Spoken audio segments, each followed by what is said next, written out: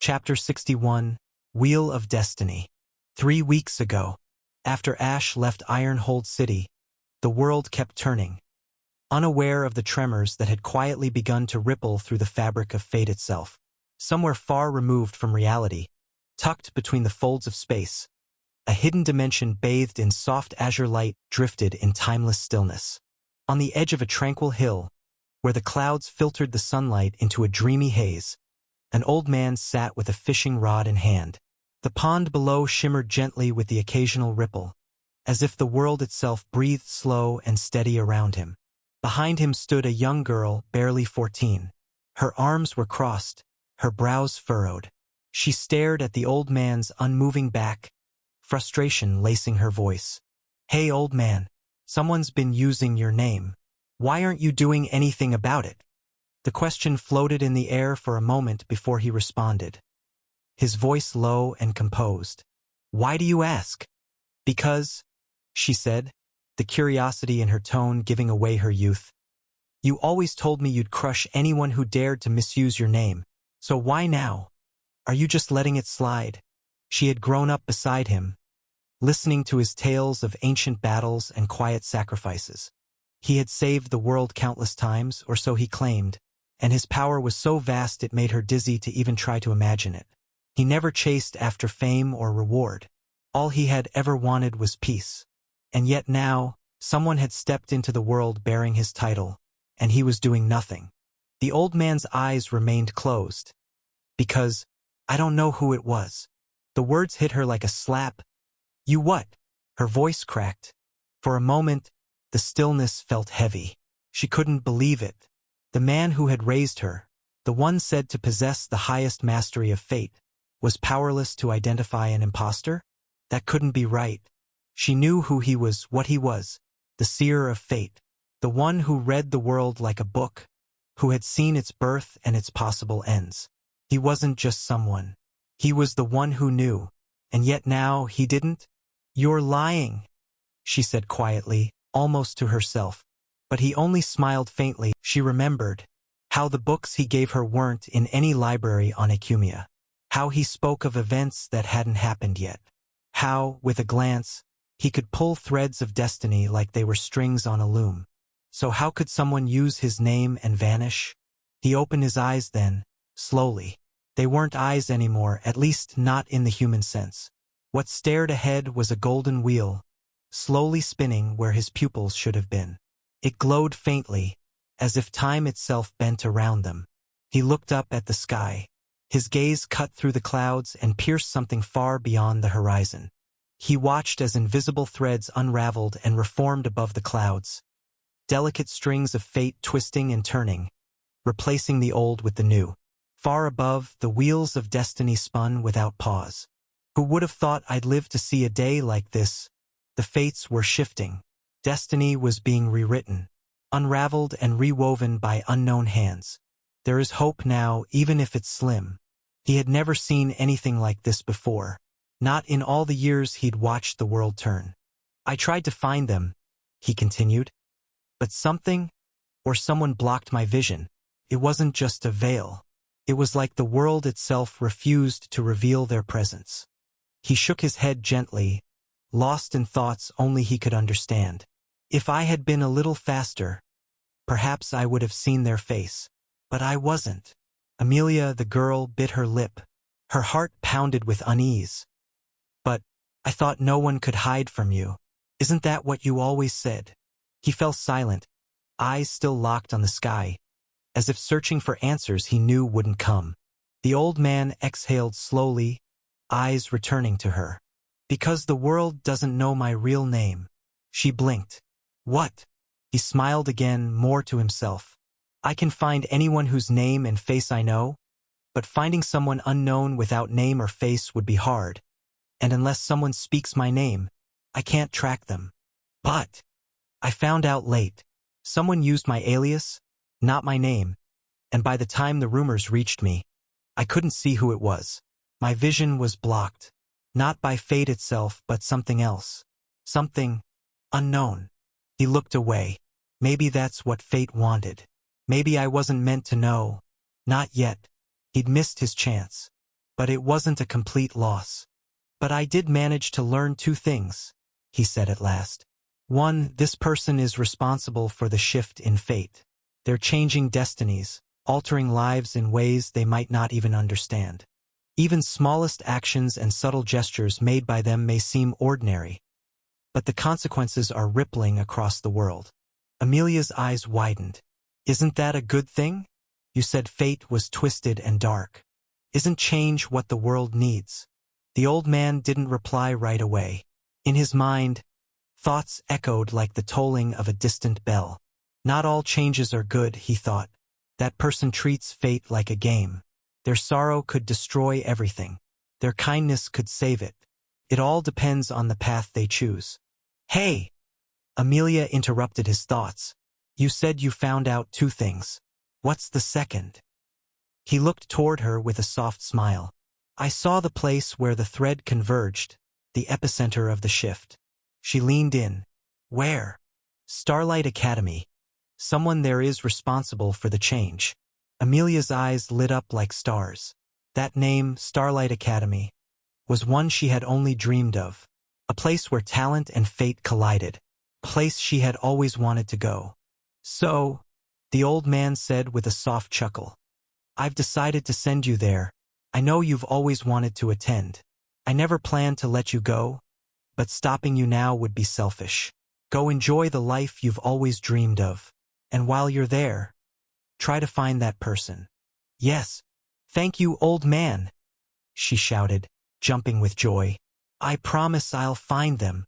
As she ran off, her laughter echoing in the distance, the old man smiled faintly. There was a reason he had adopted her. Not just because of her unnatural affinity for fate, but the simple warmth she brought into a life that had grown far too cold. My time is ending, he thought, but even I can't see what lies beyond anymore. The wheels of destiny are spinning, and this time, I'm not the one turning them. Present time. I should focus on runic magic right now. Sword art can wait a little, Ash thought as he sat quietly in the back of the classroom. All around him, students chatted with their friends and classmates, laughter and conversation filling the space with energy. Even Ray had returned to class after 3 whole weeks, but still, Ash sat alone in the back. In the entire month since he'd joined the academy, not a single person had become his friend.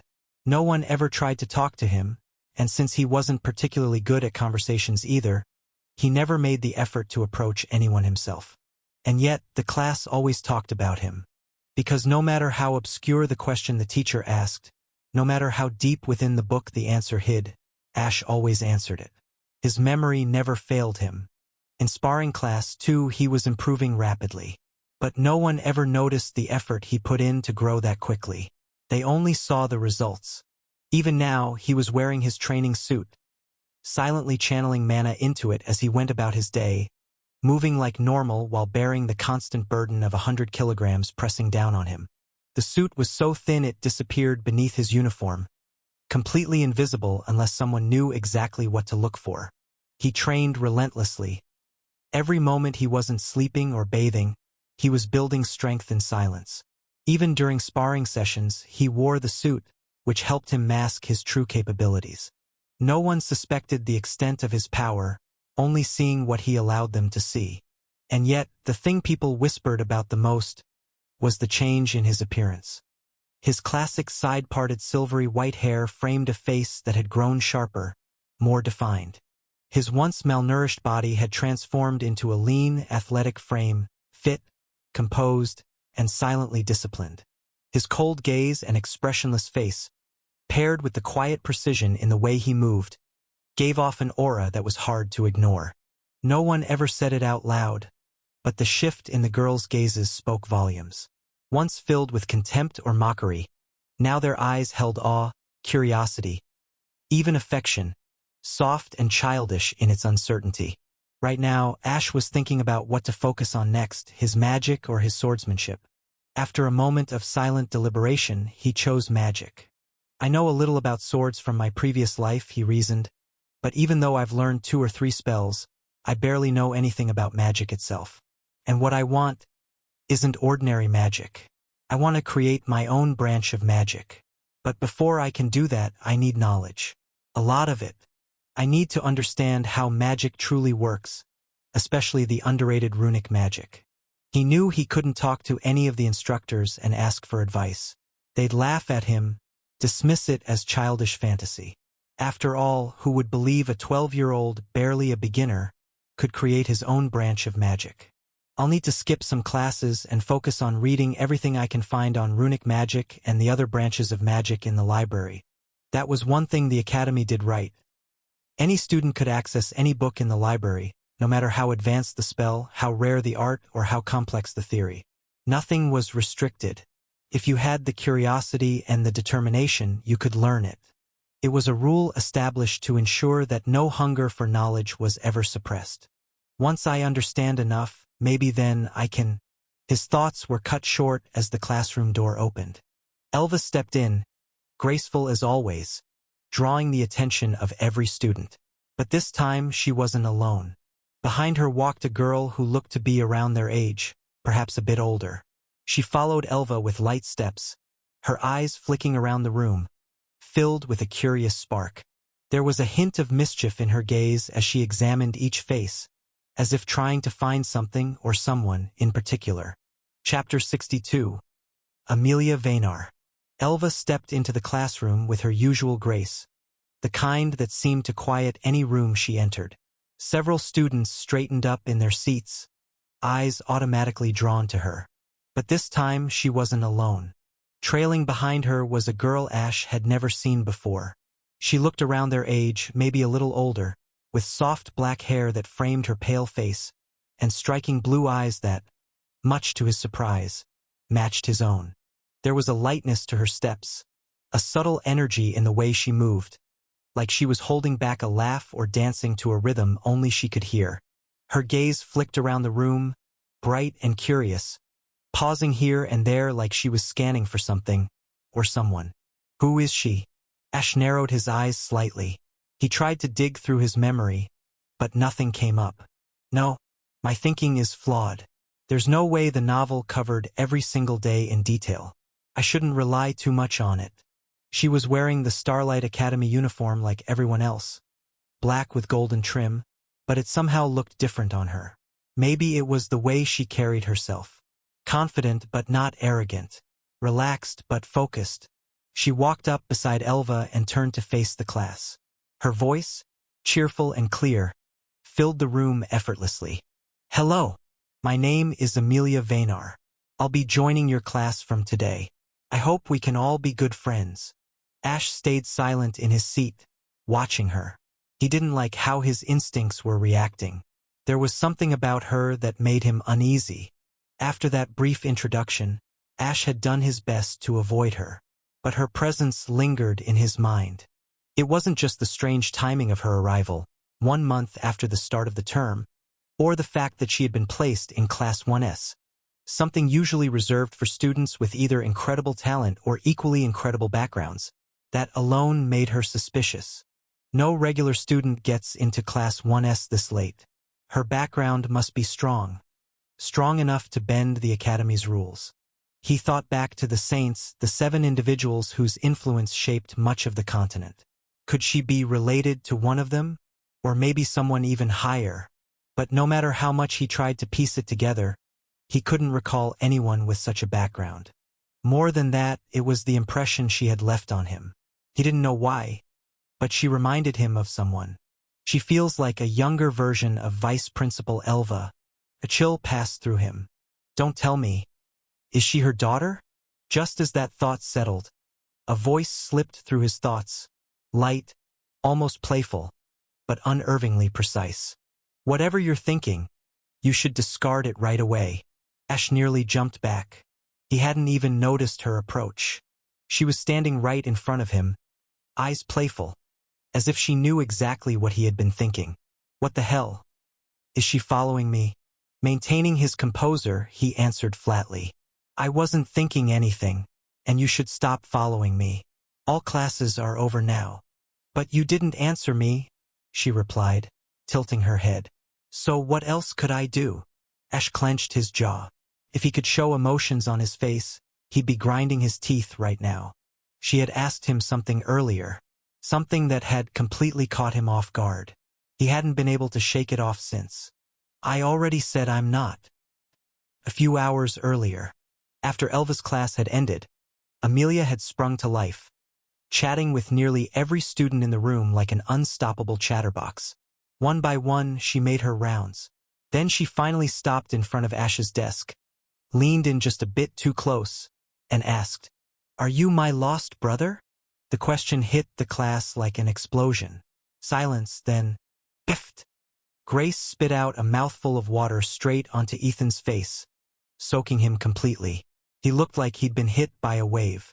The entire classroom erupted. Melissa stared, slack-jawed. Lyra and Irvin burst into choked laughter. Half the class was in chaos, some dying from secondhand embarrassment, others too stunned to react. The classroom buzzed with suppressed giggles. Some were laughing at Ethan's misfortune, but most were simply stunned by Amelia's absurd question. Ash stared back at her with a blank face, but inside, he was speechless. "No," he said, louder than necessary. Amelia didn't look fazed. Instead, she nodded as if she had expected it. "I see," she replied, a little disappointed. "It's just, our eyes are the same color, so I thought maybe—" Ash had mentally filed her under the avoid at all costs list on the spot. He pointed at Ray. "He has black hair. That doesn't mean he's your brother either." Ray blinked in confusion. Why am I getting pulled into this? Ever since that moment, Amelia hadn't left him alone. "What's your name? Where are you from? Do you like sweets? There's still a chance we're siblings. I'm older than you, after all. I should know." No matter how many times he tried to shake her off, she came back, full of questions, full of curiosity, like a bee circling a flower. And now here she was again. Ash could feel the headache growing. "Why are you following me?" he asked, forcing the words out slowly. His patience was wearing thin. He felt like his calm, quiet solitude was falling apart, and she was the one tearing it down. "Why? That's easy," she said, smiling brightly. "It's because I like you." Her voice wasn't quiet. In fact, it echoed loud enough for the entire corridor to hear. Ash froze. The surrounding students froze too. Conversations stopped. Footsteps halted. Every pair of eyes turned toward them. Ash's heart sank. Amelia's entry to the academy had already sparked enough curiosity. No one knew how she got in, and if asked, she'd just smile and say, "My grandpa let me enroll."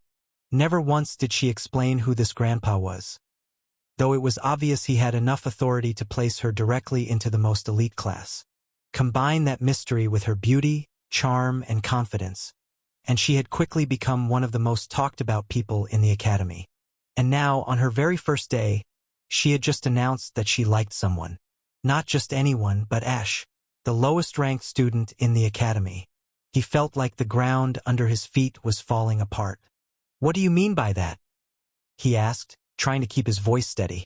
He had to at least clear the misunderstanding. "It's simple," Amelia said.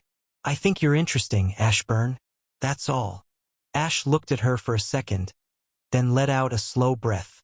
"You really should watch your words," he said after a pause. "People will take them seriously, and I don't want trouble. So please, stay away from me." He didn't wait for her reply. He walked past her and quickened his pace, heading toward the library. Behind him, the murmurs started. Did she just say she likes him? Wait, did he just reject her? No way. The goddess Amelia just got rejected by the last ranker. Is he a eunuch or something? I've never seen someone like him. The words reached his ears. He could hear them clearly thanks to his enhanced senses. His fists clenched at his sides. Eunuch. You bastard. I'm just a virgin. That doesn't make me a eunuch. Fuming internally, he stormed away, muttering curses under his breath, heading straight for the library. Amelia Vaynar POV. She watched Ash as he stormed down the corridor, his steps brisk and deliberate, like he was trying to outrun something invisible clinging to his shadow. Her lips parted into a small smile. How strange. Even now, After all that, she couldn't see a single flicker of emotion around him. Nothing. Not a hint. No red haze of irritation. No blue fog of sadness. No golden thread of joy. Since childhood, the old man had told her, "You are different, Amelia. The threads of fate bend a little closer to you."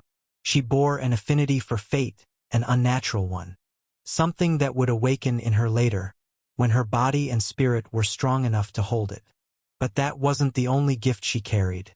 Her eyes were unique, unlike anything he had seen. She could see emotions, raw, honest, bleeding around people like colored lights.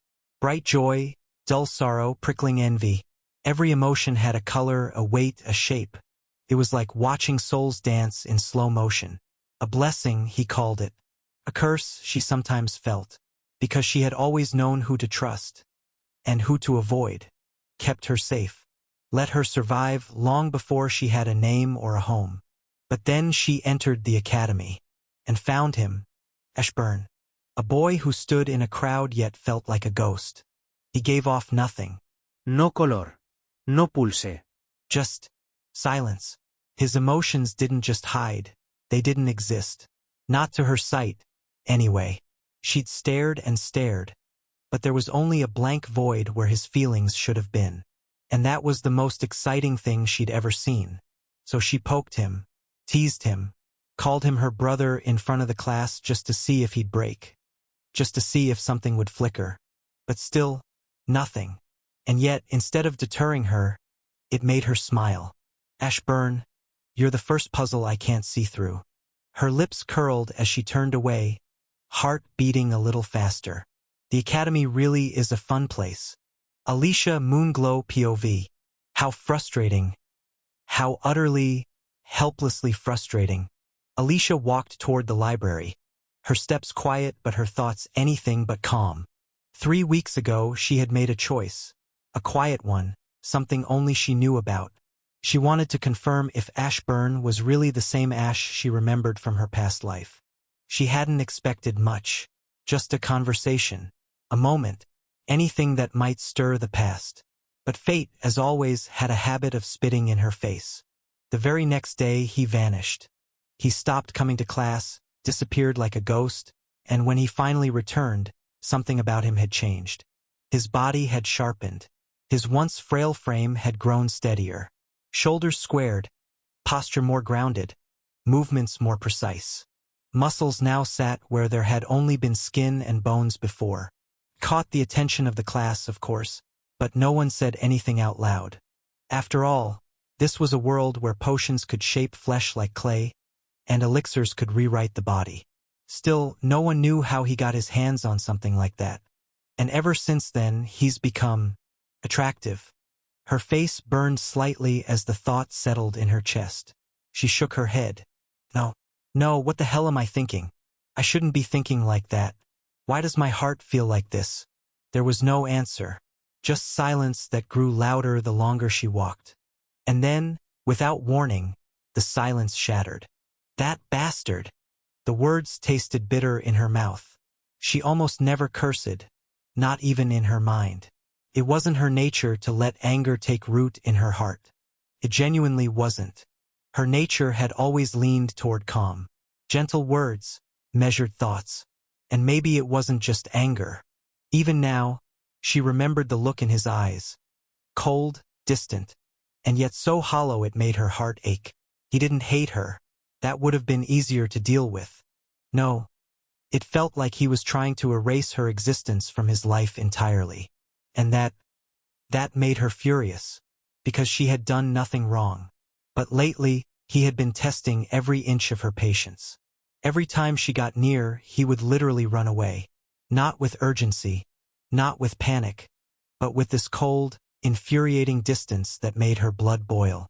Whenever she tried to speak to him, he'd vanish from the hall like a streak of lightning. That coward. And the worst part? She didn't even know why he was avoiding her. They weren't close.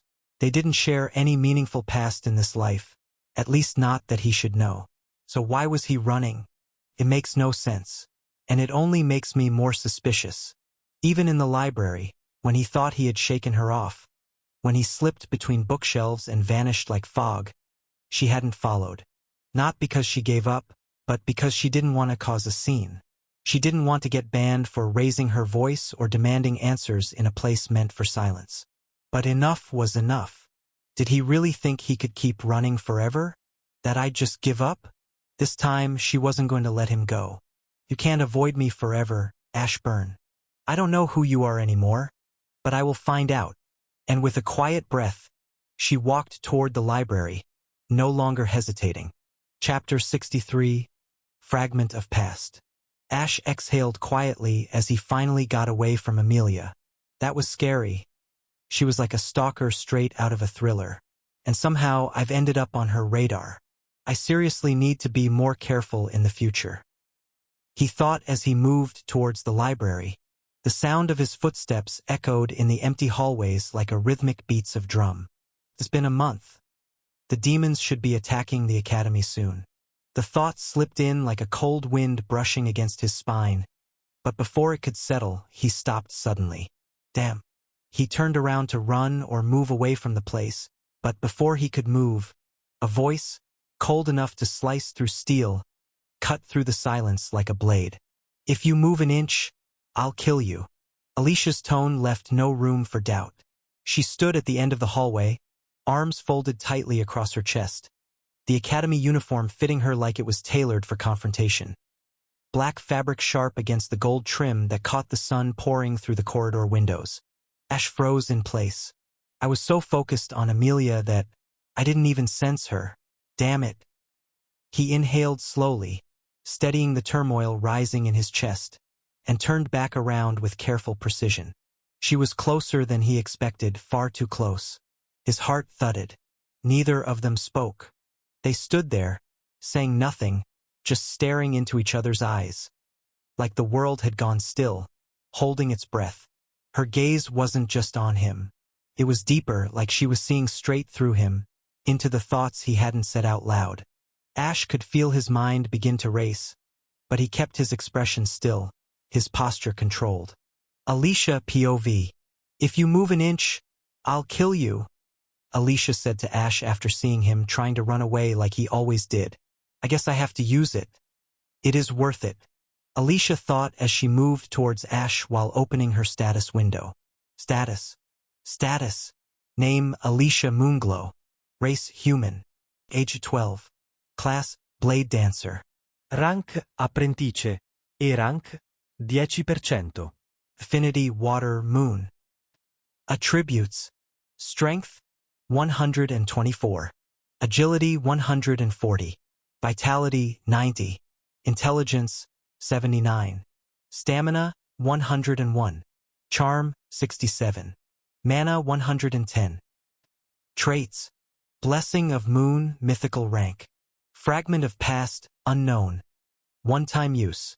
Skipping over the other details, she focused on the one thing that mattered right now, her single-use trait, Fragment of Past.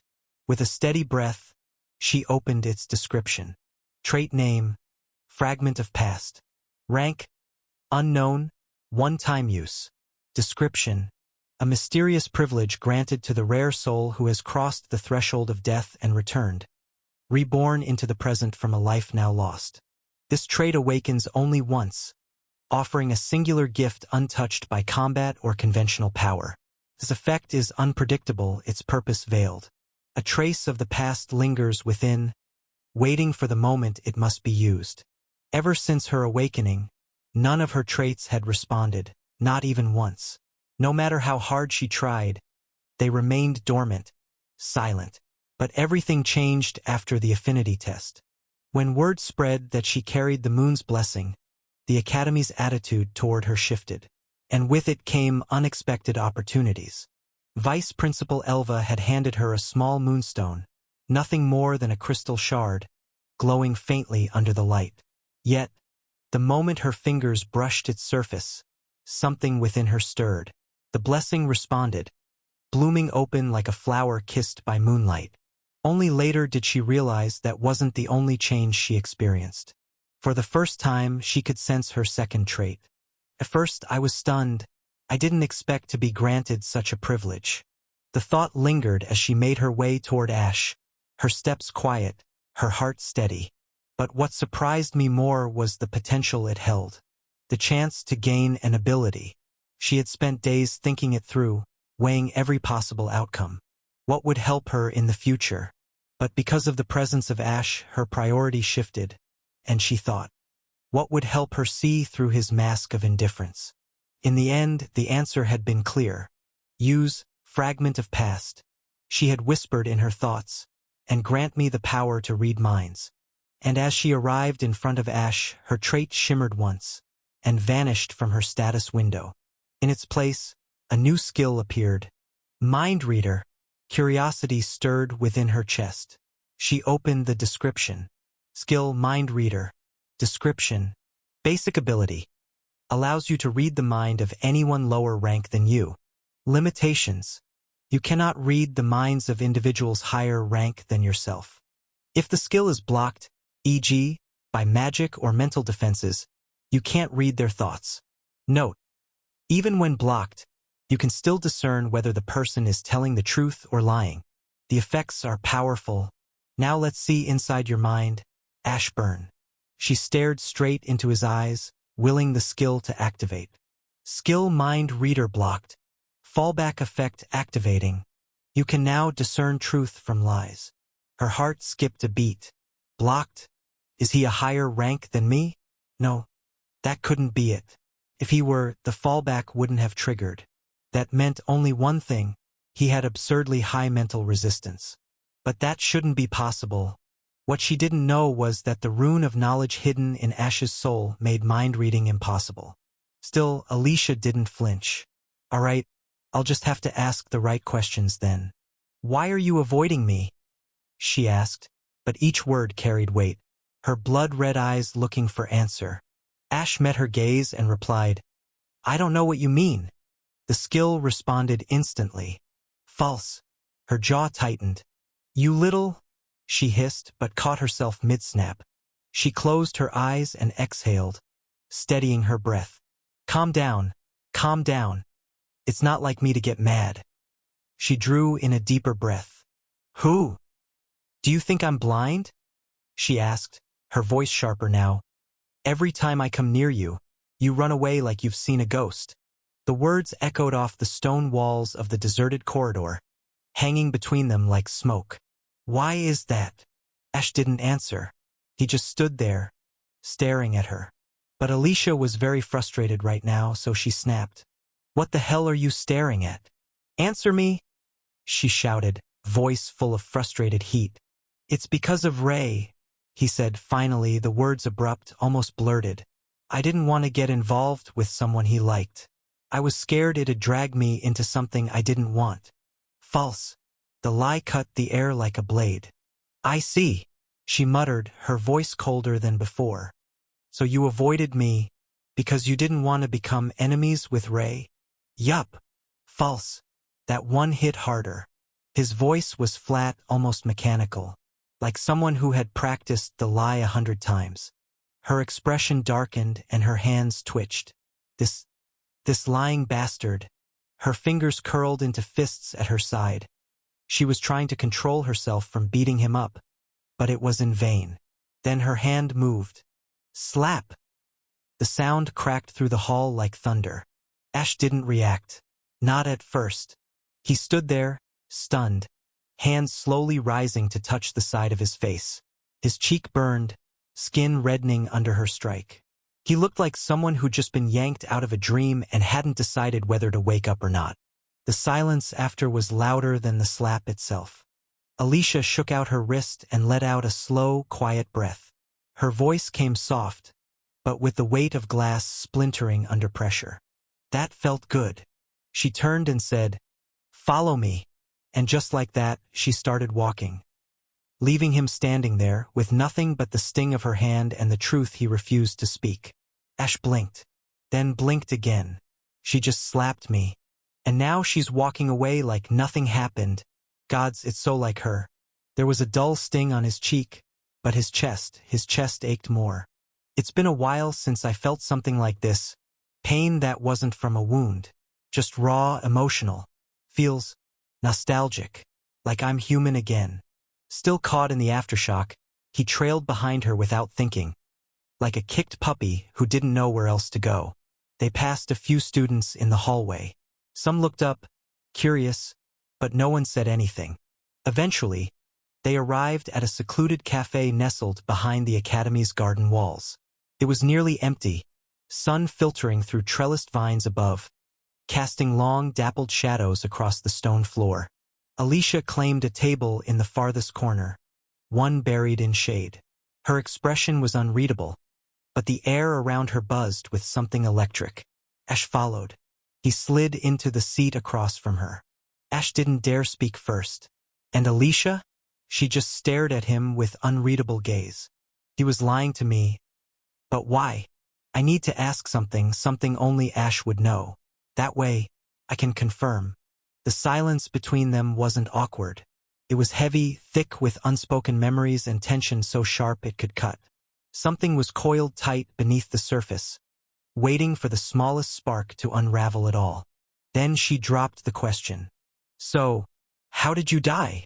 She said it like she was asking the time, but the words landed with the weight of 1,000 unshed tears. Ash didn't speak, he stayed silent. He was relieved his facial expressions couldn't give anything away, because if it could, he'd definitely be shocked right now. Let me get this straight, he said quietly. First, you slap me for some random reason, then you ask how I died, while I'm clearly alive, sitting right in front of you. Truth. Alicia's gaze didn't waver. Are you really going to keep pretending? She asked, her voice softer now. It didn't carry anger this time, just disappointment. Ash's fingers curled against the edge of the table, the corner of his mouth twitching ever so slightly. Listen, Miss Alicia, he began, his voice colder. I don't want any drama. If it was another girl who had done what you did to me, I would have broken her arms. And keep this in mind. I'm just hoping to live a quiet life. Truth. He rose from his seat slowly, pushing the chair back without urgency. So do me a favor, and stay away from me. False. Alicia didn't move. Her eyes followed him as he turned away and started walking toward the exit. Each step echoed against the cafe tiles like the ticking of a clock, counting down something she couldn't stop. But before he could leave, her voice cut through the silence. Do you remember me? Do you remember Nancy? Ash didn't turn. You're mistaking me for someone else, Mississippi. False. Alicia's lips parted slightly. Her eyes shimmered with things unsaid. He remembers. Her breathing hitched, growing shallow. She stood, fists clenched so tightly her nails dug into her palms. Her voice cracked, raw and desperate. Do you remember the day I died? You're very much alive, standing right there. Stop talking nonsense. False. Do you still love Nancy, like before? I don't know who this Nancy is. False. And I don't love whoever she is. False. The floating messages were like knives, cutting deeper with every lie he tried to wear like armor. Her body trembled. Her heart felt like it was splitting open. I'm sure he is him, but why is he behaving like that? Her head bowed slightly, tears threatening to fall. But she had one last question in her, the one that mattered most. Are you my Ash? There was silence. Ash paused at the threshold. The light framed his silhouette, frozen in place. Then, in a low, distant voice, he answered. Oh, and now I get it. You must be mistaking me for someone else. I'm not the one you're looking for. And with that, he stepped out of the cafe. False. The door closed behind him, and Alicia collapsed back into her seat, legs unable to hold her. Chapter 64. Nightmare or Future? Meanwhile, Ash slipped behind the cafe, into a quiet garden path where rosebushes brushed against pale stone arches. The noise of the academy faded behind him, and the air here felt different, softer, like the world knew he needed a break. His hands were shaking. He clenched them, released, again and again, a reflex on repeat, like his body was stuck buffering a feeling it couldn't name. To his right, the surface of the small fountain rippled, distorting the image of the boy staring back, blank face, dull eyes. He looked away. He hated seeing himself like that. Why does this feel so wrong? His hand rose over his heart. There was no pain, but it felt heavy, like something was sitting there, pushing down. It was the weight of staying silent, of walking away when everything in him wanted to stay. The way she questioned me, it wasn't just suspicion. It felt like she was looking for answers. And that's what scared him more than the slap or the confrontation. Did she figure something out? He had been careful. He never did something that would give his identity away around her. With his emotions sealed, even his aura should have been unreadable. There's no way she could have linked me to the past version of me, right? But despite that, her words had shaken him. The way she kept pushing, it felt like his lies weren't working. Why did it feel like I was still giving her answers, even while denying everything? It didn't make sense. He was confident that his mental resistance was high and his body was shielded by the rune of knowledge and the rune of concealment respectively. He should have been untouchable to any form of detection. And yet, that unease lingered. But Alicia wasn't the problem. The demons were. I've already interfered too much. There's no way to tell if the future will follow the novel anymore. Ash didn't know if the same demons would attack the academy, or if they'd be even stronger. The timeline could have shifted. Who lived, who died, even when it all happened might be different now. I need to prepare, take precautions, make sure no one gets hurt, especially Alicia. His steps slowed as he crossed a quiet street. Still, I hope Ray can handle what's coming, just like he did in the novel. That thought lingered longer than it should have. And I need a sword. Time slipped past him like sand between fingers. Days blurred together, each one heavier than the last. And then, just like that, a week passed, until finally it came. The day the demons attacked the academy. For the first time. April 22nd, year 5031. Today is the day, Ash muttered, standing on the balcony with a cup of tea in hand. He wore only a pair of shorts, his upper body bare, muscles defined under the morning light. The cool breeze brushing against his skin felt calming, like the wind had quietly carried away some of the tension in his chest. The first demon attack starts today. From now on, life will only get messier, until the Demon King is dead. This was where the main story began, the real start of everything. And from this point on, the attacks would only grow more frequent.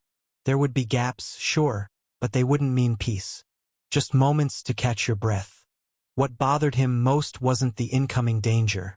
It was himself. Even after a whole week of intense training, only 2 points of his stats had gone up. That slow progress left a sour taste in his mouth. And I still don't know how to train with my life affinity. That was the real problem. Life affinity wasn't something humans had. It was something only elves possessed. Not even Ray had it, he only had light affinity. I don't know if that was because he didn't buy it from the system or if the system just didn't offer it back then. Either way, it left Ash in a strange place.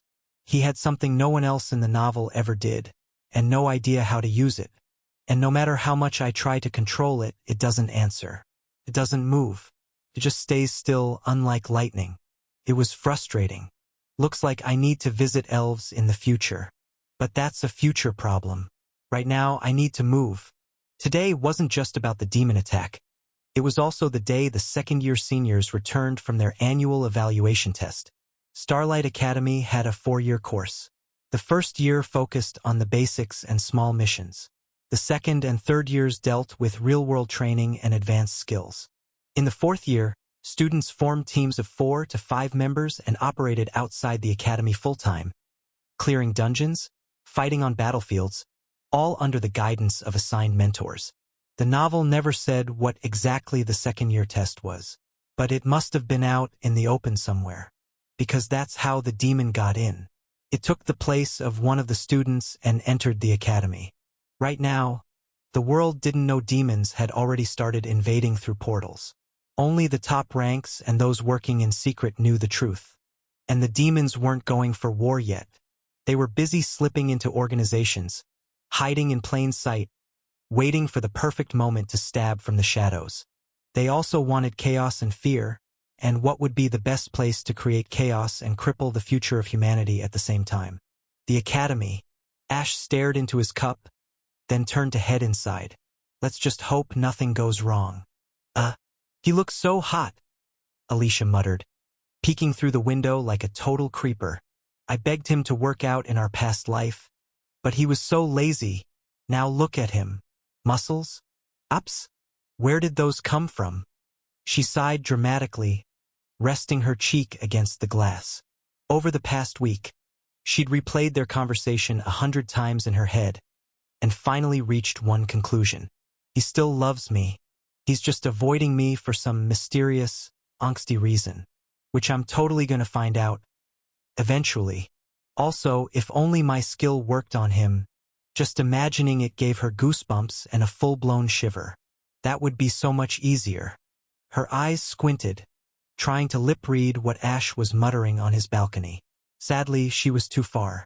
Even though the S-Class dorm was a massive crescent-shaped building, with boys on the right wing and girls on the left, her room had a clear view of his balcony. So while she could see him clearly, she couldn't hear a single word. Then he turned around and walked back inside. Wait. Where are you going? Come back. Ever since she confirmed he really was her Ash, she'd kinda accidentally turned into a stalker. Not the scary stalker kind.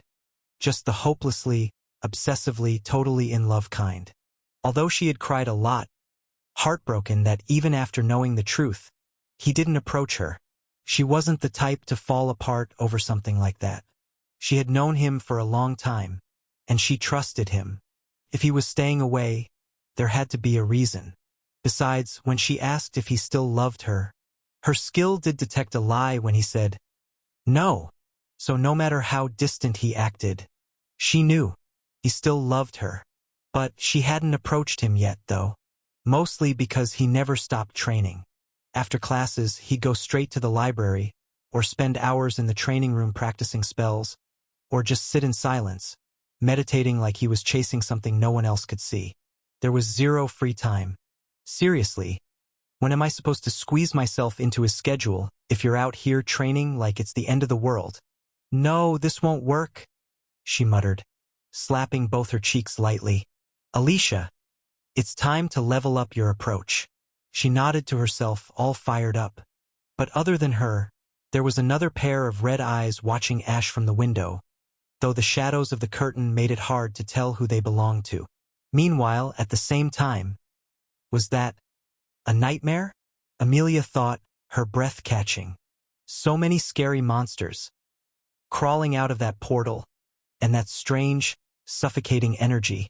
She whispered, hugging her knees, her body trembling like a leaf in the wind. She couldn't stop trembling. She had never seen that much blood before. Not even in books. Not even in stories. Students, teachers, all just lying there, not moving, like dolls. Her chest tightened, eyes wide in the darkness of her room. Why would I dream something like that? She bit her lip until it bled. That can't be real, right? She whispered again, softer this time, like she was trying to convince herself. But she remembered it all too clearly. The cold breath on her neck, the weight of fear crushing her chest, and those eyes watching her from the dark. Felt like it was real, like it actually happened somewhere. Or will happen. And then there was Ray. He was there too, fighting, bleeding, screaming. No. She gasped, panic flooding her chest. Amelia clutched the pendant around her neck. It was a gift given to her from her grandpa. Grandpa? She whimpered, curling into herself as silent tears soaked into her blanket. Amelia didn't know that the dream wasn't just a warning. It was a calling, the first echo of her name in the halls of fate. Chapter 65. Deviated Future. Let's hurry up, Irvin urged, practically dragging him along. Why are you so excited? Ray asked, though the smile tugging at his lips gave him away. The second-year seniors are coming back. You know, the seniors. We can learn a lot from them, Irvin said, eyes gleaming like he was imagining some legendary heroes. Why do you need the guidance of brats still wet behind their ears, when you have the great me? It's not like you remember anything useful. Foolish mortal. Even a speck of my memory is worth more than... Alright, I get it. And it's not really about guidance, it's just... What? Even you don't know why you're excited. Brat. Kropka. Shut up. Hey! Spacing out again. Irvin called out from ahead. Yeah, I'm coming. Ray and Irvin walked together toward the growing crowd near the academy's main gates. Students stood on both sides, leaving the center path wide open, like a stage waiting for someone important. It felt more like a ceremonial welcome than a student gathering. The air buzzed with excitement, curiosity, and a tinge of unease. Did all 1,000 first-year students come here? Ray asked, glancing at the massive crowd that stretched down both wings of the courtyard. I don't know, Irvin muttered, trying to count heads. But it sure looks like it. Hey, look! The gates are opening! Someone shouted from the front lines. The heavy black gates groaned as they parted slowly, the ancient symbols on them glowing faintly with magic. On the rooftop of a nearby building, Ash stood still. His eyes were locked on the academy gate, which was slowly opening with a heavy groan. Students began to pour in, dressed in black uniforms, carrying the pride of returning after completing their first year. His eyes followed their movements, but his mind was drifting elsewhere. I just hope nothing's different from the novel. That quiet thought hadn't even settled when something sharp pierced through his body. Shrai-eek! It felt like ice crawling across his skin, like a warning deep in his bones. His breath hitched, and every muscle in his body stiffened. He turned his head toward the direction of that strange, cold sensation. He couldn't explain it, but something felt wrong. What the hell was that? Hundreds of students were walking through the gate, smiling and chatting, some waving at their friends. On the surface, everything looked normal, but that uneasy feeling kept digging deeper into him. His eyes darting frantically. Where is it coming from? Where? Fate. Not once had he read about anything that felt this ominous during the second-year return. It is demonic energy, but something's off. Why I can sense it while others can't. But no matter how hard he searched, he couldn't find the source. Biting down on his lip, Ash tried to calm the rising anxiety, but his heartbeat grew faster. The whispers of students below reached his ears, but none of it registered clearly. Hey, those are the second years, right? Yeah, the first-year evaluation is done, so they're officially seniors now. The third years will move up too, and the fourth years will graduate soon. I need to calm down. Ash took a slow breath and closed his eyes, focusing all his attention on the strange sensation crawling beneath his skin. Inside his body, his primordial cores pulsed like a second heartbeat, and the runes etched within flickered faintly. But Ash didn't focus on them. His mind was preoccupied with something far more important. Found them. But at the very back of the moving crowd, just as the massive gates began to shut, two figures stepped through. Ash's breath caught in his throat. That's not right. There were supposed to be two. No, in the novel there was only one. Ash clenched his fists, a wave of unease tightening his chest. The future has deviated, and I don't know if it is good or bad. But the most troubling part of it all was that Ash had no idea who those two were, or what kind of power they held. The most dangerous thing in any battle is going up against the unknown. Neither of them looked suspicious. Their faces were calm, their movements natural, just like the rest of the returning students. And maybe that was exactly what made it so unsettling. I can feel it, this dense, overwhelming demonic energy. It's like a storm buried under calm waters. But the instructors aren't reacting at all. Does that mean only I can sense it? The thought struck deep, unsettling something within him. Is it the primordial core again? Another of its effect? He couldn't be sure, but his instincts whispered a quiet yes. It must be because my body has finally adapted to the core, and now it's beginning to reveal its other effects. Whatever the reason, it was helpful. If he could sense this kind of threat from so far away, he wouldn't need to wait for the demons to reveal themselves. His eyes stayed fixed on them, unwilling to blink.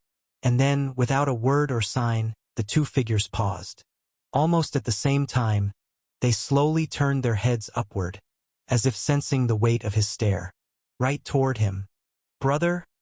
Mirek whispered, his voice barely louder than the wind. "I felt it. Someone was watching us." Zarek didn't answer immediately. His eyes darted towards the rooftop before returning to the path ahead. "I sensed it too," he finally said with a calm and steady voice. "But it vanished almost as soon as we looked at it." Mirek's brows furrowed slightly. Could they have noticed something? Did someone sense us? "There's no need to panic," Zarek scoffed, his tone dripping with disdain. "These filthy, ignorant creatures are weak. As long as you don't reveal your energy, they won't sense a thing." "But still," Mirek muttered, his voice darkening, "I don't like that someone was watching us. I'd like to dig the eyes out of whoever it was." Zarek let out a slight chuckle and said, "You do that, but even if they sense something off, it won't matter. Instincts mean nothing when dulled by weak blood. We've buried our demonic energy deep. There's no way they'll pick up on it. Relax." Mirek finally nodded, falling back into step beside his brother. "You're right. It's almost disappointing, honestly. Getting past their detection was way too easy." A faint smirk played on Zarek's lips. "Exactly. That's why I can't stand these filthy bloods. Acting so high and mighty when they're nothing but insects." Mirek snorted. They were all smiling, looking so eager to welcome their precious prodigies back, grinning like idiots. "Let them smile," Zarek murmured. "It'll make their screams more satisfying." His voice dipped lower, his next words spoken with the gravity of a promise. "We'll kill the golden boy first, then every strong one after that. Snuff them out before they even realize the nightmare's begun." Mirek's eyes gleamed, a twisted delight creeping into his expression. "This time," he whispered, "let's make it slow. I want to see what their fear tastes like." Did they see me? Ash's mind raced as he hurried down the building. "I hope they didn't. I don't want to confront something unknown." His thoughts swirled. Should I inform the instructors? Before he could decide, a voice called out from in front of him. "Hey, what are you doing here?" Ash froze, then cursed inwardly. "Damn, again. She always shows up at the wrong time." Ash sighed and looked toward her. "Why are you here again?" "I already told you. I'm not who you're looking for." Few moments before. "Where is he going?" Alicia muttered, eyes narrowing as she watched Ash quietly walking toward the guest building in the distance. "Wait. Isn't this the perfect opportunity? He's not training for once. Maybe I can finally catch him doing something suspicious. I know he's hiding something." She turned to the others and casually said, "Hey, I'll be back in a little while." "Where are you going?" "The seniors are about to arrive," Grace asked with a dramatic pout. "I forgot something important. Won't take long." Fine, go," Grace said, crossing her arms. "At least I still have Lyra and Melissia with me." "Yeah, come back soon," Lyra added, smiling. "Yeah." Before she turned to leave, Alicia gave Melissia a lingering glance. She's still not over it. For the past 3 weeks, Melissia had been a ghost of her usual self. Quiet, distant, not even getting angry like she usually did. Others might not have noticed, but Alicia, she felt it. Did Ray really reject her? TCH, that blind idiot, he probably doesn't even realize. But it's not something I can fix. Some things you have to go through alone. Heartbreak makes you grow. With that thought buried under a sigh, she moved, slipping through the crowd, trailing after Ash like a shadow. And now here she was. "Why are you here again?" "I already told you. I'm not who you're looking for," Ash asked in a cold and indifferent voice. "Who, me?" Alicia raised an eyebrow and crossed her arms, playing it off with a smirk. "I wasn't here for you, you know. I came here first. I had something to do." Then she grinned mischievously. "Wait. Don't tell me. Are you stalking me?"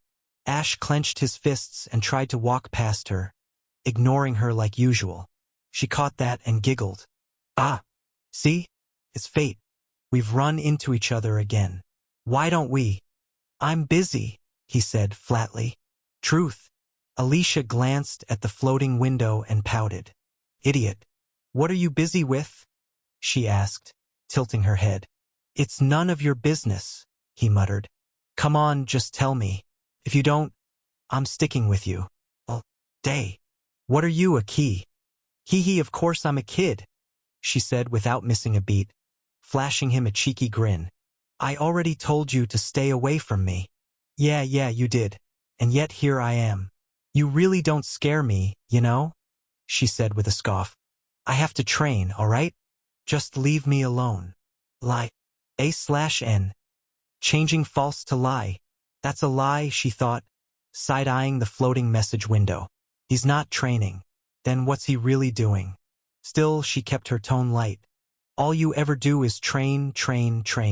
It's like you think the world's gonna explode if you stop for a second. Ash didn't stop walking but still replied. His voice was quieter this time, but held unusual coldness. Yeah. The demons and angels will flood the world if I don't train and stop them. So stay away from me. It's for your own good. What kind of jock? Alicia stopped mid-sentence. She couldn't finish, because right then the system window appeared again. Ash kept walking, not even glancing back. But Alicia just stood there, her breath caught in her throat as her eyes locked onto those glowing, undeniable words floating in front of her. Truth. Chapter 66. Moon and Star. Yeah. The demons and angels will flood the world if I don't train and stop them. So stay away from me. It's for your own good. What kind of jock? Alicia stopped mid-sentence. The words died on her lips, stuck somewhere between disbelief and realization. She didn't move, didn't breathe, her eyes fixed on the glowing letters that suddenly appeared before her. He kept walking without stopping, as if he hadn't said something absurd. Something that, until now, she would have laughed at and brushed off. But now her skill confirmed it. Truth. She stared at the word, her mind spiraling. He wasn't lying. He really meant it. She stood there in silence. She didn't know what to do. The demons, the angels, the end of the world, the training, the reason for staying away from me, his change in nature. It all makes sense now. She bit her lip, unsure of what to do next. Ray, over there, Irvin said, snapping his fingers right in front of Ray's face. Ray blinked, pulled from his wandering thoughts as his eyes followed the direction Irvin pointed. See her? At the front of the seniors' formation. That's her, the undefeated first ranker of the second years. A hush settled over Ray's thoughts as his gaze fell on the girl. She moved with quiet authority. Midnight black hair flowed behind her in smooth waves, catching the sunlight just enough to appear almost cosmic, while her soft pink eyes shimmered like stardust trapped in glass, catching reflections no normal eyes should. The crowd moved with her, not around her, like she was the axis and they the orbiting mass. She's beautiful, Ray muttered, the words slipping from his mouth before his thoughts could catch up. Irvin snorted, the sound full of mockery and amusement, though his eyes remained locked on the same figure. You say that every time you see someone with long hair and shimmering eyes. A flush crept up Ray's neck as he looked away, muttering something incoherent under his breath. I do not. You do. Pretty sure you said the same about instructor Elva last month. That was different. She had charisma. Charisma? My ass? Irvin said, grinning as he clapped Ray on the back hard enough to make him stumble a step. You've just got a thing for powerful women. Admit it. Ray tried to hide his face, pretending to study the clouds, but the truth was written all over his blush. TSK. Truly pitiful. Your generation has no restraint. Always distracted. Always led by desire. Where is your discipline? You sound bitter for someone who is a sword. Watch your tongue. I am not just any sword. I am Etheris, the god slayer, feared and worshipped across realms. I once made dragons kneel and gods cry. Ray sighed, trying to block out the spirit's dramatic rants, but Irvin hadn't stopped talking. Want to know what really makes her special? He said. his voice dropping like he was about to reveal some ancient secret. Ray turned back to the girl, now walking steadily forward. She's not just the strongest in the second year. She's got a unique class too. Asterisk star mage star. She's not just a beauty, man.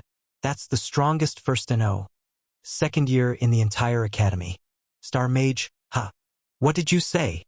Before Ray could process the sudden rush of thoughts, Etheris's voice exploded in his mind. A thunderclap that shook him to his core, far more violent than anything he'd experienced from the sword before. Why are you screaming? You absolute fool. You told me you had eyes for that moon girl. What was her name again? Alicia? The one you can't stop thinking about. Ray hesitated, suddenly unsure how to answer. Ray hesitated, his heart suddenly awkward in his chest. Yeah, maybe a little. What's your point? Moon and star together in the same era. The balance will be shattered. Oh, no! The heavens will collapse. Etheris's voice trembled. Not in fear, but in a deeper, more dangerous emotion. What? You're not making any sense. Listen, you insignificant worm. Ray nearly tripped. Listen carefully. This is a paradox. A mistake in the threads of fate. Moon and star are not meant to shine together. Do you even know what it means for the moon and the star to shine at once? Something about the way Etheris said it made it feel real. Dangerous. You're freaking me out. Good. You should be scared. Even with the fragments of memory I have left, even with all that's been locked away by your weakness, I remember enough to know this moon and star were never meant to coexist in the same era. Ray's mouth went dry. What are you saying? That something bad will happen if they both exist? No. I'm saying something worse will come if they remain. Their presence creates noise where there should be harmony. A dissonance in the divine rhythm. You must choose one, or end other, before it's too late. What will come? You're not making sense. Just tell me what you know. I don't remember clearly. Most of it is locked behind your pathetic weakness. But I remember enough to know this. One of them must die. If they stay alive together, the sky itself will fracture. And when it does, something else will answer the call. You're saying if they both stay alive, something worse will come? Worse? Ha! That word isn't enough. Think of it like this: two divine melodies clashing, trying to play at once. The song becomes noise. Harmony becomes chaos. And from chaos, nothing comes good. This is insane. You're telling me to kill someone just because of some cosmic symbolism? I'm not asking. I'm warning. I don't even remember the full story yet, but I know now why I've awakened. It wasn't just coincidence.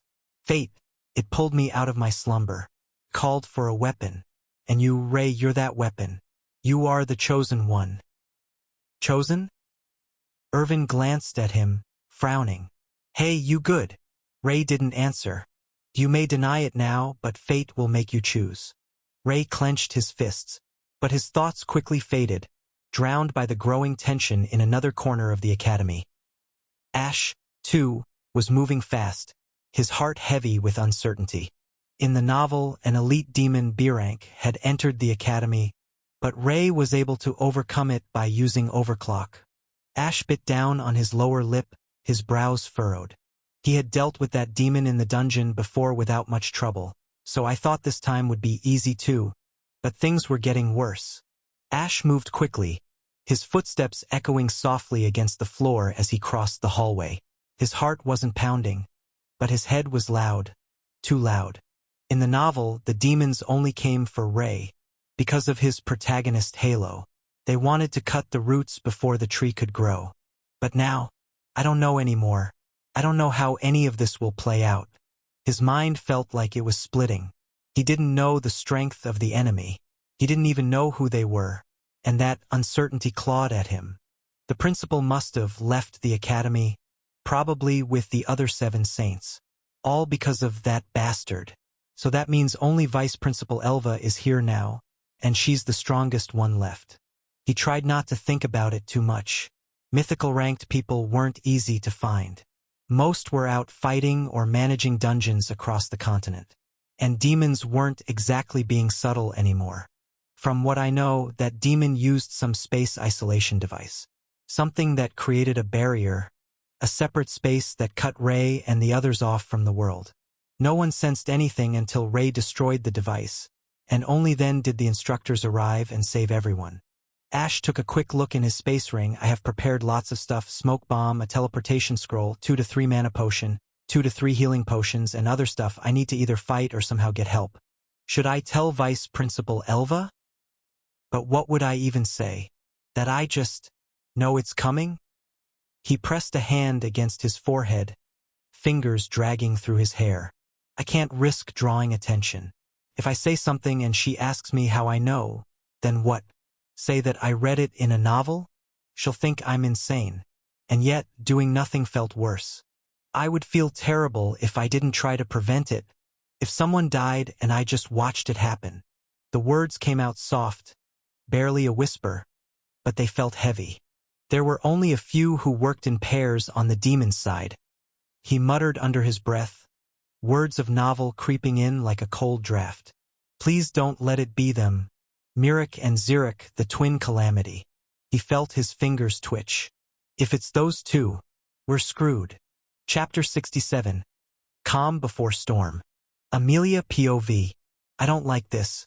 Amelia's thoughts echoed softly in her head as she walked toward the Academy's main hall, the largest one, where most official events took place. Her steps were light but hesitant, as if her body moved on its own while her mind wrestled with uncertainty. She was dressed in simple, comfortable clothes, the kind she usually wore when walking around campus. I thought about wearing something prettier, maybe a nice dress, but everything that's been happening lately feels too much like that dream. And now I'm scared to look too cheerful, like I might jinx something. Today was supposed to be a happy occasion. A banquet was arranged for the newly promoted second years, a little celebration for their growth, especially since the third years hadn't returned yet, and the fourth years were mostly out on missions. But no matter how hard she tried, Amelia couldn't shake off the unease curling deep in her chest. I haven't told anyone about the dream yet, mostly because I don't know if it was just a nightmare or something more. What if it's the future? Is this what fate affinity feels like? Is it waking up inside me? But Grandpa never said anything about dreams. She hugged herself for a moment, not because it was cold, but because she didn't know what else to do. Her mind was a mess, tangled between fear and confusion. Just then, a voice called out from behind. Hey, Amelia. She turned on instinct, spotting Lyra, Grace, and Alicia walking toward her. All three of them wore similar casual clothes, not flashy, not formal, just comfortable enough to move freely. That made her blink. Why are they all in normal clothes too? Lyra tilted her head slightly as their eyes met. She's also wearing regular clothes, she said, her purple hair catching the sunlight as her green eyes flicked toward Amelia's outfit. Did you tell her to wear something easy to fight in? Grace asked Alicia, glancing over with a raised brow. I didn't say anything to her, Alicia answered, calm and direct as always. Fight? The word stuck in Amelia's mind like a stone dropped in still water. What are you talking about? She asked, her voice sharper than before as the tension finally began to show. Lyra stepped closer and replied softly. Alicia thinks there might be an attack during the banquet. She wanted us to stay alert. That's why we're dressed like this, Grace added, her tone cheerful despite the weight of her words. These clothes are easier to move in. Also, don't worry. I'll be there. So if anyone gets hurt, I'll heal them in no time. Her proud little puff of the chest made Amelia smile weakly, but the knot in her stomach only tightened. No, this can't be. She looked at Alicia with quiet panic growing behind her eyes. How can you be so sure something's going to happen? Alicia's answer came slowly, her voice steady but laced with something heavier. I have the moon's blessing, and lately, I've just had this feeling, a really bad one. But I don't have any proof. If I told the instructors, they'd think we were just imagining things, maybe even causing trouble. If she's right, if there really is going to be an attack, then that dream wasn't just a dream. Yeah. And demons attacking the academy? Grace laughed lightly. That sounds like something out of a fantasy story. I mean, come on. What are the chances? Alicia didn't even flinch at the teasing. Her gaze stayed fixed on Amelia as she said, "Even if others don't believe it, it's better to be prepared than regret it later. Don't you think?" That last part wasn't a suggestion, it felt like a test. Like she wanted Amelia to understand the weight of the choice she was making. That was the moment Amelia realized just how wrong she'd been to stay silent. She should have done something, anything. At the very least, she should have tried to be more prepared, more proactive. "Why, yeah, you're right." Amelia nodded, her voice barely above a whisper. Lyra stepped forward and placed 2 small vials in her hand. One red, one glowing faint blue. "Here, mana recovery and a healing potion, just in case." Amelia took them silently. Her fingers trembled slightly as she curled them around the glass. She knew what they were, of course, but holding them made everything feel far more real.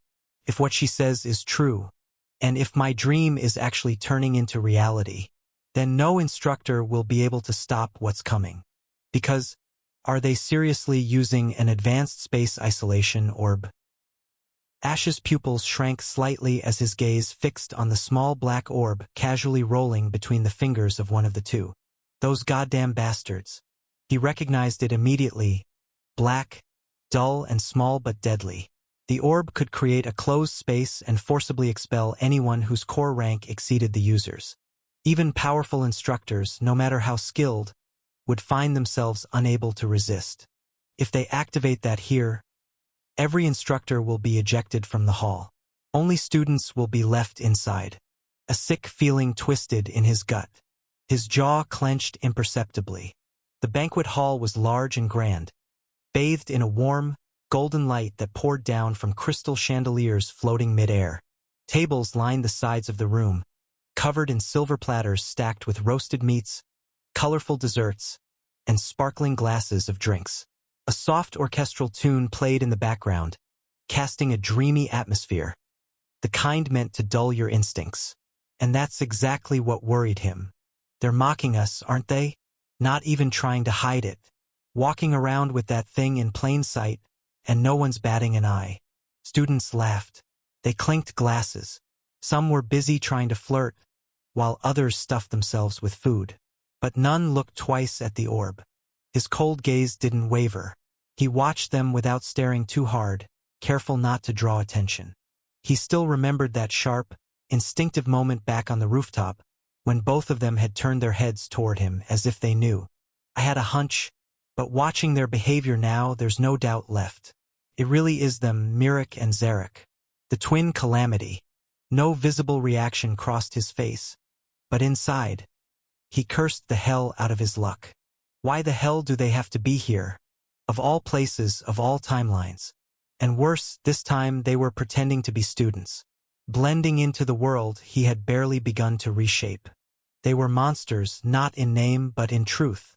One was a master of curses, the other specialized in brutal close combat, always moving faster than you could track. Fighting them separately was bad enough. Together, they were a nightmare. Well, at least I'm immune to curses. But the others, he didn't finish the thought. He didn't need to. The bitter taste in his mouth said enough. Ash had been the first to arrive at the banquet. Not because he cared about the celebration, but because he needed to keep an eye on the enemy before the chaos began. He adjusted his sleeves, glancing around. His gray shirt was loosely buttoned, tucked neatly into his black trousers. He didn't wear his training uniform beneath his clothes today. The banquet hall was glowing bright lights, flowing music, elegant decorations. Tables lined with food, drinks, sweets. But only students from classes 1S, 1A, and 1B, both first and second years, had been invited tonight. The ones with high mana potential, combat skill, or political value. Class 1C, 1D, and 1E left behind. As always, the Academy had called it a merit-based celebration, a way to reward excellence and foster future leaders. But the truth? They didn't want to deal with the chaos, the noise, the lack of discipline. Those classes were too rough around the edges, too unpredictable, too Normal. And in the Academy's eyes, normal was dangerous when gathered in large numbers. They just didn't want to risk chaos. They only care about stability and image. And honestly, I don't give a damn if half of these arrogant bastards die tonight. He didn't believe in noble sacrifices. Ash never claimed to be a hero. If the choice was between saving one person he cared about or letting millions burn, he'd choose the one every time. But even now, a part of him whispered doubt. And yet, Alicia's behavior is so strange lately. She was asking questions, acting warm, too warm, and it was throwing him off. She's getting comfortable around me again, and I don't know if that's good or dangerous. He couldn't lie. Being around her made something inside him feel lighter, like breathing came easier, like the weight he always carried didn't feel so heavy. But that made him more afraid. What if someone targets her to get to me? He couldn't stomach that thought. He'd already failed her once. The idea of failing again made his hands tremble. Not from fear, but from the unbearable weight of love he couldn't protect. And as if summoned by his thoughts, she arrived. He straightened just slightly, eyes drawn toward the entrance. Alicia, along with Amelia, Lyra, and Grace. They stepped into the hall like the calm before a storm. Soft footsteps echoed lightly over marble tiles. Their presence drew eyes like gravity. Dozens of boys turning their heads, stealing glances, whispering too loudly. Some bolder ones even took a step forward, hope blooming in their eyes. But a sharp look from Grace and a cold, clear gaze from Alicia rooted them in place. The room stayed loud. The lights still shimmered. But for Ash, everything had suddenly gone quiet. Chapter 68. Aurora Starborn. Where is he? Alicia scanned the crowded hall, her eyes flickering over familiar faces, but none of them were his. She had managed to pull fragments of truth from Ash earlier. Not because he told her directly, but because she had sensed the lies he wrapped around his words like armor. Piece by piece, between his avoidance and half-truths, she had understood that demons would be attacking today. But she didn't know when, or how. She didn't even know how Ash had come to know something like this. Many questions burned in her mind.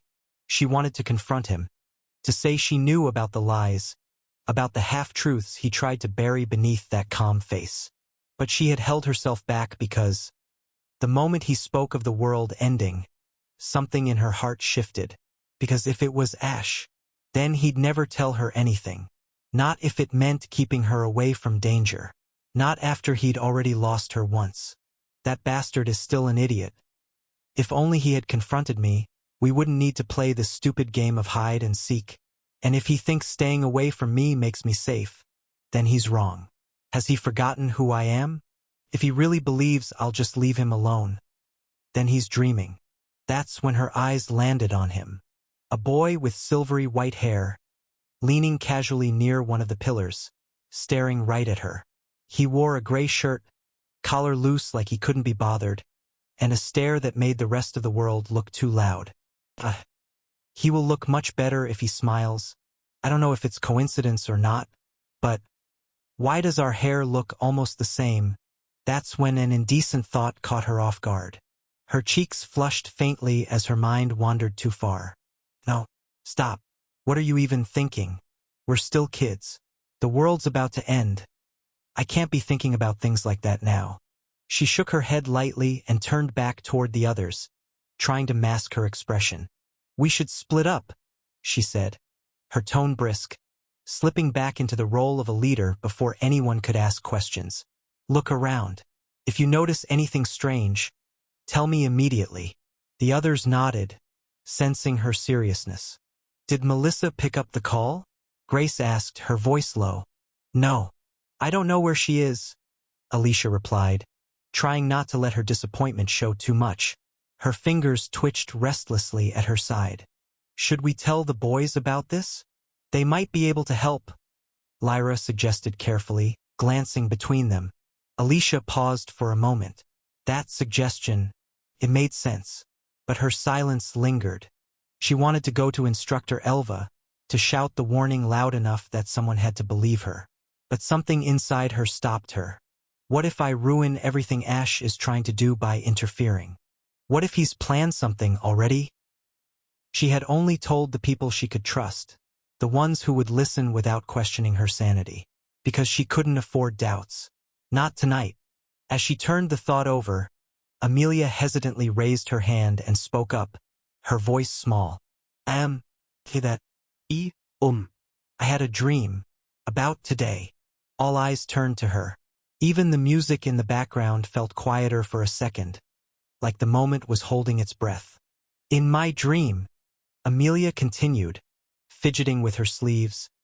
The instructors, they all vanished, like they were teleported somewhere else. And then, demons, they started pouring in from a portal. There was screaming, and blood. So much blood. And Ray was fighting at the front. Her voice broke at the end, the words trembling as if afraid to exist. Everyone stared at her. Grace's expression turned sharp, her voice colder than usual. How exactly is your dream related to reality, Amelia? I don't know, Amelia stammered. I thought it was just a nightmare, but with everything happening, it doesn't feel like one anymore. Lyra opened her mouth, trying to brush it off with a light laugh. It's just a dream, Amelia. We've had tough days. Maybe you just go inform the instructors, Alicia said suddenly, her voice slicing through the noise like a sword through fog. They all froze. Even Amelia stared at her, eyes wide. Not because of the command, but because of what she felt. From Alicia, Amelia felt myriads of emotions. Concern, anger, and a kind of deep, aching longing. But there was no fear. It was so unlike Grace, who masked her uncertainty behind control. So unlike Lyra, who flinched with fear even as she smiled. There was something about Alicia that didn't match the rest of them. What is she? Amelia thought, unable to look away. Go tell Instructor Elva, Alicia repeated, her voice still calm, but firmer now. If we can stop it, even a little, we must try. I'd rather risk being wrong than watch people die. Before anyone could reply, she turned and walked away, her steps swift and purposeful. Amelia, Grace, and Lyra exchanged glances. No more words were needed between them. They hurried toward Elva, who was at the middle of the hall, each step echoing with urgency that hadn't been there moments ago. The banquet, once filled with careless laughter and soft music, suddenly felt different, like the first raindrop before a storm. Aurora Starborn. The banquet was loud and way too sparkly for her taste. Aurora Starborn stood at the center of it all, surrounded by instructors and students who probably wouldn't have even looked at her twice a year ago. Now they couldn't stop. Ever since her trait, blessed by stars, awakened, everything had changed. She used to be just some commoner girl with second-hand robes and no last name worth mentioning. People laughed, whispered, pitted. But then star mana burst out of her like it had been waiting for the right moment to show off. And just like that, the laughter stopped. But what truly made it special, what set her apart, was its versatility. She could use any spell with star mana. Fire, water, wind, lightning, didn't matter. It blended with them all. Of course, mastering every element was a nightmare and a half, and she wasn't anywhere near that yet, but still, just the potential was wild. And one day, if she pushed hard enough, she could create spells meant purely for star mana. Ones no one else could use. Ones that felt like her. Her own little galaxy of magic. Just the thought made her lips twitch into a grin. She liked how people respected her now. At least at first. Miss Aurora, I must say, your mana control is truly divine. You're the future saint, no doubt. Would you consider joining our guild? I believe the guild master himself. She smiled, nodded, acted polite. Okay, can someone please shut up for like 2 seconds? I'm not a relic, stop polishing me with words. She wasn't even that old. Just 13, barely 14. They talked like she was already halfway to becoming some ancient sage. She glanced around, eyes flicking from one table to another, quietly stepping away from the crowd. She didn't hate praise, no. It was nice. But when it got too much, she felt like choking. I swear if one more old dude calls me young lady of stars, I'm jumping out the window. Walking toward the quieter side of the hall, she tugged at her sleeves. The embroidered stars along the hem twinkled with every step she took, almost as if they knew she was the reason the air buzzed tonight. And then her eyes landed on someone. A boy. He had black hair just like her. His golden eyes shined like gems in the darkness, and the air he excluded was of confidence. He was eating the food present in the banquet. Right. She'd heard about him, although he didn't top the entrance exam, but was the strongest first year anyway. He wasn't just strong, he was weirdly quiet about it, which made people even more curious. So that's him. Strongest first year. Huh? Kinda cool looking and cute. She tilted her head slightly, amused. There was something off about him. Not in a bad way, just different. And maybe that's why her feet started moving on their own. Well, I'm the strongest second year. He's the strongest first year. We should at least say hi, right? That's what normal powerful people do, yeah? Make connections and stuff. And also, maybe I'm just bored. So she walked toward him, trying not to look like she was trying too hard. Ray Dawson. I don't know what to do, Ray thought, chewing the cake slowly. He was confused, torn between two headaches. On one side, someone in the academy was messing with his fate, pulling strings from the shadows. And on the other side, there was a choice, a stupid one, between saving one person, Alicia or Senior Aurora. And he hated that. What's so confusing about it? Just kill the girl you don't like. Problem solved. Stop reading my thoughts, damn it. It's not like I want to. That's just how the connection works. Yeah. Then your last master must have had a garbage personality for you to turn out like this. Don't you dare insult my master. I am your master. Silence. For once, the sword actually shut up. Ray let out a long sigh and reached for another piece of cake. His mind was still spinning. He didn't want to think anymore. But fate clearly didn't care what he wanted.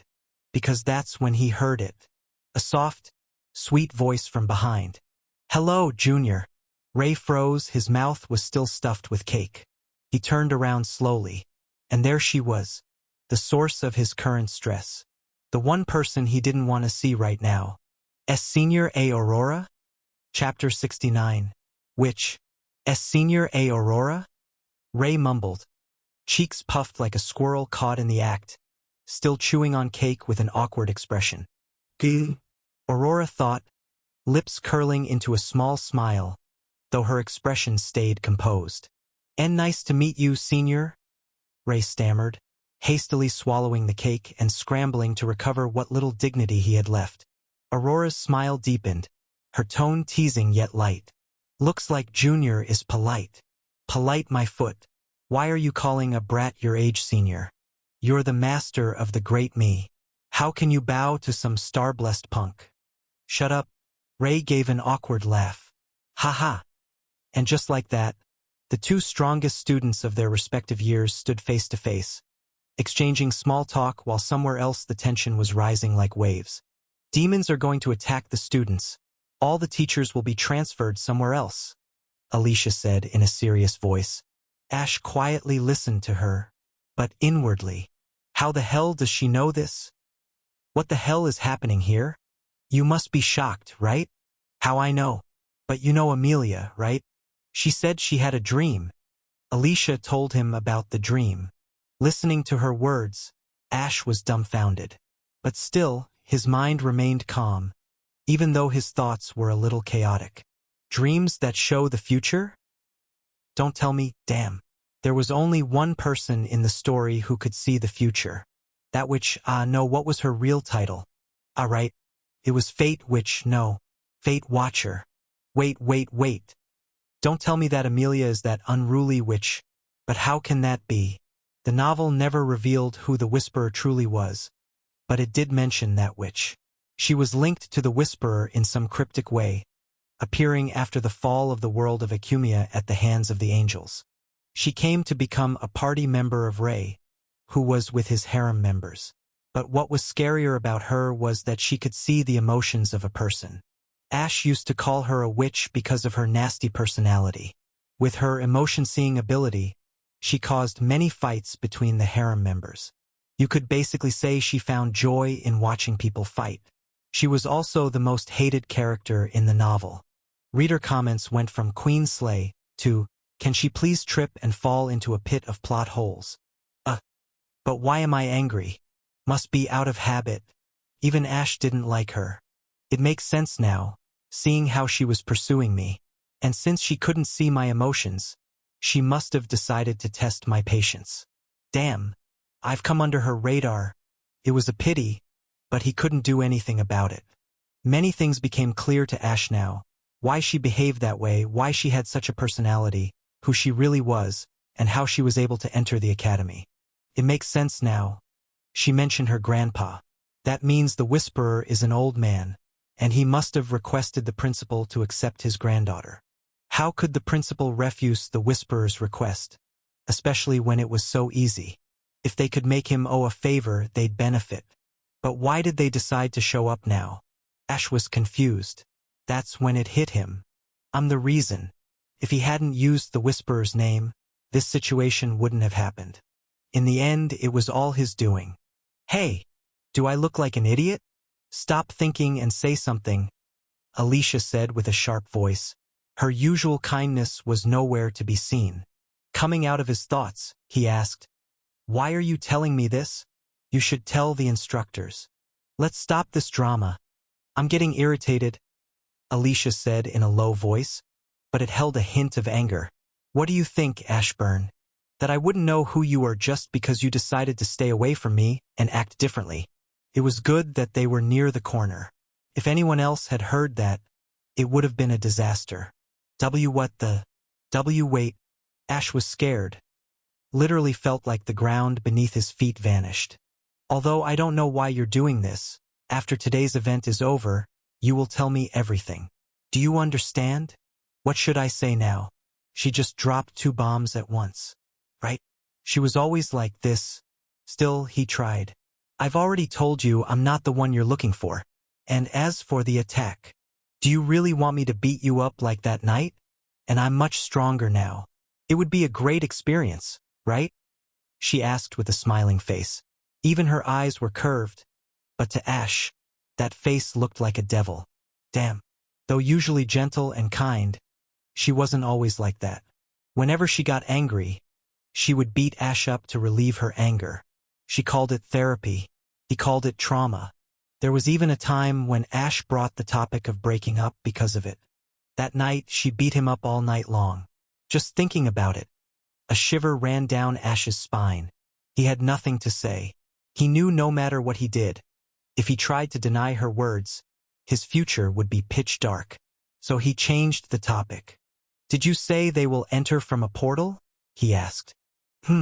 I'll allow you to change the topic since there are more pressing matters. But don't think I've forgotten. Yes, they will enter from the portal." He finally accepted it. I knew it. This idiot just needs to get scolded for his brick-like brain to start working. She knew when it came to love and feelings, he was a little stupid. But that's what she liked about him.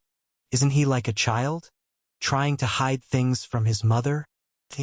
Ash looked at her smiling, giggling face and thought, she's not normal. Just a moment ago she was serious. Now she's smiling like a happy idiot. How can someone have this many mood swings? Leaving that aside, he focused on the info she told him. The demons will come in through the portal. But those bastards are already here. Are they going to open the portal to create more chaos? He clenched his fists, then looked at her and said, "Let's leave this place." To which Alicia went silent. She looked into his cold and indifferent eyes and said, "You're not even showing a little happiness after seeing me again. And now you're telling me to leave and let these kids die. That's another reason I didn't want to tell her. She's not like me. She has a kind heart. She won't let anyone die if there's a way to save them." Ash stayed silent, then looked her dead in the eyes and said, "I can't lose you again." His voice cracked, just slightly, but it was enough to shake something inside him. He didn't know why those words came out. He hadn't planned to say them. They slipped through the cracks of his control like water leaking through stone. carrying with them a weight he had long tried to bury.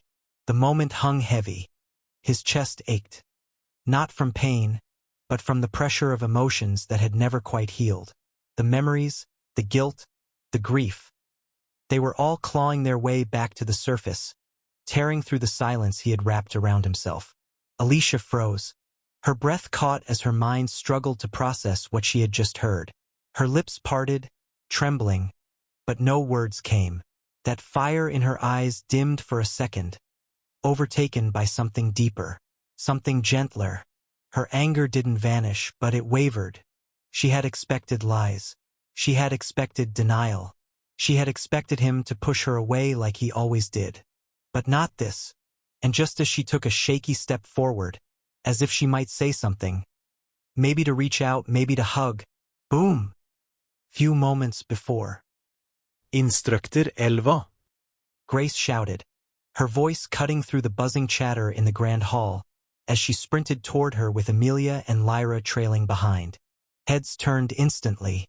Students who were chatting or waiting for instructions froze mid-sentence. Even some instructors raised their brows. Not far away, Ray and Aurora stopped talking, both glancing toward the sudden commotion. Lyra quickly leaned in, whispering sharply, "Why the hell did you shout like that?" "But the situation is urgent," Grace shot back, voice dripping with frustration. "Idiot. Do you want the whole hall to panic?" Lyra snapped, trying to keep her voice low. "Do you even realize what they'll think if you start talking about that now?" "She's right," Amelia added, her voice softer but still firm. "You really shouldn't have shouted like that. There's a way to handle this, you know?" But Grace wasn't listening anymore. Her face was tense, her eyes sharp with worry. Without saying a word, she grabbed Instructor Elva's hand and pulled her away from the group. The others followed, though they were unsure of what to do next. Grace didn't waste time. She quickly told Elva everything. Amelia's dream, the warning signs, and what Alicia had told. Her words came fast, but she didn't leave out any detail, even as her voice shook. Elva stayed quiet, her face growing darker with each passing sentence. She didn't ask questions, didn't interrupt. She just listened, understanding more than anyone else in the room. Because she knew. She knew exactly who Amelia's guardian was, and more importantly, what that man was capable of. If a girl like Amelia, raised under his watch, had a dream like this, it wasn't just a dream. It was a warning, premonition. Elva took a deep breath, then released her full aura without hesitation. Boom! The air in the hall shifted instantly. It wasn't loud or flashy, but it was powerful. The pressure hit everyone like a wave, making some students stumble or step back, struggling to breathe under the weight of it. Elva's aura wasn't wild. It was controlled, precise, and it carried the force of someone who had seen real danger and faced it head-on. She wasn't doing this to show off. She was sending a message. Chapter 70, Curse of Sleep. Elva released her aura in full force. She didn't know that demons were already present in the banquet. If she had known, she would never have done this. Her thinking was just like how normal dungeons appear in the world. She thought an instant dungeon break would occur after hearing Grace's words, so she released her aura to inform others of the danger. "Leave the hall instantly," Elva shouted, her voice amplified by mana, echoing throughout the banquet hall. But what she did was nothing more than disturbing the calm waters. And because of that, two voices echoed through the now silent hall. "Brother, she is telling everyone to leave. Looks like she found something out." Listening to the two unusual voices echo in the silent hall, weighed down by Elva's aura, Ash muttered, "It started really unexpectedly. It started really unexpectedly." Alicia clenched her jaw, her gaze locked on Ash. The indifferent look on his face twisted something deep inside her. He's changed so much, she thought, her chest tight with a mix of sadness and guilt. Just then, Ash's voice broke through her thoughts. "Listen, don't interfere in the fight.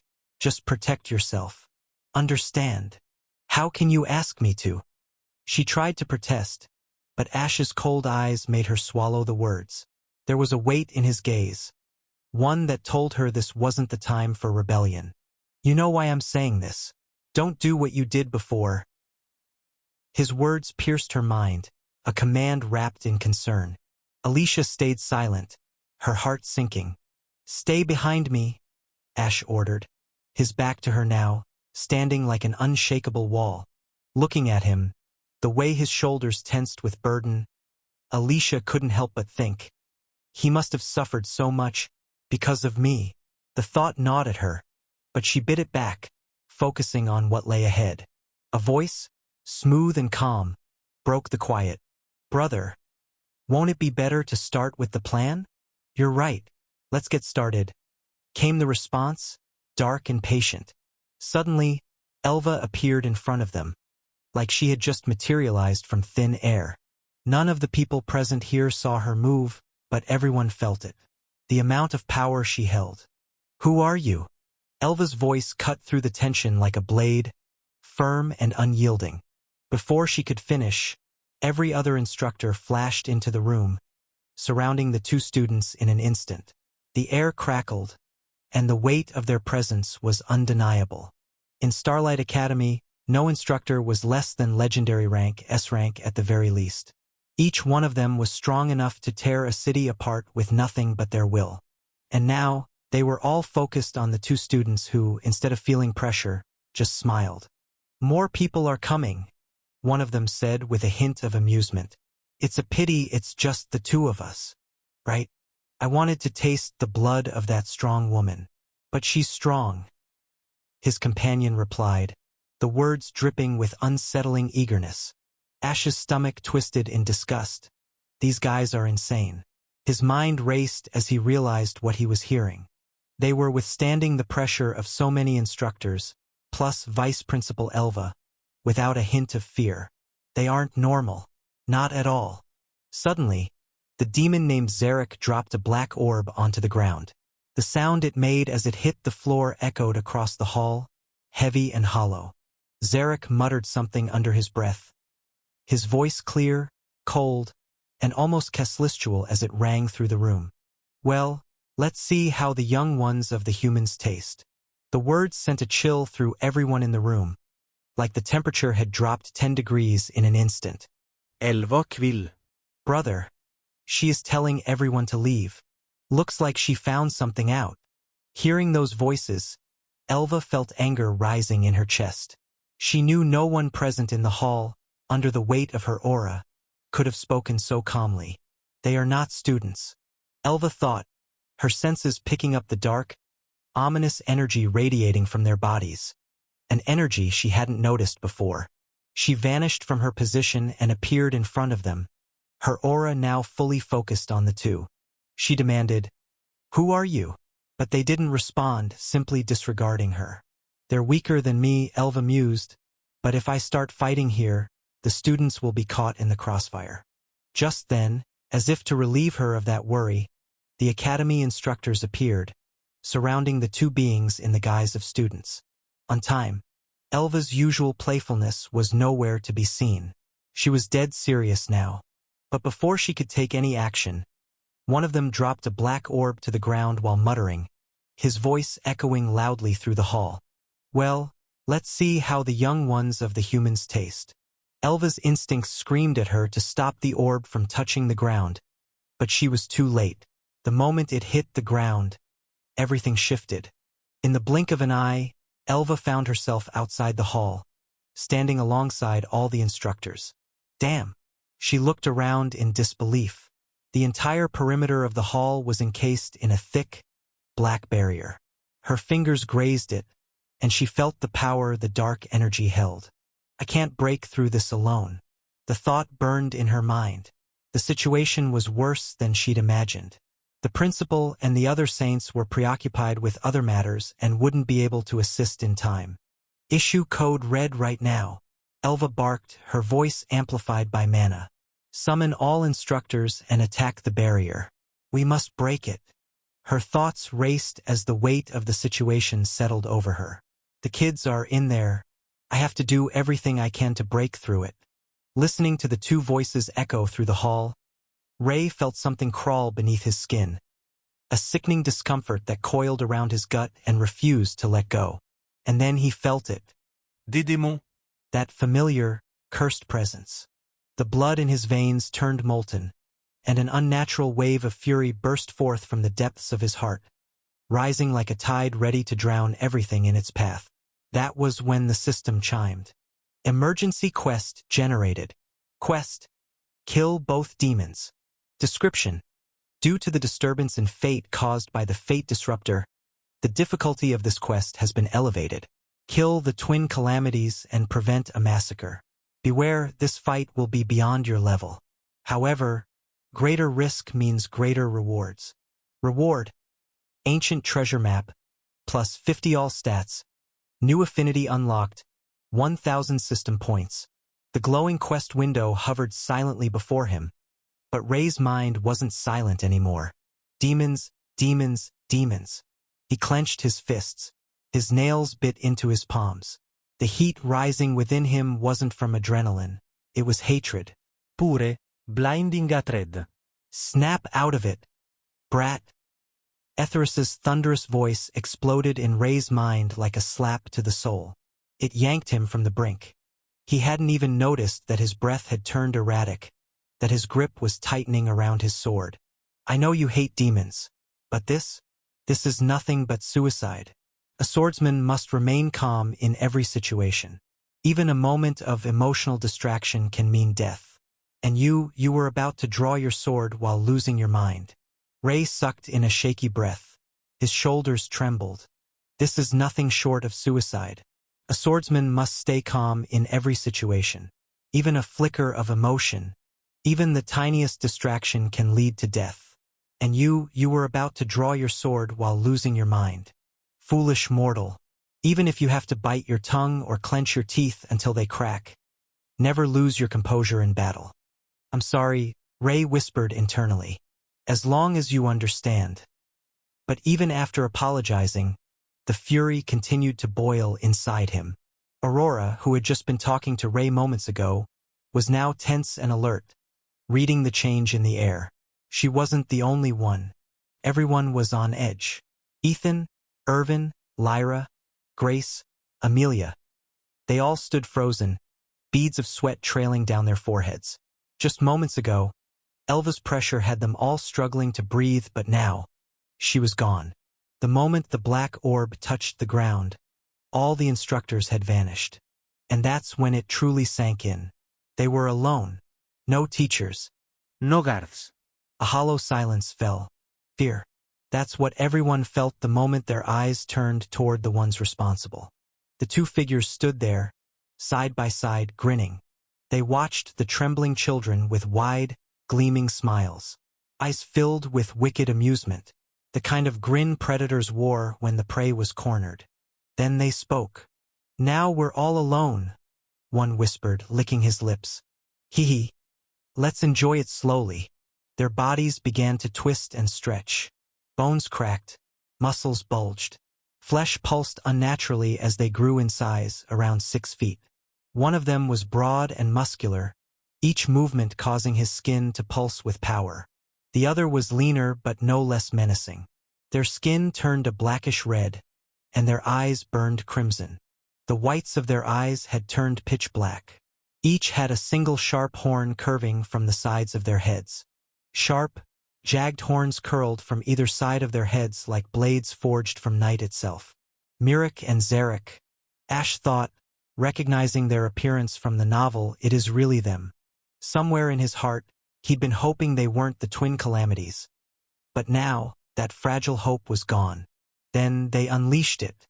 And then came the pressure, and a suffocating wave of demonic energy exploded outward. It rippled through the hall, pushing against the students like a wall of hate and death. Ash's eyes narrowed. They're at the rank of elite demon. In the original story, when they first appeared, they were already at the Demon Lord rank. Ash had expected them to weak as they appeared early, at least around Archdemon rank. But this was weaker. They're weaker than in the novel, maybe due to their early appearance. But still, his mind raced. Even if they're not demon lords, they're still elite demons. Monsters. And there are only students here. Barely 300 of us. No instructors. No guards. No reinforcements. Even the academy guards, who were all at least Grandmaster rank, had been expelled along with the instructors. They can still slaughter us, play with us like toys, but at least their abilities might not be at full strength. Ash exhaled. It was a small relief, but the others weren't so calm. Their faces twisted in horror as the pressure crushed down on them. What the hell? Ethan muttered, eyes wide, voice breaking. Irvin clenched his fists so hard his knuckles went white, but said nothing. Lyra and Grace were trembling just like others. Most students had backed into groups, pressing against each other for comfort they wouldn't find. Amelia gripped her necklace tightly, the one her grandfather gave her. Her lips trembled as she mouthed a word only she could hear. Grandpa. The fear in the hall was palpable. It was thick, drenched in silence and despair. Then Mirek tilted his head and spoke again, voice like ice sliding down the spine. Should I put them to sleep first? Or do we do it like the old days? Zarek chuckled, slow and deep. Just put them to sleep. Who knows what tricks the humans have prepared? We shouldn't get careless. Mirek nodded, his crimson eyes glowing like coals in a furnace. All right then, he said, lifting one hand lazily as he surveyed the frightened faces. His fingers curled into a claw. And then, with a voice dipped in venom, he whispered, Curse of Sleep. Chapter 71. Twin Calamity Subjugation 1. Ash watched as Mirek slowly raised his hand, a quiet smile curling across his face. There was something deeply wrong with that smile. His fingers moved as if conducting a silent orchestra of decay. Curse of Sleep. The words fell from his lips like a prayer, but the air responded like it had been struck. A wave of demonic energy erupted from his palm, silent yet violent, rippling forward like a black tide, devouring the ground as it moved. Ash didn't flinch. His eyes locked on the approaching wave before he turned slightly to Alicia. Cover yourself with moon mana. She nodded without question. Silver light bloomed from her skin, graceful and protective, wrapping her like a second skin. In just seconds, she was completely covered, radiant beneath the growing gloom. Then she looked back at him. Come here. I'll cover you too. Ash shook his head, voice calm as stone. I'll be fine. Moon and star mana can nullify demonic energy, he thought, but Alicia's still too weak. Even if she can't block it fully, at least the effects will be reduced. His gaze shifted. Aurora stood nearby, already engulfed in shimmering purple light. Her star mana flickered like constellations, gently pulsing, strange and beautiful. The energy wrapped around her as if the stars themselves refused to let her fall. In the novel, didn't she die during this fight? He remembered bitterly. But now the future's changed. The enemies too. So maybe, just maybe she'll survive. She's got the potential to rival Rey. Someone like her could be a real asset down the line. Then his eyes moved again, whose body glowed green. Etheris is shielding him. Makes sense. Then the curse struck them all at once. And the scene that followed felt like a nightmare. The demonic energy that carried the curse was like fog rolling through a silent graveyard, thick and heavy with death. Wherever it moved, students collapsed. Bodies dropped to the ground like cut threads, no matter the year, no matter the strength. Thud, thud, thud, thud. No one even uttered the words because it was the first time they were confronting such deep fear, so they just stayed rooted on their spots. It was quiet, but the sound of bodies falling echoed louder than any scream. The curse reached Ash and Alicia too. But Ash didn't flinch. His eyes stayed locked, fearless, even as a chill crawled over his skin. And just as the curse tried to invade his body, the rune of life flared. A faint glow rippled through him, and in an instant, the demonic energy vanished, disintegrated, as if it had never been there. TSK, he clicked his tongue internally. If only I could actively use my life affinity. This would have been over already. But of course, nothing ever went his way, and it was especially true for him. Sometimes it felt like he had used up all his luck the moment he transmigrated. He looked back at Alicia, He had moved in front of her just before the curse arrived, and most of the energy had hit him instead. Whatever had slipped past was stopped by her moon mana. And thankfully it worked. She looked fine, although her expression was of tension and fear, but she was awake. And that was enough. There was so much he wanted to ask her. How did she know? How had she reincarnated? What else did she remember? But now wasn't the time for answers. He wasn't ready to face her either. Not yet. But right now none of that mattered. Because if he wasn't careful in the next few minutes, he might actually die. He turned his head slightly. Before the energy clears, lie down. If they realize the curse didn't affect us, we'll be the first ones they come for. Without waiting for a reply, he leaned against a nearby pillar and slowly slid to the ground, faking unconsciousness. His breathing slowed, shallow but steady, eyes half-lidded. Alicia hesitated for a moment. How is he not affected? Questions swirled in her mind, but they could wait. He was right. This wasn't the time for curiosity. She moved quietly beside him and lay down, her silver light slowly dimming to a faint shimmer. Thankfully, they were far enough from the other students and the demons to pull this off unnoticed. Ash kept his eyes half-lidded, watching through the haze as the energy slowly began to dissipate. And then he saw it. The scene he remembered from the novel, no, not quite the same.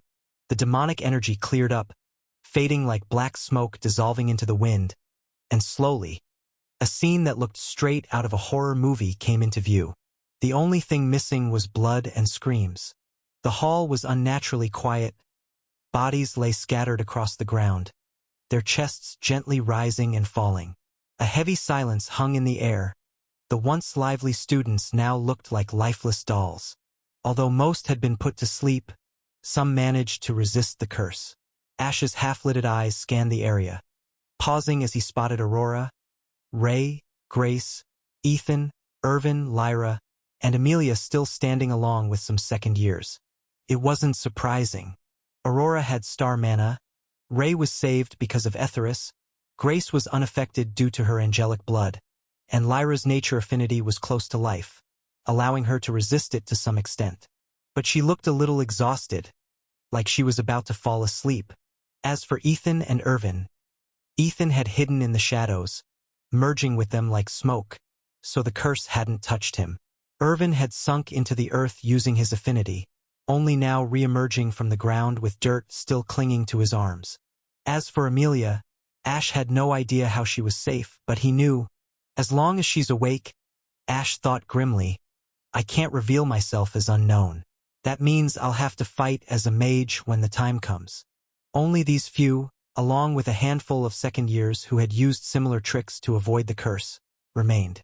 Maybe 10 or 12 students in total. All of them stood uneasily, trying to stay upright as the weight of fear pressed down like a storm cloud. Oh ho ho! Isn't the situation amazing? Zarek's voice cut through the silence like a blade. Look at that. Your curse barely did a thing. So many still standing. Mirek's face twisted in annoyance. These weak creatures really drive me crazy. Torture them before you kill them, man. Hee hee. Zarek chuckled, amused by the idea rather than the violence. Thank you. These types of curses are nothing. Fear not. As long as I'm here, the curse won't work on you. But I can feel their strength. Be careful. Yes. Ray's eyes moved across the surroundings. His friends were still standing, but barely.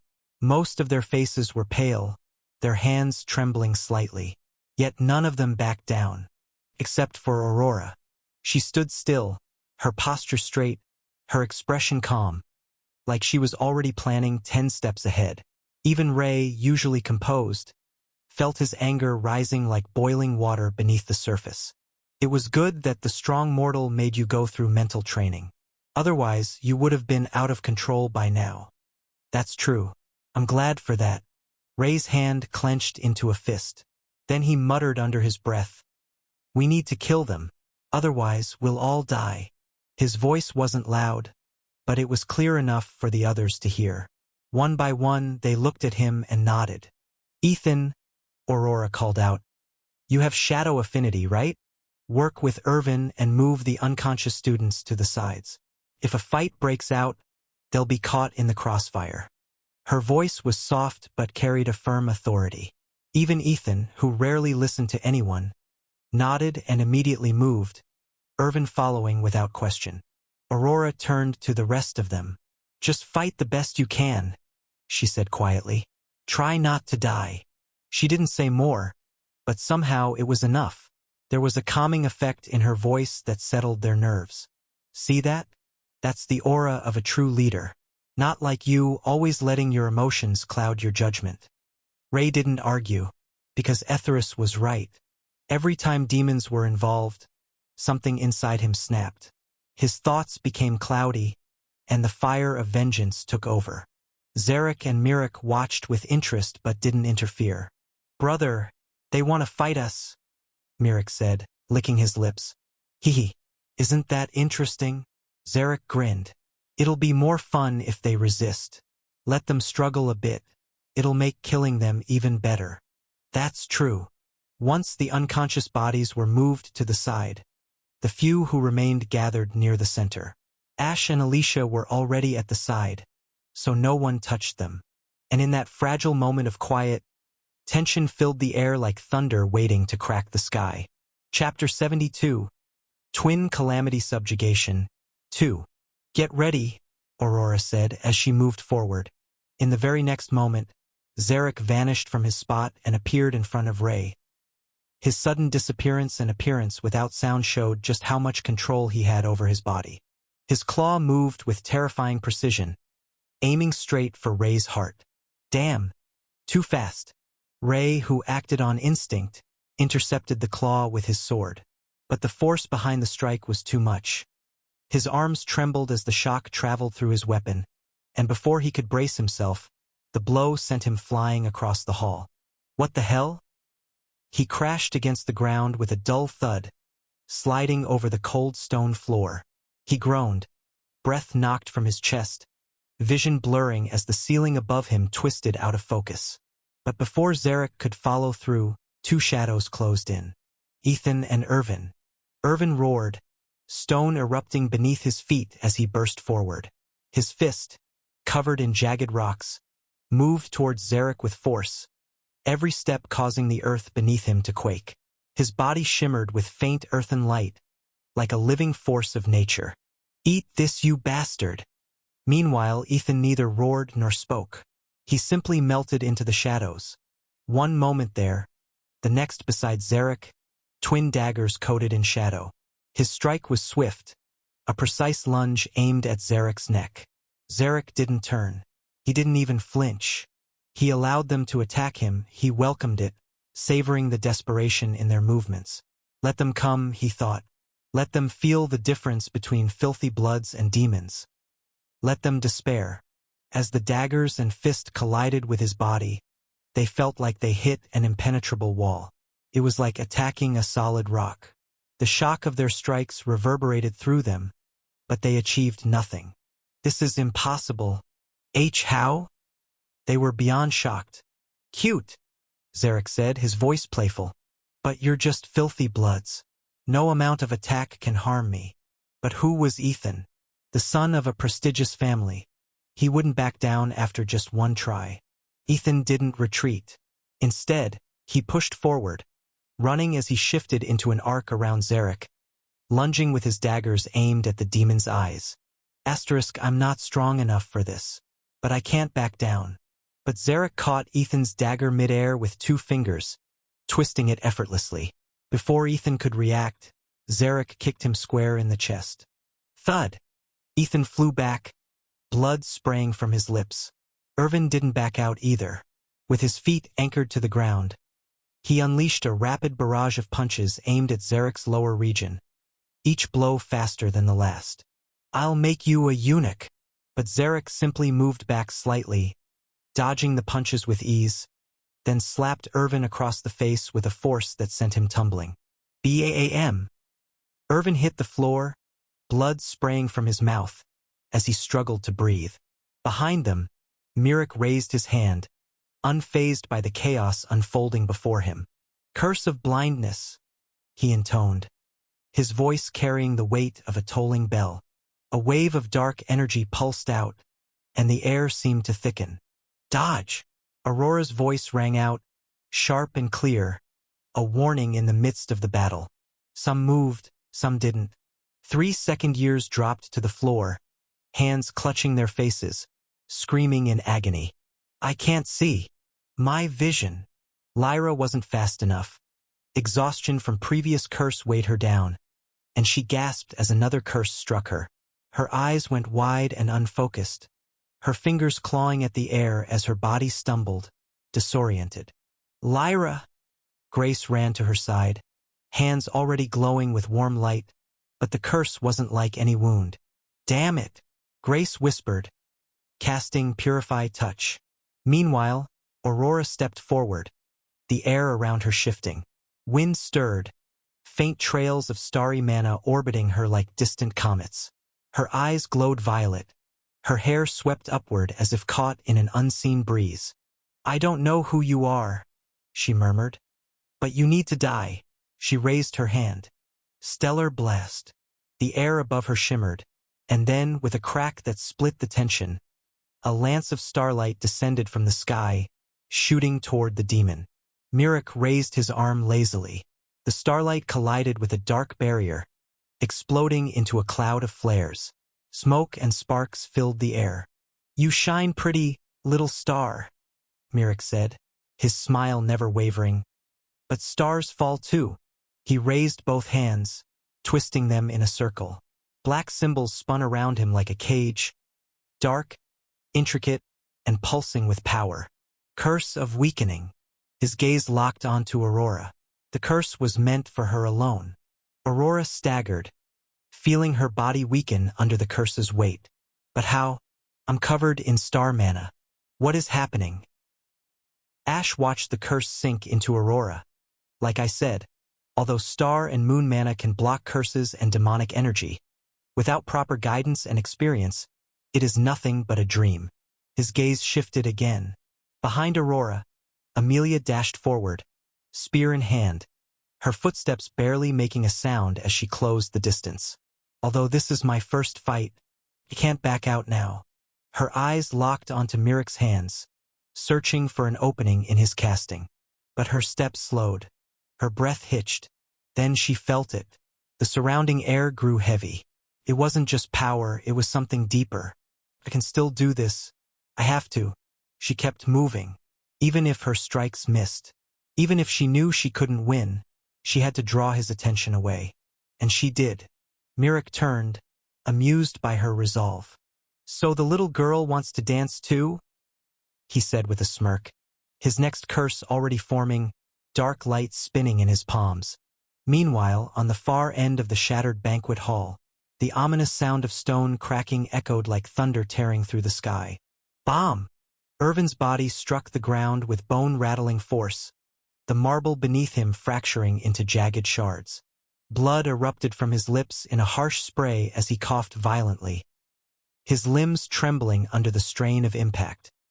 His uniform, once crisp and ceremonial for the banquet, was now torn and streaked with red, stained by both his own blood and the grime of battle. Not far from him, Ethan crouched behind the fragmented remains of the floor, his chest rising and falling rapidly. The sleek daggers he had relied on were gone, lost in the initial clash. He pressed his back to the cracked stone, trying to stay still, eyes darting for any hint of movement. Across the hall, Zarek stood tall and looked at them in amusement. His laughter echoed louder than the crashing debris. "Ha ha ha! Still alive? That's adorable." And then, without warning, the space he occupied twisted, and he vanished. Whoosh! In less than a heartbeat, Irvin's body was yanked upward and flung like a discarded doll. He collided with the far wall hard enough to crater it, blood smearing the white stone like paint splashed in violence. A.M. The chandeliers above, already flickering, swung violently from the shockwaves, casting erratic shadows across the hall. Shattered crystal rained down like glittering knives. Ethan tried to move, tried to step out and retaliate, but a looming blur cut through the haze. Zarek was already upon him, claws outstretched, their tips gleaming with sickly red energy. Until, clang, a furious clash rang out as Ray intercepted, his sword colliding with Zarek's claws mid-strike. Sparks exploded from the impact, streaking through the air like dying fireflies. The force of the blow sent the demon skidding backward, deep claw marks gouged across the marble floor beneath his feet. Ray stepped forward with calm defiance, his every movement radiating a dark green aura. His blade, now sheathed in an ominous energy, pulsed as though feeding on his resolve. Right now, only one ability unlocked due to your weak strength. That is, Soul Sever. It'll drain his stamina and vitality little by little. It's basic, but it's something. You don't have time for a long battle, but even this might turn the tide. Ray's voice, low and unwavering, cut through the chaos like a blade through silk. You won't touch them. Zarek bared his fangs in a wide, savage grin, his crimson eyes alight with bloodlust. Then bleed for them, golden boy. Their weapons met again in a violent storm of motion. Each strike released bursts of pressure that tore into the walls, toppling ornate statues and collapsing segments of the once grand ceiling. Clash, clang, shrieck. They moved too fast for the naked eye, green light crashing against red in a dance of devastation. Chunks of the floor buckled under their feet. Dust spiraled upward like smoke, mixing with the glowing fragments of mana residue. Watching them, Ash narrowed his eyes and thought, he's toying with Ray. That's not even his full speed. As if to confirm it, Zarek suddenly surged forward, his speed blurring beyond what Ray could follow. One moment, Ray was deflecting a blow. The next, he was blasted off his feet and hurled across the hall, landing hard enough to carve a shallow trench through the cracked floor. But Ray wasn't alone in his resistance. Ethan, gritting his teeth through the pain, emerged from the shadows in midair, his figure a blur as he dove behind Zarek, aiming for the demon's ears with a desperate strike. Zarek didn't even flinch. He turned. Wham! One brutal backhand connected, sending Ethan hurtling downward. He crashed through the weakened floor like a meteor, stone and splinters erupting around him. Crack! He lay still in the rubble. Across the chaos-torn banquet hall, chants rang out like a rising storm. The air shimmered with casting sigils, elemental energies swirling. In the middle of it all, Mirek stood tall and composed, an island of eerie calm amid the destruction. His smile was serene, almost kind, but there was madness lurking behind his eyes. Curse of confusion, curse of delay, curse of misfire. With each word, the battlefield twisted. Aurora's blazing spells fizzled midcast. Amelia's water blades veered off course. Lightning crackled sideways, harmlessly splitting the air instead of striking flesh. Aurora's hands trembled. Her hair flared out behind her like burning strands of starlight, and her eyes glowed with unstable mana. Energy overflowed from her body in wild, spiraling arcs. What is he? She whispered, voice shaking.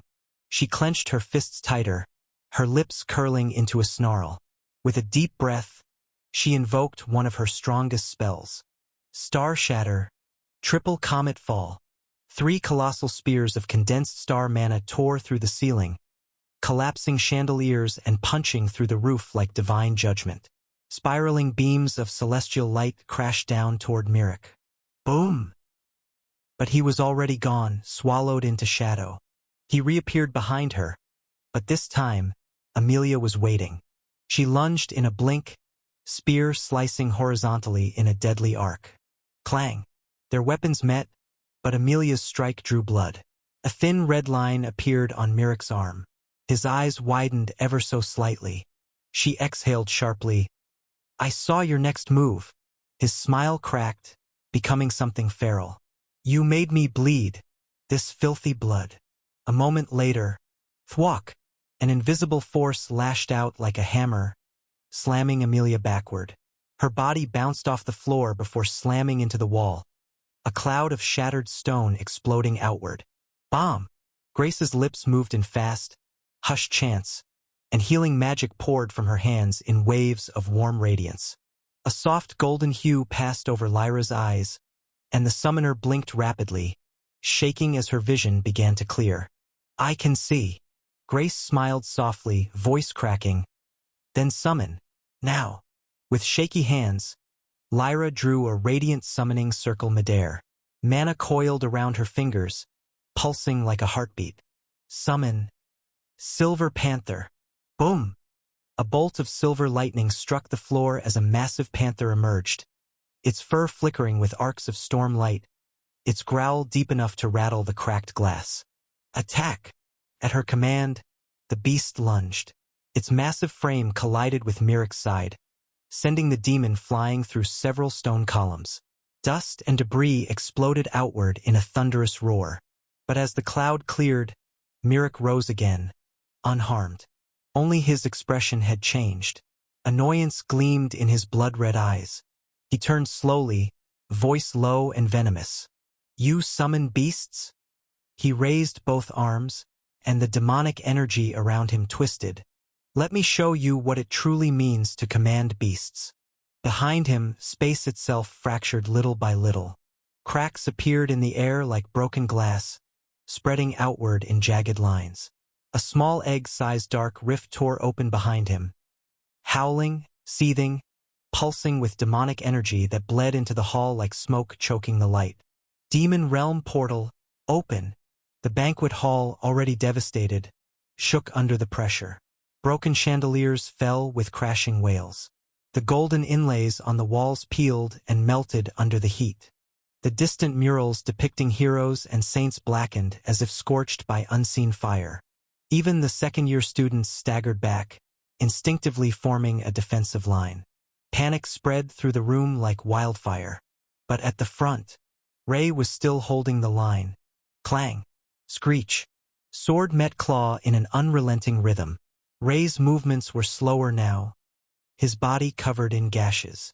Every breath hurt, and every bone ached. But he kept going, refusing to fall. Behind him, Irvin pushed himself upright once more. Blood dripped from his chin, but his aura flared with fresh defiance. I'm not done, he whispered, his skin glowing faintly with a rebounding spell matrix. A short distance away, Ethan clawed his way out of the debris, one arm hanging uselessly. Still, a crooked grin split his bruised face. Neither am I. Swish! Then suddenly their gazes were pulled sidewards, toward the swirling storm of demonic energy. The small rift above shimmered like oil and lightning, spiraling faster with every passing second, tearing holes in space itself. Zarek laughed, eyes glowing wild. Ha ha ha! My little brother is calling the beasts to join the feast. Isn't this delightful? Chapter 73, Twin Calamity Subjugation, 3. Why are we not helping them? Alicia asked.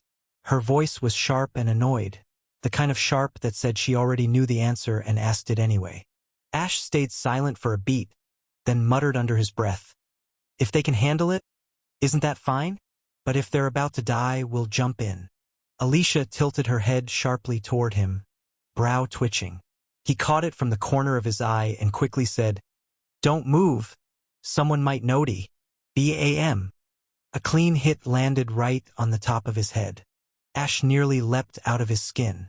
His entire body flinched, but he held himself back. Barely. The hell? Alicia?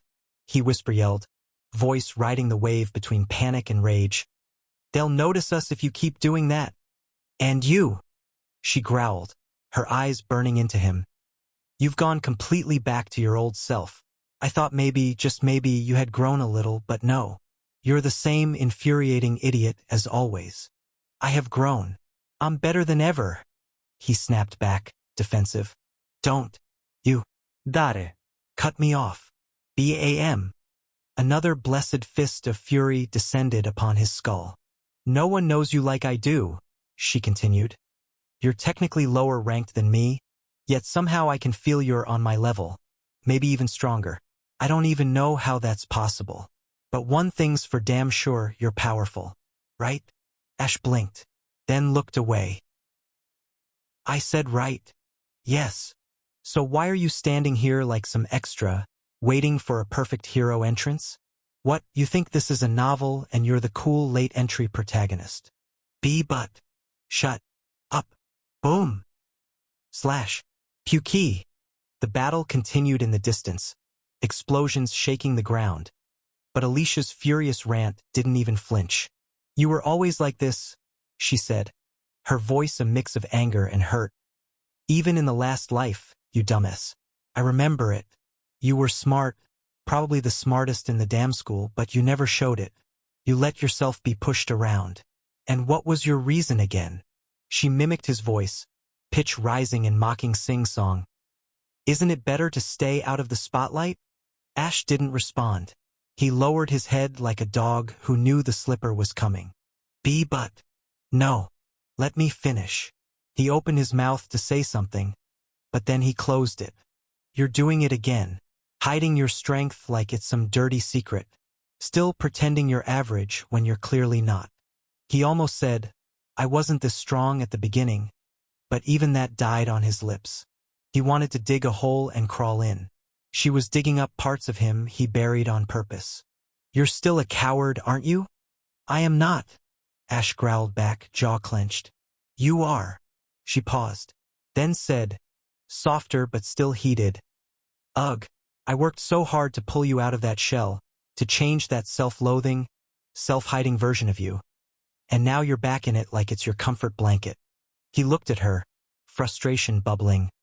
What good would it do if people knew I was strong? Isn't it better to catch the enemy off guard? If I show my power, they'll target me. Or worse, target my clash, clang, Shryak. Enemy? Who? She barked, pulling his collar with her hand. Their faces were inches apart. My weakness, he muttered. Her expression cracked for a moment after hearing the last word. His words hit something she didn't expect. She stared at him. He stared back.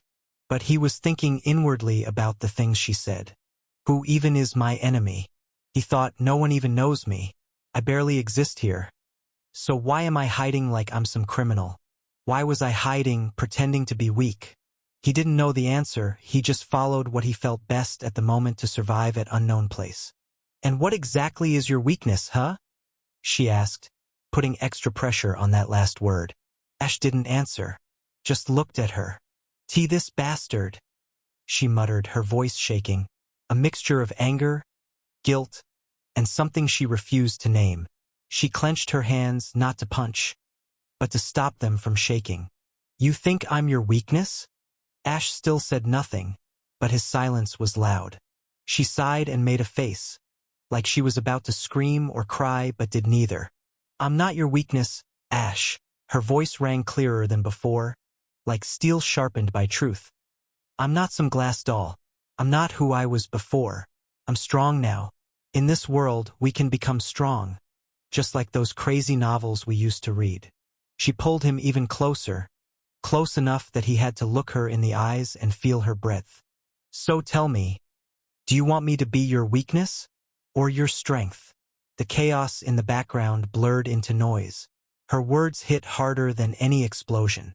Ash blinked, feeling a little shocked at the close distance, but even more shocked at her words. For the first time, he actually thought about it. Wasn't she right? Why had he always treated her like something fragile, something to protect, to hide behind, when maybe, just maybe, she was the one who could lift him up? Possibilities opened up in his mind like a door unsealed. But Alicia wasn't done. I've watched you for the past month. You don't talk to anyone. You don't even try. You isolate yourself just like before. And don't you dare say it's because you're bad at talking. Ash muttered, barely audible. I'm not good at talking. Ugh. I knew you'd say that, she yelled, while widening her eyes. But Alicia's words caught in her throat. Her expression froze. A chill ran down their spines as an invisible force swept through the hallway, thick with dread and the kind of presence that instinctively made the body want to run. Ash's attention snapped toward the direction of the fight as the crackling sensation of demonic energy surged through the air. It was thick, volatile, a storm building without sound or warning. And then he saw it. His eyes locked onto Mirek, whose body radiated demonic energy like a beacon of chaos. Just beside him, a fracture hung in the air, no larger than an egg, but glowing like a dying star. Black light spiraled around its edges, warping space with a pull that made the world seem off balance. A single glance told him everything he needed to know. He's trying to open a portal. While arguing with Alicia, he had almost forgotten the most dangerous part of this fight. A whisper of panic fluttered in his chest, but he crushed it down. "Damn!" he muttered, under his breath, voice low and tight with urgency, because there was no time to hesitate, no time to think about consequences or fear or failure.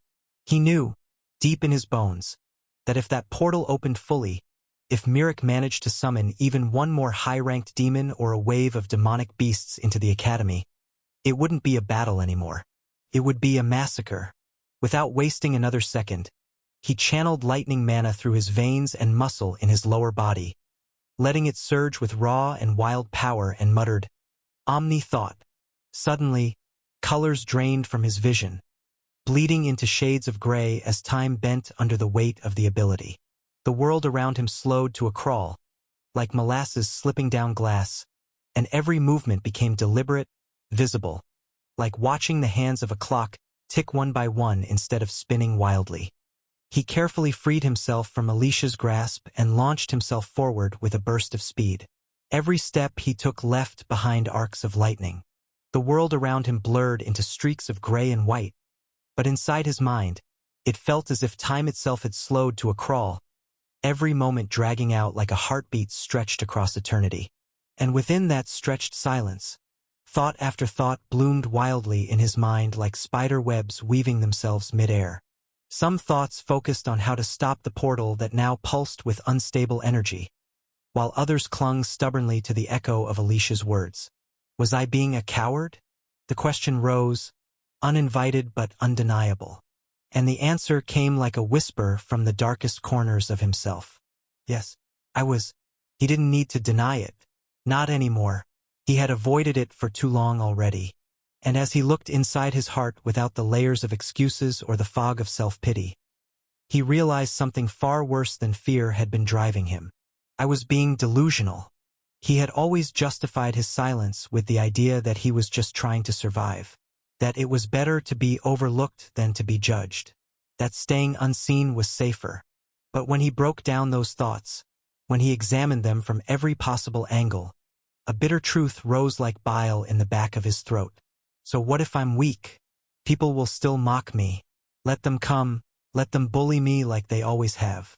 I've lived through it before, and I'll survive it again.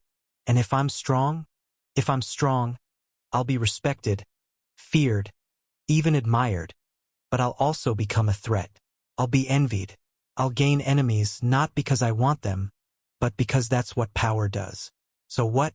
Should I keep hiding just because I'm afraid of making enemies? That's not caution. That's just plain stupidity. The words carved themselves into his heart with brutal honesty. From the day I decided to change fate, from the moment I chose to save the world, I was already making a declaration of war, against demons, against angels, against the entire damned system that controls destiny. So why the hell am I still afraid? A single word rose like a curse, like a secret he'd never dared admit out loud even to himself. Spotlight. He feared it. Not the power, not the responsibility, but the eyes, the scrutiny, the weight of being seen, truly seen, and judged by people who would never understand the hell he'd crawled through to get here. But even that excuse felt hollow now. Because if he ever said that out loud, if he ever told Alicia that his greatest fear was just being looked at, just being noticed, she'd beat the living hell out of him without a second thought. And deep down, he'd know he deserved it. So at that moment, Ash made a decision, a quiet and solid choice that settled deep into his bones. No more hiding. No more shrinking myself just to make others feel comfortable. From this moment on, I'll stand at the front. Just like the geniuses, just like the ones everyone admires and fears. Even if I wasn't born with their talent, even if fate never gave me a head start, I fought my way here. I've bled for every inch, broken and rebuilt myself more times than I can count. I've earned my place, not by luck or blessings, but through sheer will and the pain I never let break me. I might not be a genius. I might not be some chosen hero, but I am me. I am ASH Byrne, and I refuse to disappear into the background ever again. Let them see me. Let them judge. Let them come.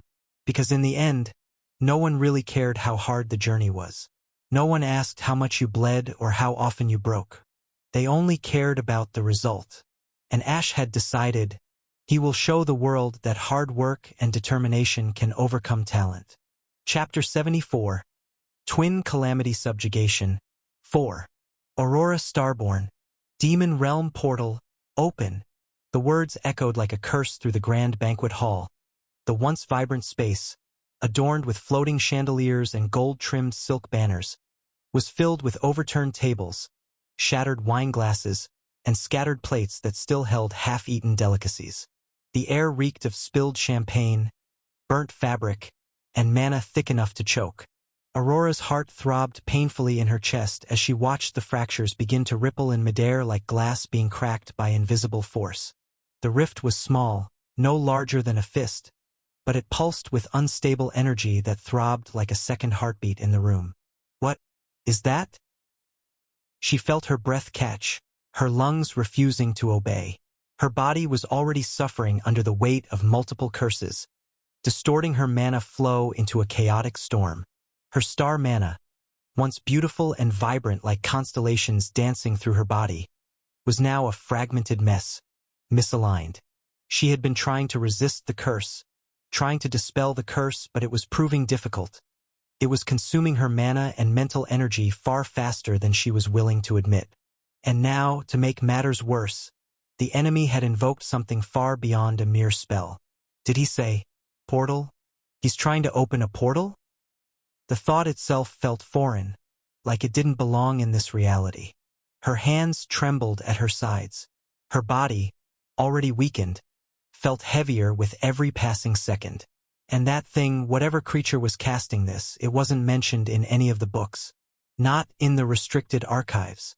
Not in any historical books. It was an unnatural horror dressed in flesh and smiling. Demons?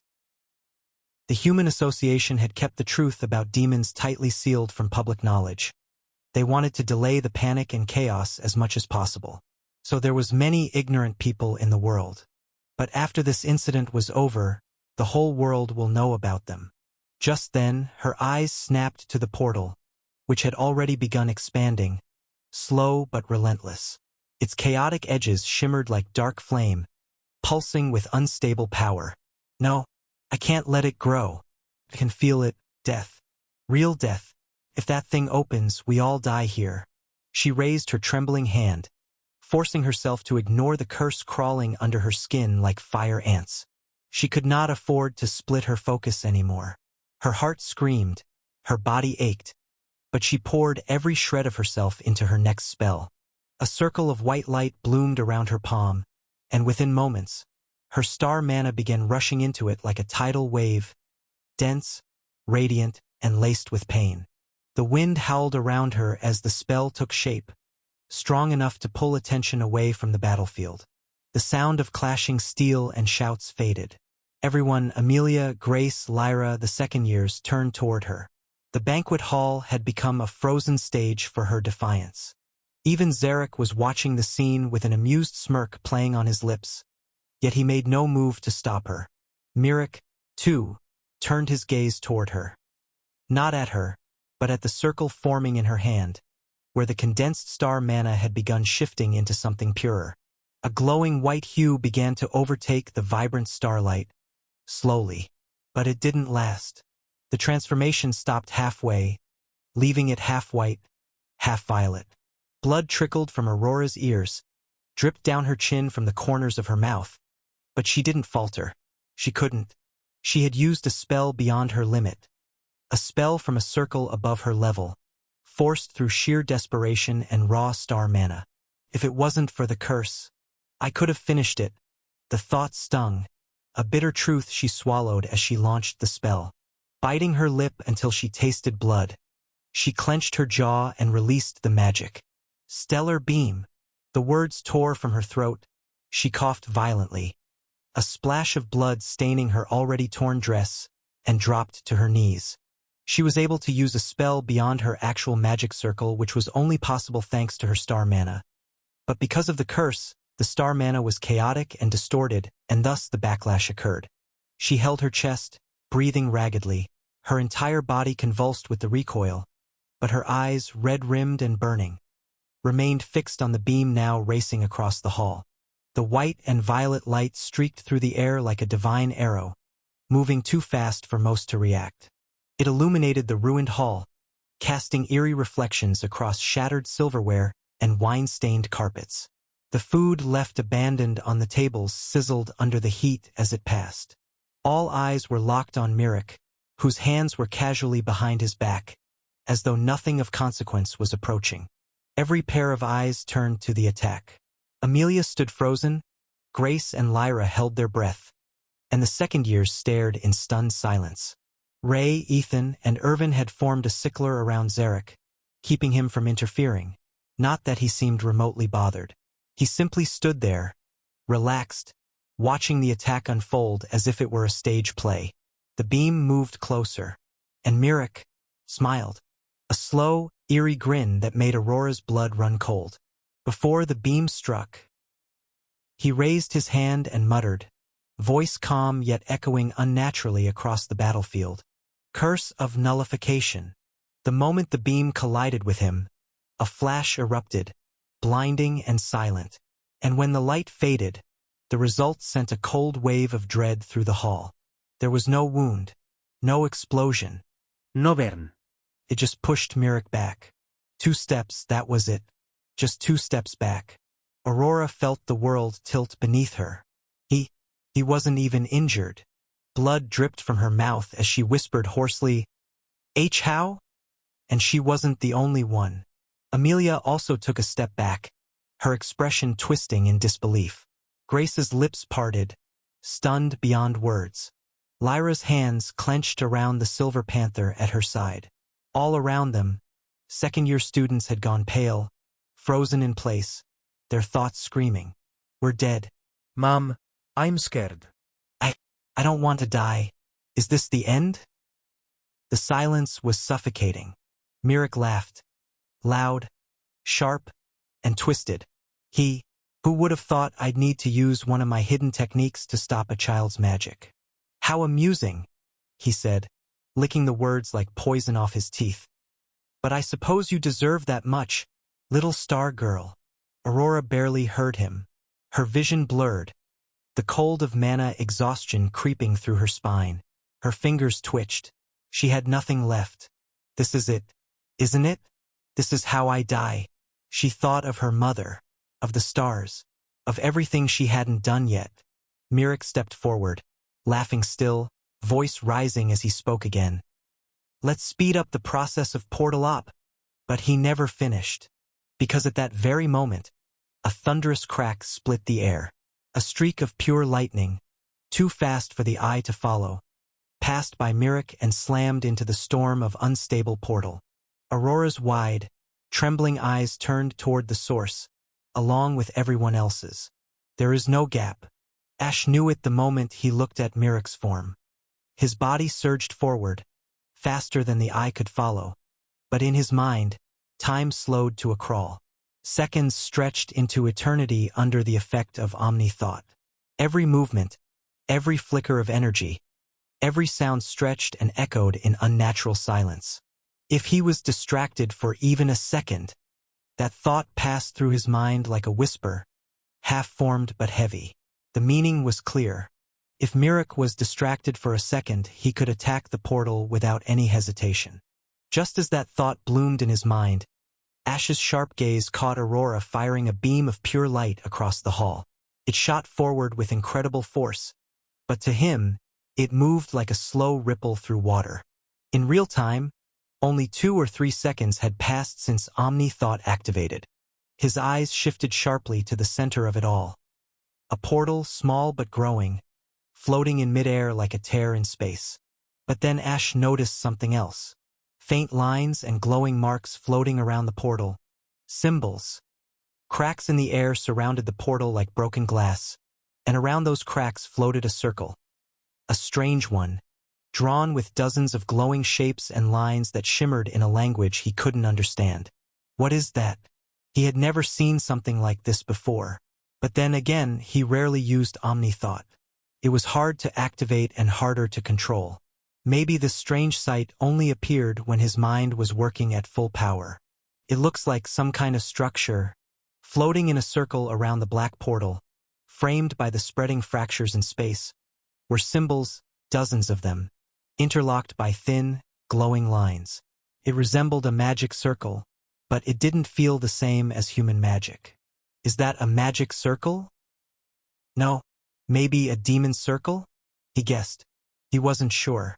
The novel never explained how demons structured their powers. They were described as mysterious and chaotic beings. His thoughts were racing, snapping between theories.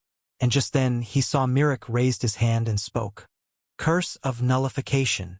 The curse wasn't aimed at Ash, but something changed in the air. The circle around the portal shook. One of the glowing lines flickered and vanished. A slight mistake appeared in the pattern. An error. A flaw. A single, perfect imperfection. Ash's eyes widened slightly. This is it. A plan formed in that instant. He launched forward, faster than before. Even though he was using Lightning Step, a movement technique of warrior class, Ash wasn't worried. Everyone else was still distracted by the chaos. No one had noticed him yet. Even though he had decided not to hide his strength anymore, he didn't want to reveal everything just yet, especially not his unique class as a magic swordsman. Mirek was still recovering from the effect of Aurora's star mana. It left a lingering interference in the air, and that made the demon circle even more unstable. The flaw caused by the disturbance was spreading, growing more unstable with each passing second. Ash knew this was the chance he'd been waiting for. He didn't hesitate because deep down he understood something crucial. They aren't called the Twin Calamities for nothing. If I wait, it is over. Mirek was feared across battlefields for a reason. His signature ability, the Curse of Nullification, didn't just disrupt mana. It tore it apart. It unraveled spells and erased magical structures as if they were nothing but chalk drawings in the rain. To mages, he wasn't just a threat. He was a living disaster. Calamity. Ash had feared that his mana might be rendered useless against such an ability. But he trusted the primordial core. He trusted himself. Without another thought, he lifted his hand and lightning gathered. Small electric arcs danced along his fingers, but it didn't stop there. Tiny magic circles began to form across his palm, stacking, rotating, combining with dangerous precision. Condensed mana swirled around his palm, forming a single glowing orb. Inside that orb, dozens of smaller lightning balls whirled in chaotic harmony. Dozens of them, nested within each other, held together with delicate control. This was a spell Ash had created through long experimentation. But pulling it off required both perfect mana control and intense focus. Multicore Lightning Sphere.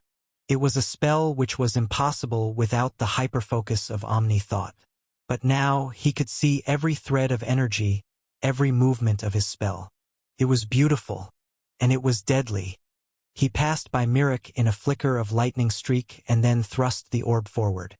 He slammed the bundle of lightning into the side of the portal where the imperfection was, and rushed past it without stopping. Ash didn't need to look back. Boom! Chapter 75.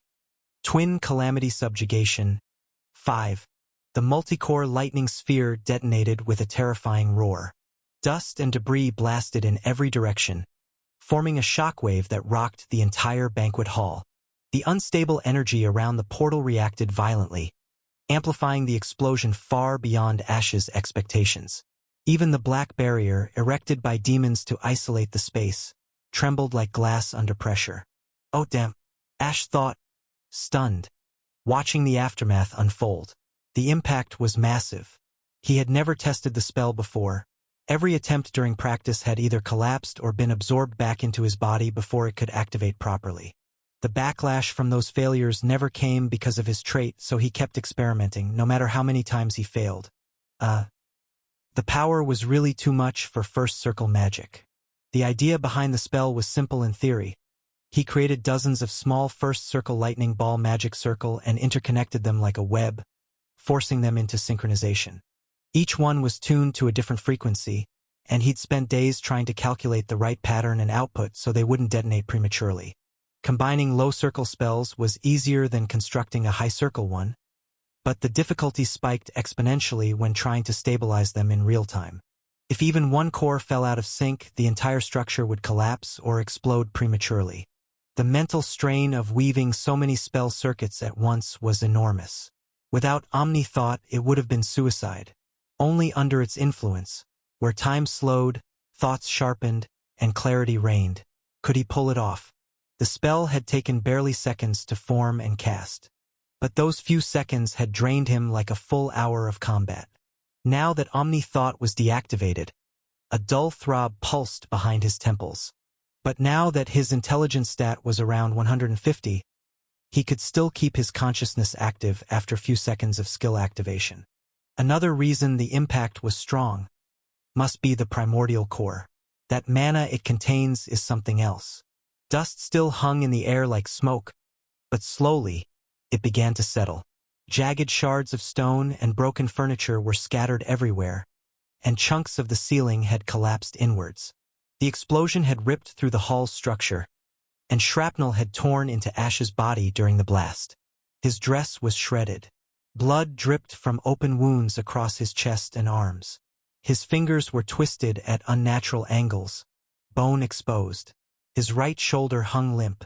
The pain throbbed sharply with every breath. Then, as if time reversed, the wounds closed. The bleeding stopped. Greenish-gold light bloomed beneath his skin.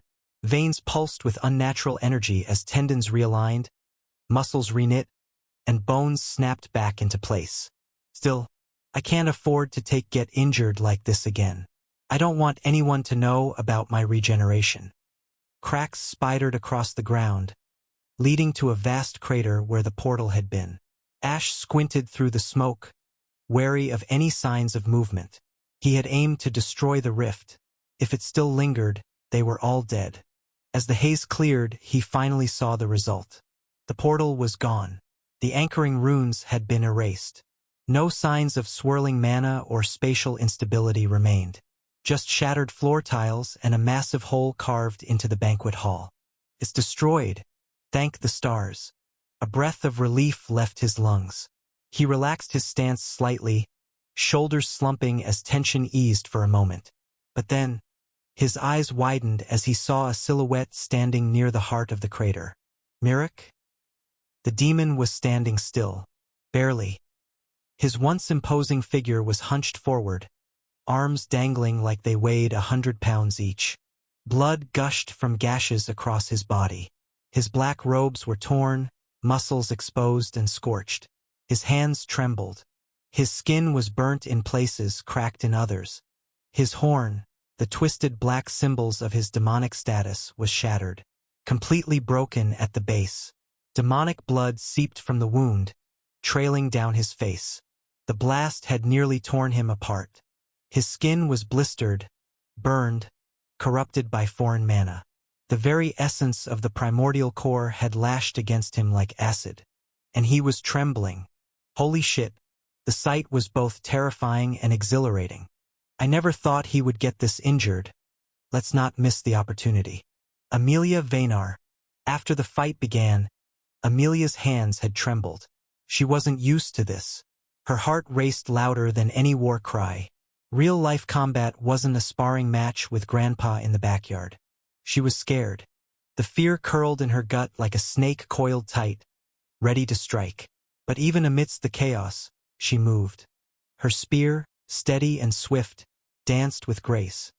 Not because of battle experience, but because of every lesson her grandfather had ever drilled into her soul. Muscle memory became her savior. Still, when the demon unleashed the curse of sleep, her instincts froze. Her mind blanked. She didn't know what to do. Panic surged, until the necklace around her neck pulsed with light. A soft golden glow spread across her body like a protective lullaby. The curse vanished like smoke in the wind.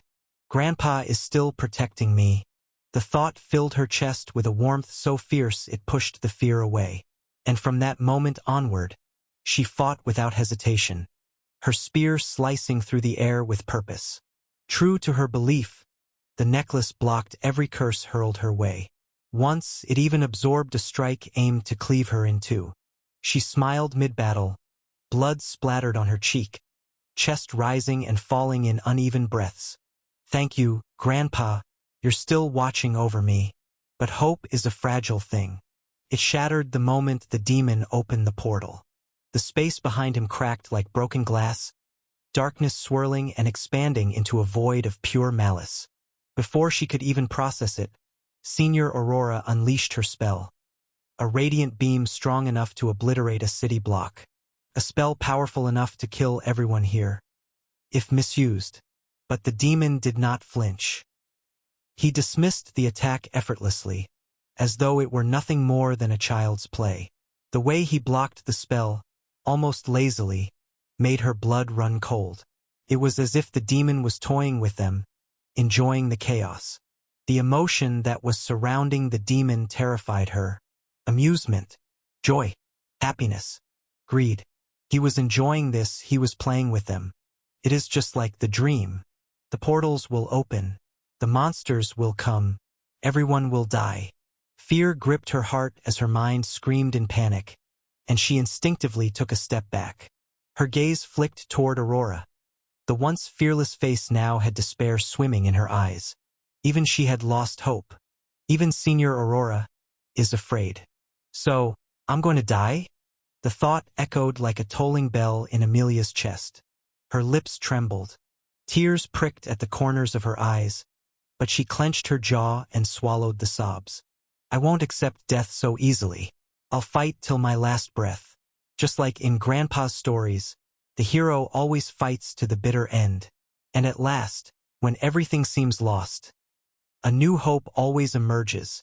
Before she could finish her thoughts, a streak of lightning passed by her, faster than she could follow. What was that? Then, the world around her erupted in an ear-splitting explosion. Boom! The explosion rocked the earth like a thunderclap straight from the heavens. Amelia stumbled, shielding her face.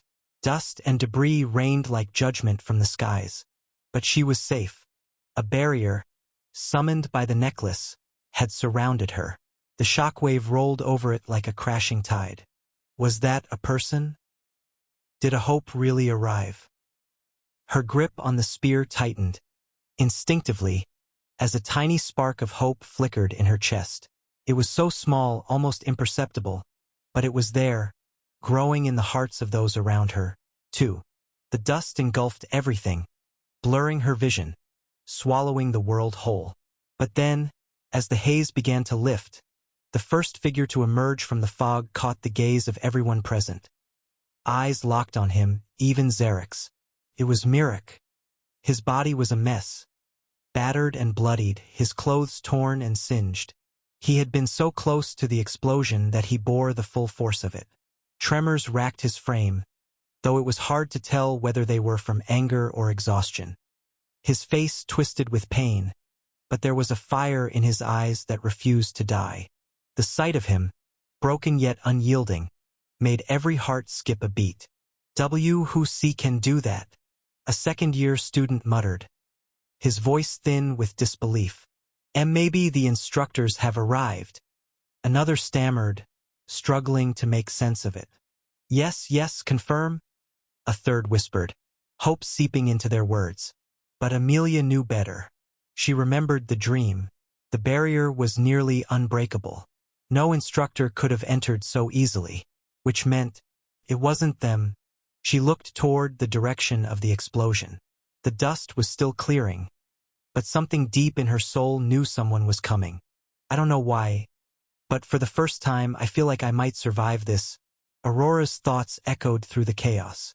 To feel it, a chance of survival. Her connection to the stars let her sense the imminent threat of death. But now, there was a strange, fragile spark of life. If not for the person that had intervened, Aurora knew she would be dead. A sense of gratitude mixed with dread washed over her. She wasn't sure who had come to their aid, but they had saved her, for now. Alicia's gaze hardened as she watched Mirak's shattered form. That bastard! Alicia grit her teeth as she moved through the dust. He was that strong. And he wasn't even fighting? I'm gonna drag him by the collar once this ends. She glanced quickly to where Ash had vanished. The sudden disappearance, the explosion that followed, it was all too quick to process. The only thing she could make out in his place were the small arcs of lightning, dancing and crackling in the air. Can a mage even move that fast? She smirked. Whatever. First I need to make a cool entrance too.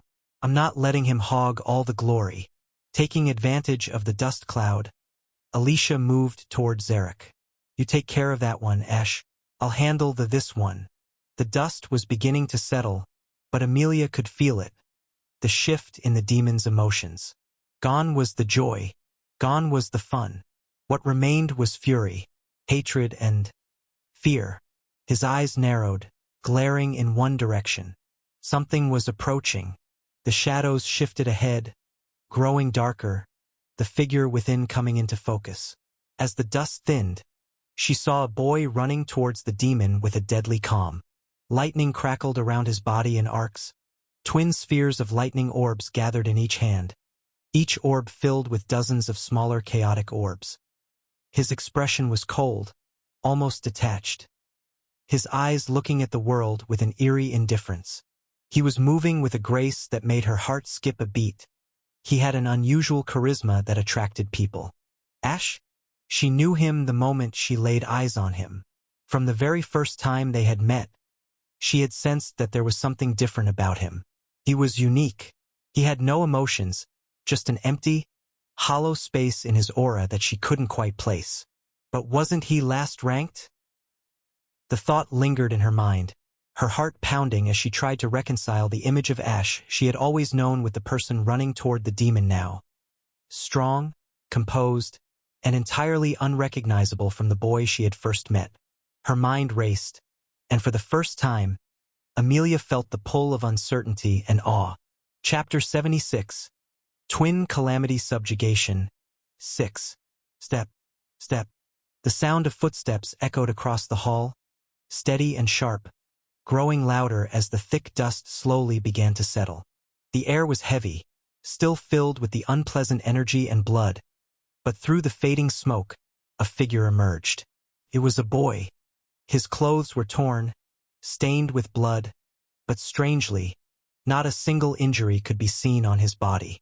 His eyes were locked ahead, burning with cold logic. He was sprinting towards the demon, whose body was already slumped, badly injured, yet still radiating a terrifying presence. Ashu? How? Is this? Wait, isn't that the last-ranked student? These were the collective thoughts of everyone, confusion and disbelief clear in every voice. Except the second-year students, everyone else knew Ash. He was quiet and silent boy who only minded his business. He never interacted with anyone else. Yet now, he stood at the center of everything. The demon was hurt, the portal destroyed, and somehow he was the one responsible for both. No one could believe what they were seeing. But Ash didn't care. He didn't hear the whispers, didn't care about the looks. He had activated Omnithought again, and his thoughts moved with mechanical calm. He did not want to give any second for Mirak to recover, so he activated the skill again. In both of his hands, he had formed 2 multicore lightning spheres, unstable but deadly orbs made of compressed lightning and layered mana cores. This won't be enough, he thought. No matter how hard I try, I can't kill him alone. Although Mirak was an elite demon just like Liera, the difference between them was like the gap between the sky and the earth. And the biggest reason for that difference was bloodline. For demons and angels, bloodline wasn't just about family. It was their very source of power. The terrifying power of nullification that Mirak used wasn't a learned ability. It was a gift, no, a birthright, bestowed upon him by his bloodline. The power was not ordinary. It traced back to the 7 overlord demon bloodlines that stood beneath the demon king who ruled over all with the royal bloodline. To fight a demon outside these bloodlines? That was one thing. But to face someone from one of them? It was like the difference between fighting a house cat and fighting a lion. I'm still a novice. I might be fast, but power-wise, I'm nowhere near him. He clenched his jaw tightly. Even Ray couldn't finish them off without sacrificing something. If I try to fight one-on-one, I'll die. But he wasn't alone anymore. Not this time.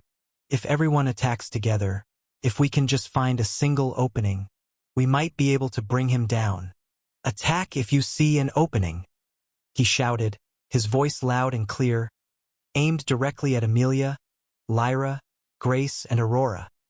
The 4 girls who stood out among the others, the ones he knew had enough strength to hurt a demon if they worked together. He didn't stop running. From the edge of his vision, he noticed Alicia, sprinting in another direction, heading toward Zarek, her aura glowing faintly with power. His stomach twisted. Please, just stay safe, he thought, the words aching silently inside him. He pushed his legs harder, running even faster. Ash wasn't using any special movement skill. He wasn't using mana to boost his speed. This was just his raw physical ability. For a mage, his speed was insane. Damn it, who said demons are hot-tempered? Ash cursed. Look at this bastard. He's as calm as a lake. But deep down, Ash had always liked lakes. Not for how still they were, but for what they could become. Because he knew, a single stone is enough to create a ripple. And sometimes a ripple was all it took to break the calm. With that thought grounding him, Ash gritted his teeth, his muscles tensing, and hurled one of the lightning spheres with everything he had. The compressed sphere of mana shot forward, spinning through the air with a high-pitched screech. It sliced through the air like a comet blazing across the night sky, loud, wild, and unstoppable. He's fast. That was the first thought that crossed Grace's mind as she watched Ash sprint ahead, his feet pounding against the ground like a heartbeat echoing through the battlefield. Even amidst the tension in the air, her hands moved without pause, casting a soft golden glow over Aurora's body, healing what little damage she could, steadying her comrade for what was to come. Aurora's gaze, like hers, was locked ahead. Is it really possible for a mage to run that fast? She blinked, questioning her own eyes. Ash wasn't using any spells, nor using any equipment. He was just running. And still, he was faster than many students they had seen in classes. And yet, more than speed, it was the presence and charisma he carried that made her heart race. What was that lightning streak earlier? How did he even move like that? Was he always hiding this kind of strength? A flood of questions crashed through her thoughts, but she forced herself to stay calm. This wasn't the time to lose focus. She clenched her fists tighter and forced her curiosity down into the back of her mind, saving it for later, for a moment when they weren't staring death in the face. Then her eyes widened again. Ash, still running, raised one of the glowing spheres of crackling lightning, where unstable cores were spinning inside, arcs of electricity snapping out in every direction like they were hungry to destroy. The way it hummed in his grip, like it was barely being contained. And then, he threw it. The orb cut through the air like a meteor from the gods. It lit up the hall as it crossed the air, leaving behind a trail of blue-white light like it was tearing through the very sky. The demon raised his hand slowly, as if this attack was just another annoying fly buzzing near his ear. "Curse of nullification," he muttered, voice low but clear. And in that instant, Grace's heart dropped. "Oh no! That won't." The words got stuck in her throat. She wanted to scream. "It won't work. Think of something else." But the words never left her lips, because a heartbeat later, boom! A blast of thunder exploded outward, rattling the earth beneath her feet. A blinding flash lit up the entire battlefield, white and electric blue and absolute. Grace's eyes snapped wide, round and stunned like an owl caught in headlights. So did everyone else's. She didn't even realize her hands had stopped glowing. She wasn't the only one frozen. All across, everyone including Zarek stared at the place where Mirik had stood. Some with awe, some with confusion, and many with disbelief. She blinked hard, regaining focus as her lips trembled with a whisper. That wasn't supposed to work. It wasn't supposed to be possible. No one expected that kind of power from someone ranked dead last. I knew it. It worked. Heh. Ash smirked mentally, even if it was faint. Deep down, he hadn't been sure whether the curse immunity granted by the Rune of Life applied to his mana as well. But seeing the aftermath of the explosion, he finally had confirmation. The curse had failed to nullify his spell, and that meant his spell and power, however limited, had just broken through the ability of one of the 7 overlords. Without losing momentum, Ash dashed straight into the smoke and dust that still covered the surroundings like a thick blanket. His eyes narrowed as he spotted a blurry silhouette ahead, a figure half hidden in the fog. He didn't wait. Without pause, he threw his second lightning sphere. It left his hand with a sharp crack, flying through the air like a bolt of divine punishment. The way it moved, crackling with arcs of light and storm, it almost looked like a Rasengan, as if Naruto had charged it with fury instead of wind. Boom! Another blast echoed across the field. Another roar of thunder cracked through the air, louder and sharper than the first. The shockwaves scattered the dust, revealing the chaos within. Ash had already deactivated Omni Thought the moment he launched the second orb. It had only been around 10 seconds, but his head was throbbing like a war drum. His vision blurred at the edges, and his breathing grew uneven. Still, he bit down hard on his tongue, forcing himself to stay awake. As the smoke began to thin, he saw it. Mirek, now surrounded by a cracked, trembling black barrier. Thin glowing lines spiderwebbed across it, signaling it was close to breaking. And within seconds, with a brittle cracking noise, 5 barrier shattered with a sound like brittle bones. But behind it was another barrier, smaller and stronger. And when that one dropped too, Mirek's battered figure was revealed at last. His body was bloodied, skin scorched, and there was a deep wound size of circle on his stomach. Though he had managed to block the second sphere, the first had struck him directly. His arrogance had cost him, and now it showed. How dare this little bug? Zarek roared in fury, his face contorted with rage as he took a step forward. But before he could charge at Ash, a new group cut into his path. Ray, Irvin, Ethan, and other second-year students surged in from the side. Where the hell do you think you're going? Irvin growled, appearing right at Zarek's flank. His body was healed, almost fully recovered. As the son of a saint, he had access to high-grade recovery potions, and during the moment Mirek was injured and Zarek was distracted, he, along with Ray and Ethan, had used that chance to recover. Irvin's legs were wrapped in rock and metal, hardened like a living weapon. With a shout, he spun and struck Zarek's side with a brutal kick. Bam! Zarek staggered from the impact, gritting his teeth. His focus, which had been entirely on Ash, shattered. Still, that moment was enough. Ray flickered through the space between them, the signature ripple of flicker step tearing the space as he appeared before Zarek in an instant. His blade gleamed with spatial energy. Void Severance! Zarek barely managed to cross his arms to defend. The impact carved deep into his flesh. Dark blood sprayed out, splashing across the floor. The sheer force pushed him back, his boots skidding along the ground. Before he could stabilize, whoosh! An ice spear which was cast by second-year student cut through the air toward his face, forcing him to react. He slapped it aside with a contemptuous backhand. Crack! Shards exploding outward. But it was never meant to hit. It was bait. Shadow step. Ethan leaped from the darkness, twin daggers glowing. He struck exactly where Ray's blade had landed, right into the open wound. Arg! A guttural cry ripped from Zarek's throat. His body twisted in pain. Before he could retaliate, Ethan vanished again. Shadow to shadow, reappearing beside the others, smirking. Don't even think about ignoring us, you oversized freak, Irvin shouted, rage burning in his eyes. Zarek's eyes burned with unholy fury. His brother was injured. His pride was shattered. And now he was being held back by a group of children? His voice cracked like thunder. You filthy bugs. Chapter 77. Twin Calamity Subjugation. 7. Hoo-hoo. Miric's chuckle was quiet, almost airy, but it twisted through the air like a snake. He stared at the deep wound carved across his chest, where dark blood spilled slowly, thicker than ink, refusing to stop. This is really surprising, he murmured, more to himself than anyone else. He gently touched one of the bleeding gashes, eyes narrowing.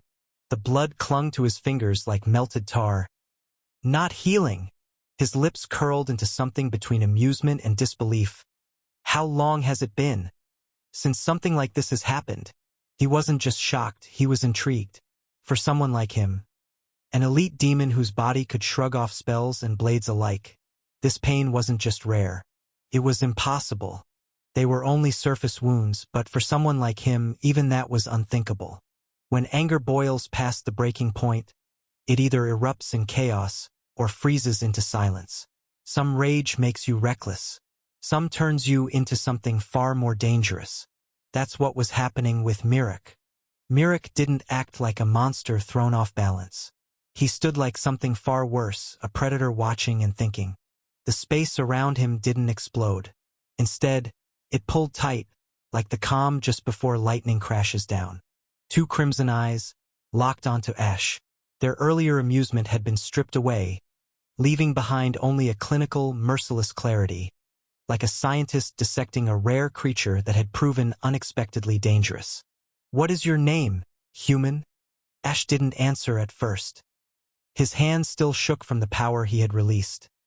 His focus was hazy, and a serious headache throbbed in his skull, an aftereffect of omni-thought. Behind him, the battle raged on, Zarek's roars and the sounds of clashing steel filling the air. But Ash didn't hear it. His world had shrunk down to just him and Miric. For a moment, silence stretched, thick and heavy. His voice, when it finally came, was calm, but there was a weight to it. Ash Burn. A/N. Yo, real quick. Thinking about giving Ash's other identity the title Heavenly Demon. I know, it sounds Mirim style, but even in a non-Mirim setting, there's just something raw and regal about it, right? Feels like a name that echoes. Still, I'll only run with it if y'all vibe with it. Let me know. Miric's red eyes flickered, his lips curling into something like amusement, but the heat of anger still simmered beneath. Ash Burn, Ash Burn. Miric repeated slowly, as if committing the name to memory, letting each syllable sink into his thoughts. After a beat, he nodded. Very well, Ashburn. I, Miric, will remember the name of the human who dares to wound me. Miric's eyes burned with an intensity that could melt stone. The rage inside him was building, thick and boiling, until it spilled out of his mouth in a vicious hiss. But his voice dipped low, dripping with fury. You will pay for this. You will pay the price for daring to harm me. His hands shot up. The atmosphere around them seemed to crackle as dark energy surged through his fingers, swirling like a storm ready to break loose. Miric's power gathered around him, so thick it felt like the air was vibrating, bending to his will. Cursed hands. With that chant, two massive hands formed in the air, made entirely of dense cursed demonic energy.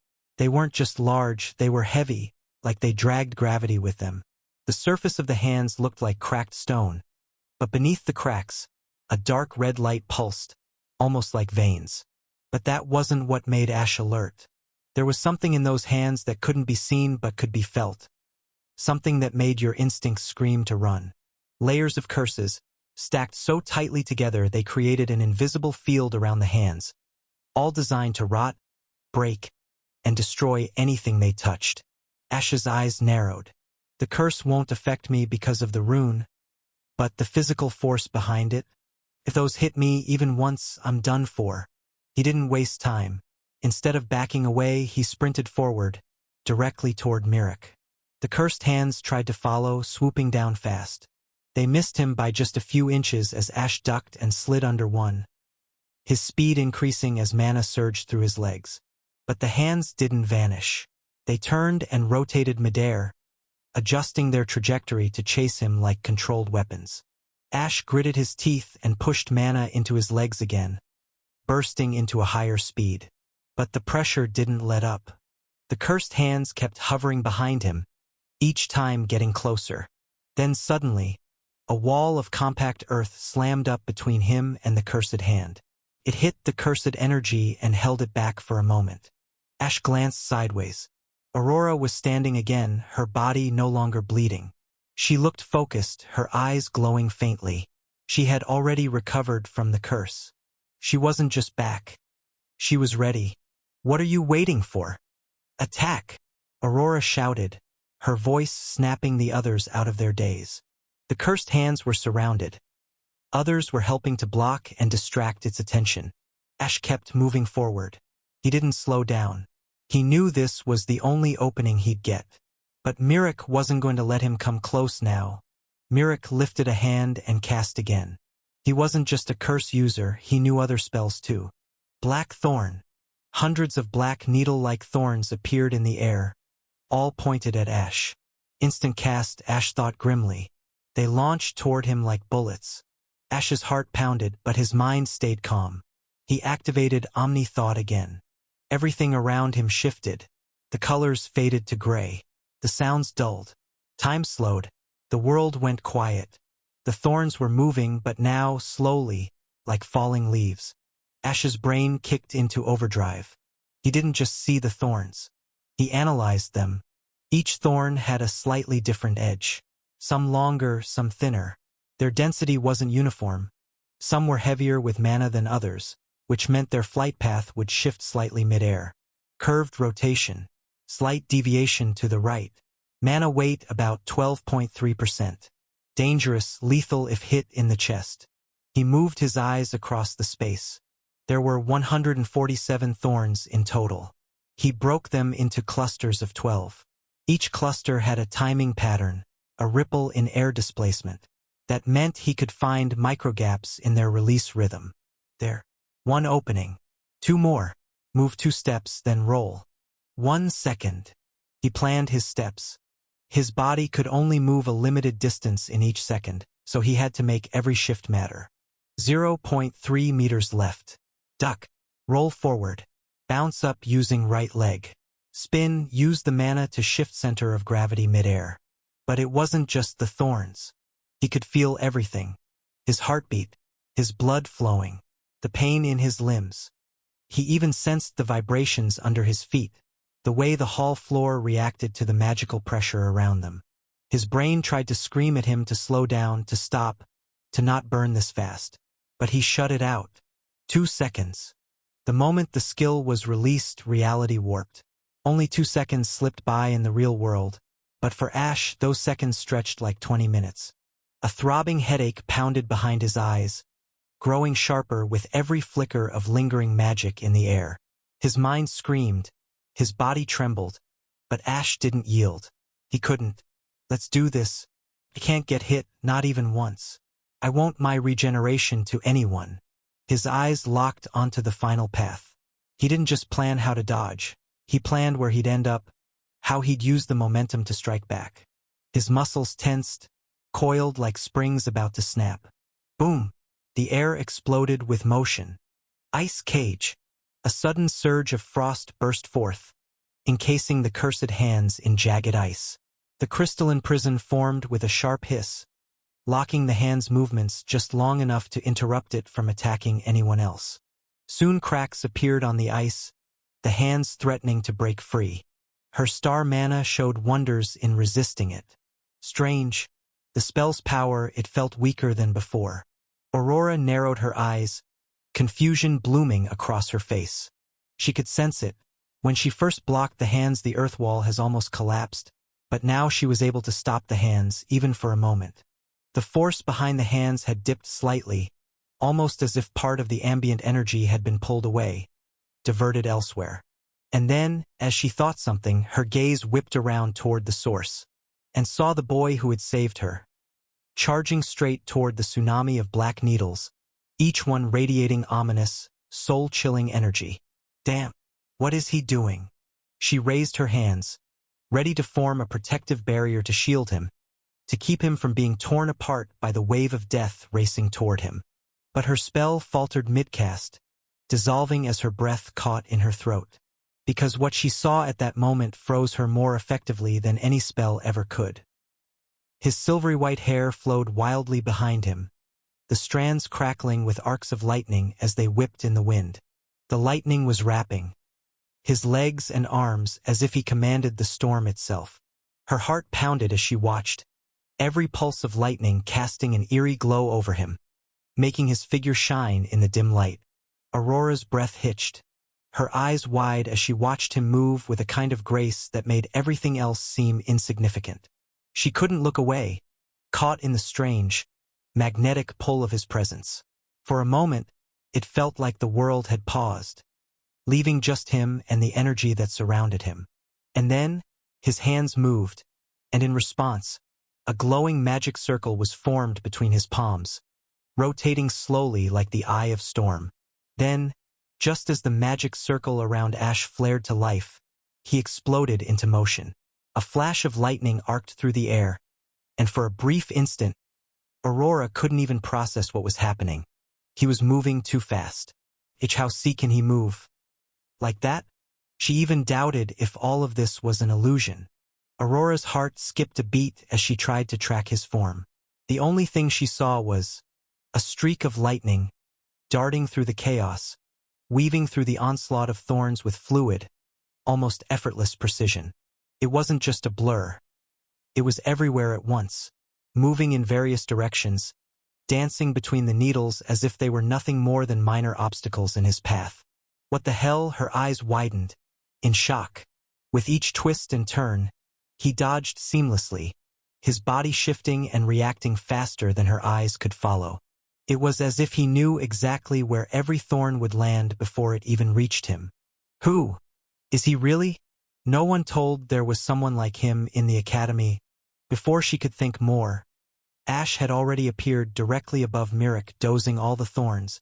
Aurora's breath caught, her heart stumbling in her chest as her eyes locked onto the figure above Mirek. He's breathtaking. That was the only word that even came close. His hair shimmered like strands of current under lightning, whipping behind him like a banner of defiance. How can someone look like that in the middle of battle? There was something about him, irresistibly fierce, yet exuding a calm confidence that made him look untouchable, almost otherworldly. She couldn't stop staring. And in that moment, surrounded by chaos, blood, and screams, Aurora could only think one thing. He's the most beautiful storm I've ever seen. Chapter 78. Twin Calamity Subjugation. 8. What kind of spell was that? That was the collective thought ringing through the minds of everyone who had witnessed it.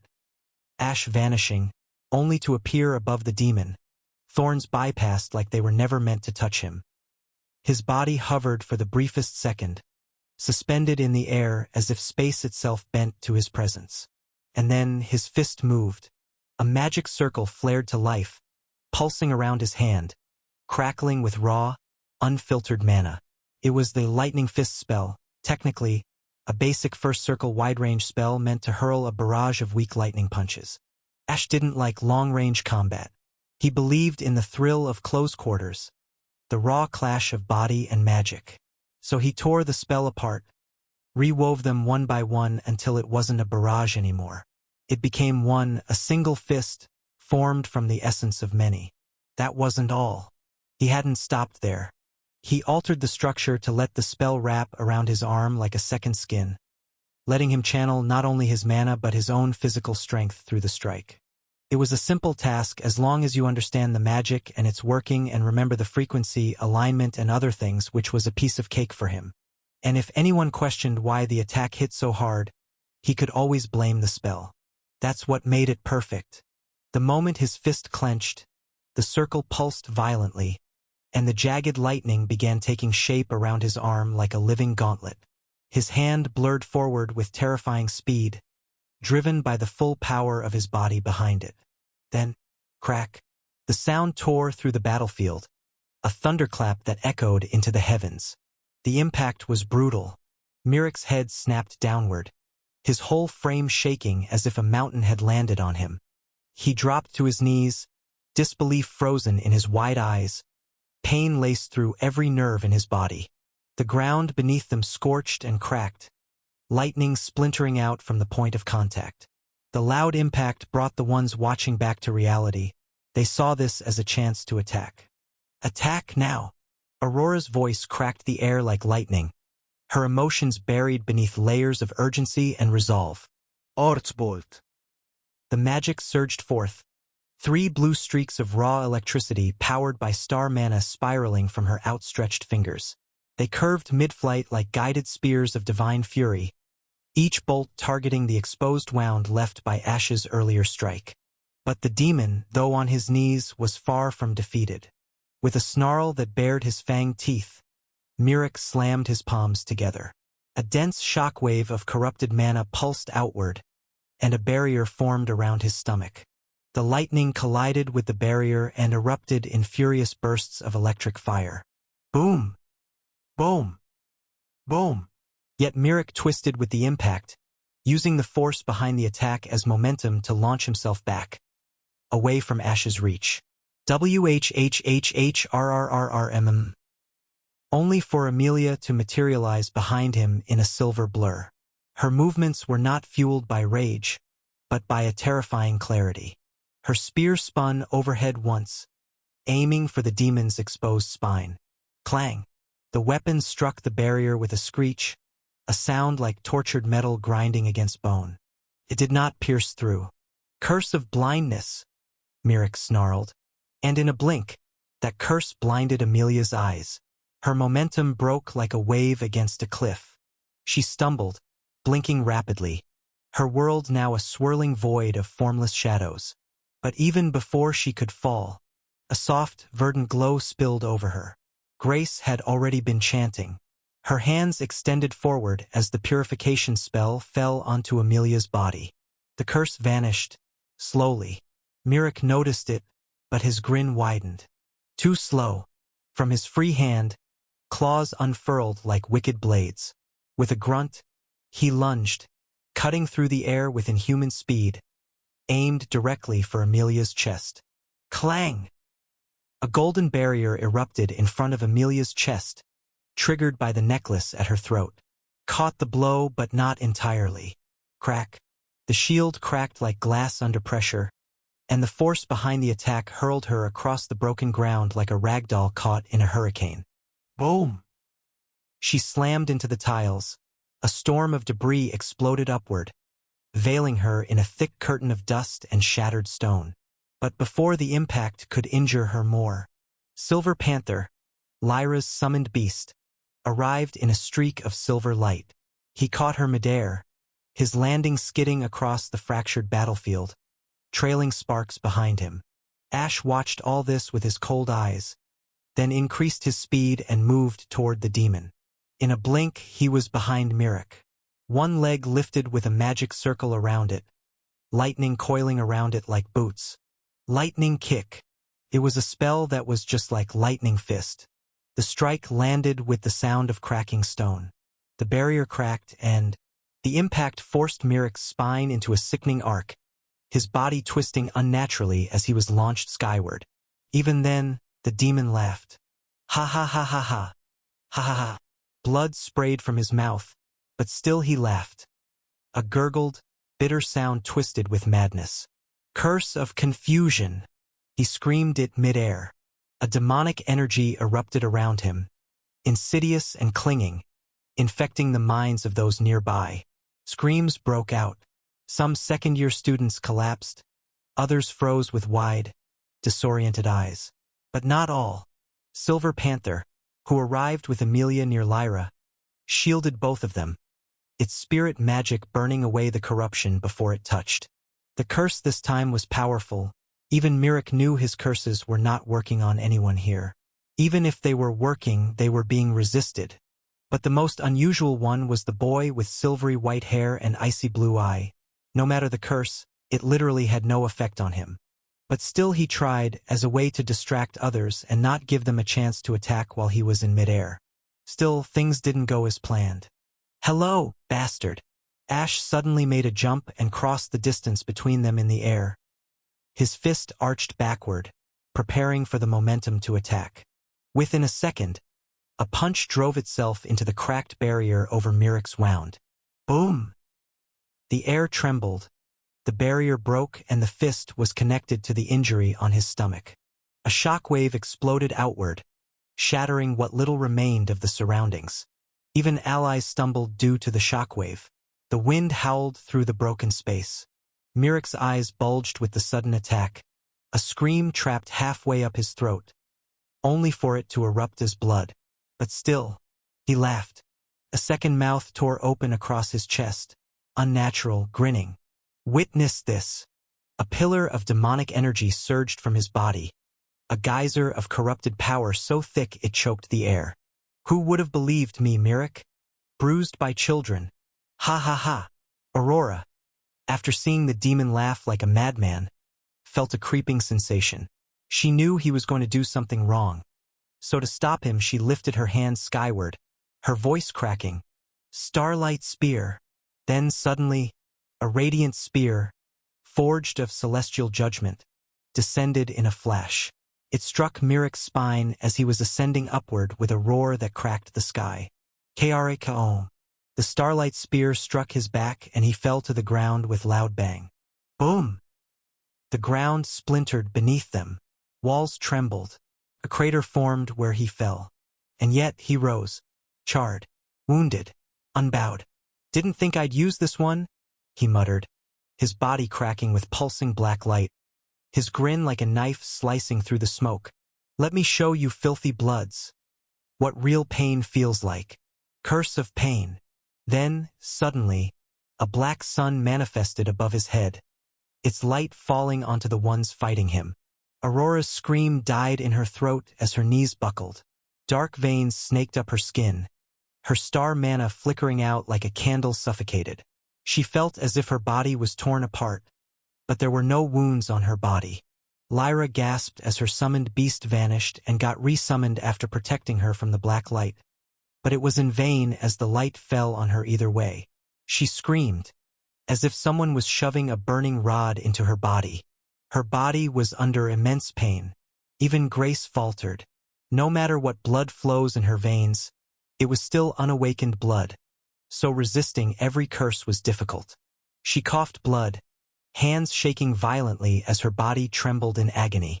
Amelia's barrier, a pale whisper of its former strength, took the full force of curse, but it was still not able to stop it, as its glow dimmed and the black light landed on her.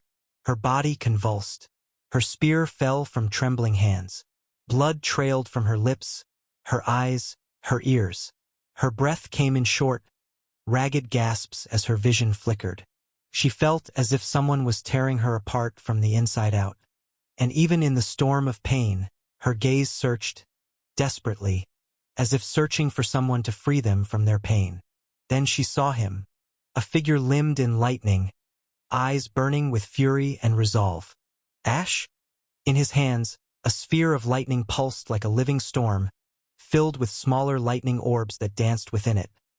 Not in harmony, not in chaos, but in a strange rhythm between both, orbiting and colliding as though caught in an eternal battle of wills, yet never breaking apart.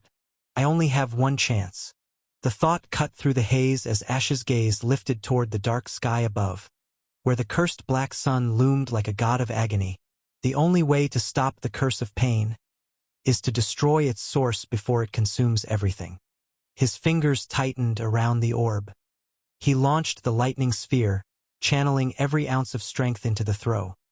His mind still under the lingering clarity of omni-thought, calculating the angle, the force, the timing with inhuman precision. Every neuron in his body fired in sync, pushing his aim toward absolute perfection.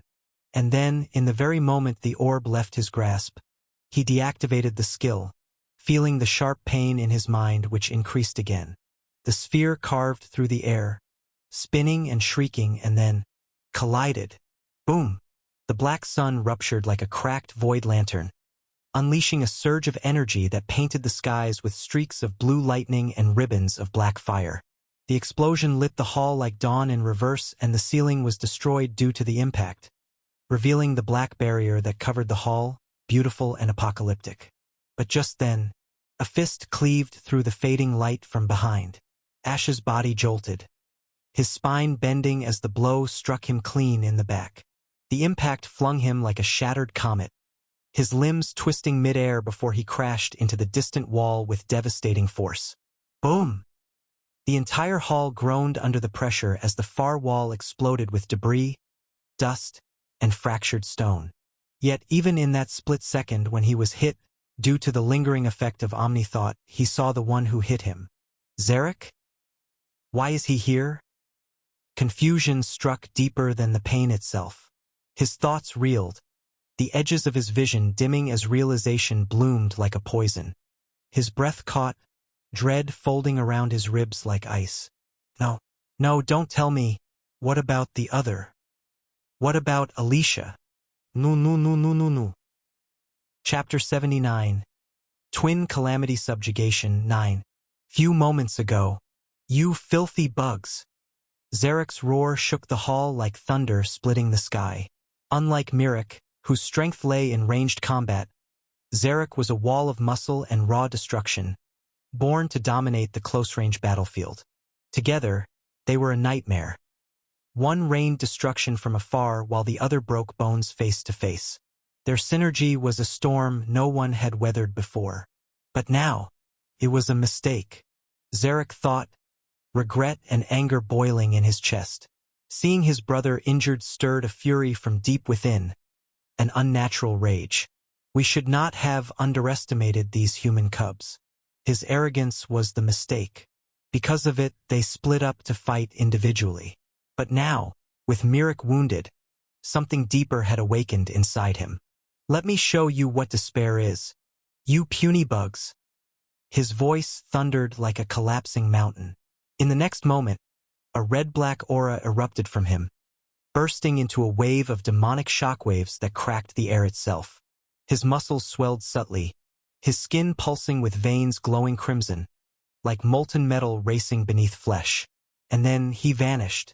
Without a sound, he reappeared near Ray and punched straight into his face. The strike was so devastating, so full of raw power, that if it had landed cleanly, Ray's head would have been reduced to nothing but blood mist. But due to pure instinct, Ray intercepted the punch with his sword. The force surged through the sword and into Ray's body like a tsunami. If it had been any ordinary sword, it would have shattered into shards, and Ray would have died. But it clearly was not. How dare this insect hit me? Etheris's voice roared in Ray's mind, but even its fury was eclipsed by the pain that bloomed through Ray's nerves. He was flung like a rag doll, tumbling across the cracked floor. Tiles shattered beneath him, the ground splitting open from the brutal velocity of his fall. But Zarek didn't stop. His momentum never faltered. He vanished again, and before anyone could track his movement, he turned into a black and red streak of light, reappearing right in front of Irvin, claws extended, gleaming with demonic energy that pulsed like thick mist. Seeing the claws aimed at his head, Irvin's mind went blank. No matter how much courage he mustered, he was still just a boy. How could anyone expect him to stand firm in the face of death? Move, idiot! Ethan's voice ripped through the air from a distance, his daggers already spinning with dark energy. But the space between them was still too great. Just as the claws reached Irvin's head, a blade gleaming with silver energy deflected them. Just slightly, enough for them to miss. A /N. If I make a mistake about moon color or moon energy color, do tell me, 'cause I forgot what color I initially decided.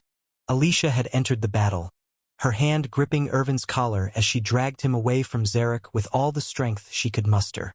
I can't read the thoughts of anyone here, Alicia thought grimly. She realized what that meant.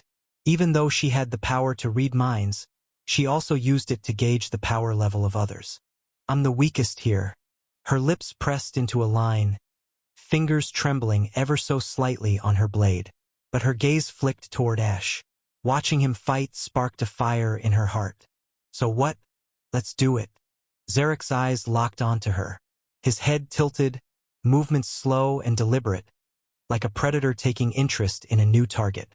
The attack she had deviated could only be called luck.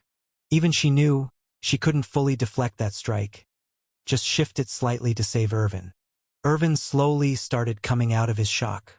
I survive, Ed, he whispered, eyes wide, fists clenched. At the same time, Ethan appeared next to Zarek, whose gaze was still fixed on Alicia, the one who had interfered with his attack. His daggers were wreathed like flames of shadow and darkness, casting an eerie glow across the cracked ground. This was no ordinary attack, it was his strongest technique. Consecutive flaming strikes. The daggers danced like fireflies in a storm, each movement a blur, each strike aimed with lethal precision. Shadows erupted with every impact as he slashed again and again. But Zarek didn't even glance at Ethan. Whether he noticed or chose to ignore it, he didn't react. The dagger strikes landed all over Zarek's body. Dark flames and shadows licked across his skin. But when the move ended, there was not a single scratch. Zarek stood unscathed. How is this possible? That was the only thought in Ethan's head. Even Ray had managed to make him bleed. But Ethan's attack, his strongest attack, did nothing. I worse than Ray? He was shocked. But beyond that, he felt something deeper, raw fear. Fear of a monster that couldn't be hurt. Zarek literally ignored Ethan and stepped toward Alicia. He spoke with a deep voice, filled with anger. Hey, you damn ladybug. Elol. You know, I've got a damn good memory. Even if I'm just the close-range brute and don't use my brain like my brother, I remember faces. His voice dropped, venom thick in every syllable. And I remember, you weren't one of the ones who were awake after my brother cast the curse of sleep. Sweat trickled down Alicia's brow. Her breathing slowed. The air around her tightened, like reality itself was shrinking beneath Zarek's killing intent. Am I scared? She didn't have the answer. When she'd stepped forward, it was with the hope of helping, lightening the burden on Ash's shoulders. She didn't think it would be easy, but this was something else. It's not easy at all. She bit her lip until it bled. Her hands trembled, but her eyes sought Ash again. He was still fighting with the other demon. But still, how can I back away now? He's still fighting over there. And wouldn't he still be fighting even if I hadn't gotten the mind reader skill? If I hadn't figured out the truth? If she hadn't guessed Ash's identity, he would still be fighting, all alone. That thought made her sad and angry. That anger burned away her fear. She took a deep breath and faced Zarek again, only to freeze as she saw him follow her gaze, and then glance at Ash. Looks like you were with that bug, who is fighting my brother, Zarek hissed, voice venomous. Then won't he feel the same pain if I do the same to you? But Alicia just stared back, silent. Are you ignoring me? Me? Ha ha ha ha. He laughed. But in the next moment, Alicia's blade flashed forward. A silver arc of moon mana surged through the air, followed by more slashes. Slash, slash, slash, slash. Each attack met Zarek's body, yet only a thin line of red appeared, and even that seemed like a concession made by the moon mana itself. Hee hee. A light chuckle escaped his lips. With a slow, mocking backhand, he swung at Alicia, his movement sluggish, like he wanted her to fight back, wanted her to feel fear, despair. She knew, somehow, that if she tried to dodge, she'd still be struck. So instead, she reinforced her body, flooding her limbs and blade with every drop of mana she could gather, bracing for impact. But then, before the blow landed, Irvin appeared in front of her. He threw himself between them, body armored in stone and metal conjured from his earth affinity. But Zarek's hand suddenly surged in speed, striking with terrible force. Irvin was launched like a cannonball, blood spraying from his lips. Ethan interfered too, locking Zarek's legs in shadows. Zarek shattered them easily, but his momentum broke for a moment. Still, the attack hit Alicia's blade. The blade in her hand snapped in two. The blow hit her. She was lifted into the air like a doll, blood bursting from her nose, ears, mouth. her bones cracking beneath the force, before she was flung across the hall like debris. Ethan appeared behind Zarek, daggers lunging toward his neck. Even in despair, his blades didn't stop, but a single backhand slap sent him flying too. Zarek looked around slowly, his breath sharp and heavy in the quiet aftermath. Every single person who had dared to stand against him was now on the ground. Their bodies were motionless, groaning in pain or unconscious. There were still 1 or 2 students left standing, but they were rooted in place, too afraid to even move a finger.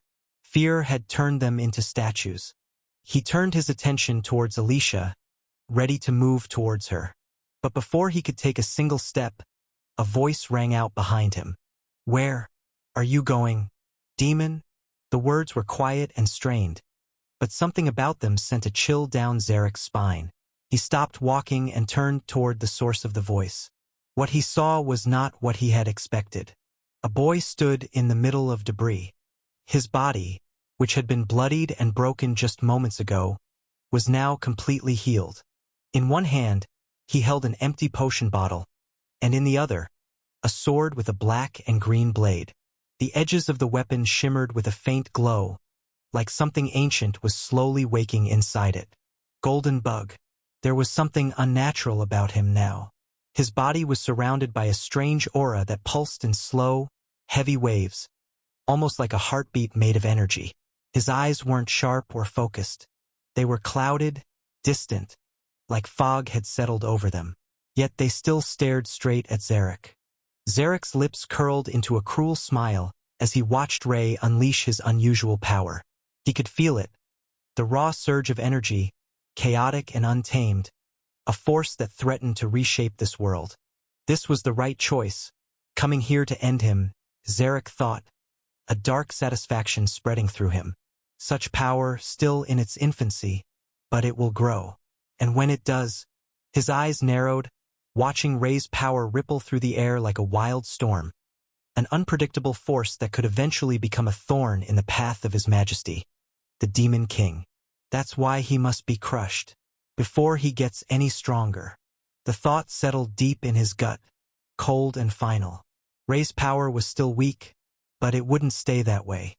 He could already taste the potential dangerous, alluring. The prospect of controlling it, of absorbing it. It thrilled him. But a part of Zarek knew that this power, if left unchecked, would become a threat. A real threat.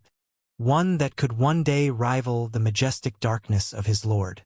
No, that will never happen. Not while I stand in his way. Inside Ray's mind, the sword stirred with a faint hiss of disappointment. Hiske. Kids these days really are too weak-minded. He lost control over his emotions right at the end. But this power he's using, is he overloading his core with mana just to get a temporary boost in strength? That's a suicidal move. You need perfect control to pull that off without shattering your core. How is he managing that when his mind isn't even stable right now? The sword continued to mutter, half judging, half intrigued, watching the boy stand against a demon with cracked control and a burning will. Ray had activated Overclock. Skill. Overclock. Temporarily increases all stats by 90% for 5 minutes. After 5 minutes are over, the body will suffer a backlash, and the user will lose consciousness for a week. He's stronger than before, but still weak. Zarek thought, noticing the change in him. Even with all the power flowing through him, Ray remained quiet. His body trembled with the surge of raw power surging through his veins, but it wasn't for long. He moved forward, faster than the eye could track. When he reappeared, he was right in front of Zarek, his blade already raised. Aura blade. Space. The moment Ray swung, the space around the sword bent and twisted.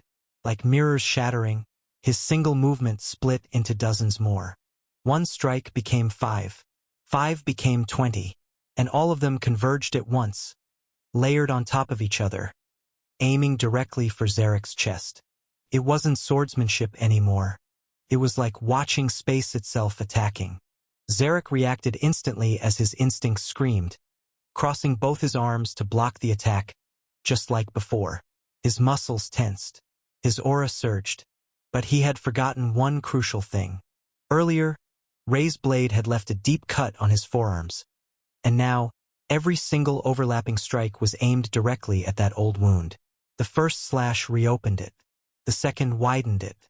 The third dug deeper. The rest didn't even give him time to flinch. The attacks weren't just fast, they were merciless. Flesh split.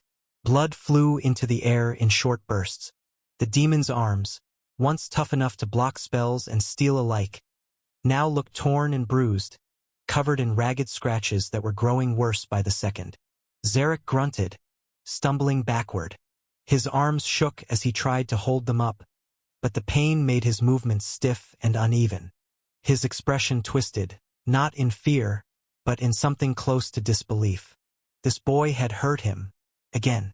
And this time it wasn't by luck. It was skill. Ray's grip tightened as the sword in his hand pulsed once more. His eyes, though still clouded by the effect of madness in his mind, were locked on his opponent. There was no emotion left on his face. Only the stillness of someone moving on pure instinct, driven by hatred itself to kill the enemy. /N. Don't you all think Ray is more useful after he loses to emotions? I think, though, I feel like he will become Zenitsu like this XD. The black and greenish sword buzzed quietly in his palm, analyzing everything Ray was doing. Ray's body was adapting in real time. His swordplay was now more faster, tighter, and more precise. His instincts felt sharper. It was the effect of his trait, limitless growth, that allowed him to evolve under pressure, that demanded growth in the face of overwhelming odds. What in the forgotten heavens is this boy? His form just now, it shouldn't be possible without years of combat. Yet he pulled it off mid-swing. Impressive. Maybe I've finally found a master worth wielding. Though, his emotions are still a mess. But Ray didn't stop. Ray's sword moved again, as if the blade itself had a mind of its own. Void Severance. With a sudden crack in the air, the attack tore through space, hurtling toward Zarek. For a moment, Zarek seemed caught off guard, but he quickly dodged, narrowly escaping the strike. Still, Ray didn't pause. He only fought, his every strike driven by the surge of power coursing through his body. The battle continued like that, chaotic, unpredictable. Sometimes Ray was the one injured, his body taking the brunt of the fight.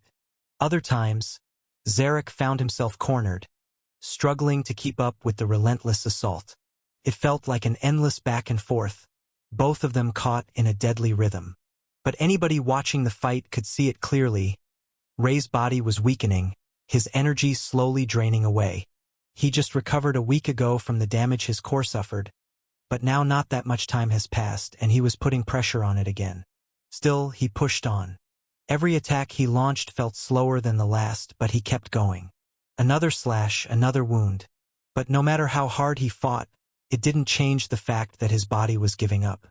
The power from his skill had already worn off, earlier than the actual time, as if to save him from cracking his core. Ray stumbled, his vision blurring. His legs gave way beneath him, and in the next moment, he collapsed onto the cold ground. What? Hey, wake up, brat. A swordsman doesn't lose consciousness in the middle of a fight. Wake up! Etheris's voice roared in his mind, filled with urgency and frustration. Alicia POV. Alicia crumpled to the ground, the world spinning in jagged fragments around her. Her body felt like a shattered mirror, each shard of pain reflecting the brutal truth of her weakness. Blood seeped between her fingers, slick and warm, staining the earth beneath her. It hurts, but not as painful as dying, she thought mockingly. But it wasn't the pain that consumed her. It was the helplessness, the suffocating, crushing weight of knowing she had failed. I am so weak. Even after training for all those hours, she was still weak. It never hit her this hard before, because she had always believed that with more practice, she would grow stronger. But after learning about Ash, she felt like, what the hell had I been doing until now? She used to think he was just training too hard, without understanding the deeper reason behind it. Was it despair and helplessness that drove you that hard to train? Her vision blurred as a cloud of nausea swirled in her stomach, darkening her world. She blinked, trying to force herself back into focus, but the edges of her sight trembled like flickering candlelight. The battle raged on around her, but in her mind, it was all distant, muffled, like watching someone else's nightmare through glass. "Pull yourself together," she whispered, but her voice was so weak, so broken, that even she didn't believe the words. Alicia reached for the healing potion from her space ring, her fingers trembling, and uncorked the bottle with shaking hands. She lifted it to her lips, the liquid burning its way down her throat, cool but almost suffocating in its intensity. A pulse of energy bloomed inside her, spreading warmth into the rawness of her flesh. She felt the potion's effects settle in her veins, like a gentle tide pushing back against the force of her wounds, but it wasn't enough. Her chest tightened, and a ragged breath left her lips as she slumped back against the rough stone behind her. She closed her eyes for a moment, her head heavy, every movement like wading through thick fog. This is not the time for rest. If I am not strong enough to help directly, I should help indirectly. She couldn't let herself fall here, not when everything was at stake.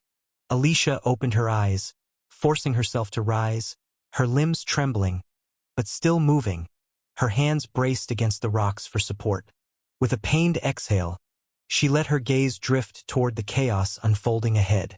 She could still see Ray fighting, struggling, pushing forward with everything he had. Her gaze moved, and she saw Ash also struggling to injure the demon deeply. Her hands clenched into fists, blood still dripping between her fingers, but her resolve solidified. Boom! Boom! Boom! Boom! Keep attacking. Otherwise, your heads might fall when the parents of those kids arrive. Leonard, Ash's class close combat instructor, bellowed, his voice cutting through the cacophony of battle. He swung his sword with a powerful arc, the blade crackling with raw energy that should have reduced anything in its path to rubble. But as it collided with the barrier, it only made the air shimmer, causing no more than a brief tremor. The energy inside his strike could obliterate entire cities, but the barrier held firm, as though it were laughing at their efforts. What the hell is this barrier? Leonard's frustration boiled over, his eyes wild with disbelief. He didn't know what kind of magic had woven it, but it was something beyond their understanding, beyond anything they had ever encountered. He wasn't alone in his helplessness. All the instructors, guards, and caretakers had converged on the barrier, their weapons clashing against it in vain, their desperation mounting with every failed attempt. Fear was in the air, palpable and suffocating. What will happen when the saints of humanity arrive and demand an explanation for the safety of their children? The weight of the thought pressed down on their chests. If even one child died, the consequences would be catastrophic. No one in this academy would escape the wrath of the saints. Keep attacking, Leonard barked, his voice strained with urgency. We need to rescue kids at all costs. Rescue the kids, shouted another voice, cracking under the pressure. The air was thick with tension as Elva watched from her vantage point atop the semicircle barrier. Her usual personality was nowhere to be seen. The situation was serious, so was she. Her gaze swept across the frantic scene below, taking in the chaos that swirled like a storm of rage and fear.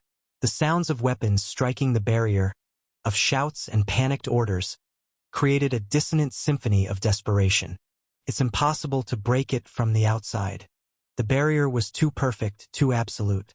Its presence felt as though it were made of a substance that defied comprehension. Without a saint-ranked individual breaking the barrier was nothing more than a futile dream. After all, she had tried every spell she knew, but the barrier didn't even budge. But there's no such thing as an unbreakable barrier. Elva's mind raced, caught between the grim reality of their situation and the stubborn whisper of defiance that ran through her veins. Everything born in this world, no matter how grand, must eventually meet its end. Even the greatest powers could be undone by time or the right force. Nothing could stay static forever. No barrier is invincible. But the question remained. How? Already, half an hour had passed since the barrier went up. She had no idea what was happening inside. The thought of the children trapped inside, vulnerable to whatever horrors might be lurking beyond the barrier, gnawed at her. I'm pathetic. She blamed herself, gnawing on the thought that if only she were stronger, if only she were a saint, she could tear this thing down with ease. But that's impossible. The bitter truth of it hit her like a cold wave. She was nowhere near ready, nowhere near strong enough. Just as she was about to spiral further into her self-doubt, her gaze shifted upward. Something caught her eye, a flash in the sky above, a burst of light and flames. At first, she thought it was just another effect of the ongoing chaos. But then her eyes locked onto the message that was burning brightly against the sky. I know how to open the barrier. Her breath hitched in her throat. A shiver ran down her spine. She focused all her energy, squinting against the smoke and haze in the air, desperately trying to decipher the source of the message. And then she saw it. The person responsible for the words was none other than Malicia? Chapter 80, Twin Calamity Subjugation, 10. Thud. Ray collapsed onto the ground with a heavy thud, the sound echoing like a cruel drumbeat across the battlefield. Xerix came to a sudden halt, his frame stiffening, his crimson eyes narrowing as he took in the fallen figure before him. For a moment, silence claimed the broken air, broken only by the soft crackle of demonic energy still lingering in the atmosphere. Then, a low chuckle rumbled from Xerix's throat, deep and filled with mocking cruelty, a sound born not from amusement but from sheer disdain. So this is the extent of your defiance. Pathetic, Xerix muttered, his head tilted slightly, almost curious, much like a predator circling a wounded prey that no longer posed a threat, but still twitched with fading life. The power Ray had unleashed earlier, the brief flash of something monstrous and untamed, had been real enough to stir a whisper of caution within Xerix's instincts. Yet now, as he stood there, watching Ray's unconscious form, teetering on the cusp of death, let's end this farce. Xerix thought coldly as he moved closer to Ray's unconscious form, his claws pulsing ominously with demonic energy. His hands hovered above Ray's unmoving body, ready to strike down and snuff out what little life remained. Inside Ray's dormant consciousness, a voice screamed with growing desperation. Hey, you brat! Wake up! If you don't move, you're going to die. You hear me? Wake up, you stupid human! Etheris, bound to Ray's very soul, continued to scream inside his mind, but Ray didn't wake. Normally, Etheris could see the world through Ray's eyes, experience every heartbeat, every tremor, every battle. But with Ray unconscious, the connection had narrowed. His perception was now limited to a few meters of the world around them. Wake up! If you don't, I swear I'll let you rot and find myself a new master. You pathetic brat! Wake up! But no matter how much he screamed, Ray remained still, unmoving, unreachable. Xerix's hand lowered slowly, the claws sparking ominously as they neared Ray's chest, ready to rip through him without mercy. Just as Xerix's claws were about to tear through Ray's defenseless body, Poochie, a blade, coated in silver energy, lodged itself deep into Xerix's buttocks. Xerix's hands froze, his eyes widening in shock, his face contorting into a mask of rage and disbelief. The pain was a dull throb compared to his raging power, but the insult, the audacity of being attacked at that place, ignited an inferno of rage within his blackened heart. Slowly, almost robotically, he turned his head to look at the source of the attack. This filthy thing, Xerix thought, his body shaking with anger. Alicia stood there, her body trembling under the weight of her own injuries, blood staining her lips, her knees buckling as she forced herself to stay upright. Her sword, still embedded in his flesh, quivered in her fragile grip, yet her gaze remained steady, fierce, and desperate. What was I thinking? Alicia's panicked thoughts raced, heart hammering painfully against her ribs. It was a foolish decision, she knew. Ash had clearly told her to stay back, to make sure she stayed safe no matter what happens. But couldn't just watch. When she saw Ray fall, his body crumpling to the ground, something inside her cracked. It wasn't love that moved her. It wasn't loyalty to Ray or some grand sense of duty. It was something smaller, something rawer. A piece of herself that refused to stand still and watch someone die while she did nothing. The same fragile, stubborn kindness that had always made her weak. The same foolish, reckless instinct to reach out, even when she had no strength left to give. She had died in her previous life because of this same reason. She had felt the coldness of death wrap around her bones, stealing her breath, her dreams, her future. And she knew, the instant her sword pierced Zarek's flesh, that she had made a terrible mistake. Before she could even take another breath. "You dare!" Zarek's furious voice boomed out like a thunderclap. His hands, which had been hovering over Ray, snapped back and lunged at her like a viper. There was no time to dodge. His claws pierced through her stomach, cutting deep with monstrous force. Her body convulsed violently as blood spewed from her mouth, staining the ground in dark crimson. Demonic energy, cold and corrosive, flooded her veins, tainting her very life force, consuming her strength like a wildfire. Zarek yanked his claws free with a guttural snarl, leaving behind 5 deep, gaping wounds across her stomach, each one a grotesque testament to her mistake. Alicia staggered back, the world spinning wildly around her, the pain drowning her in a sea of helplessness. I ruined it. I ruined everything again. I really made a big mistake. But I don't know why. My body just moved on its own. The thoughts circled endlessly, vicious and biting. I am so selfish and pathetic. I made Ash fight when he must have been waiting, planning something, just like he always does. And I shattered everything. Her knees buckled, her vision blurring beyond recognition. I was so weak, so selfish, couldn't even. I'm pathetic. Looks like I don't deserve him. I always end up making him go through pain. Tears she could no longer control slipped down her bloodied cheeks, mixing with the dirt and the blood pooling at her feet. A single broken thought whispered through her crumbling mind.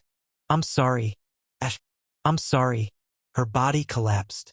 Zarek, breathing heavily, his fury barely contained, raised his claw once more to deliver the final blow to the foolish girl who dared defy him. But the universe had other plans. Without warning, a massive explosion of force cracked through the battlefield. Boom!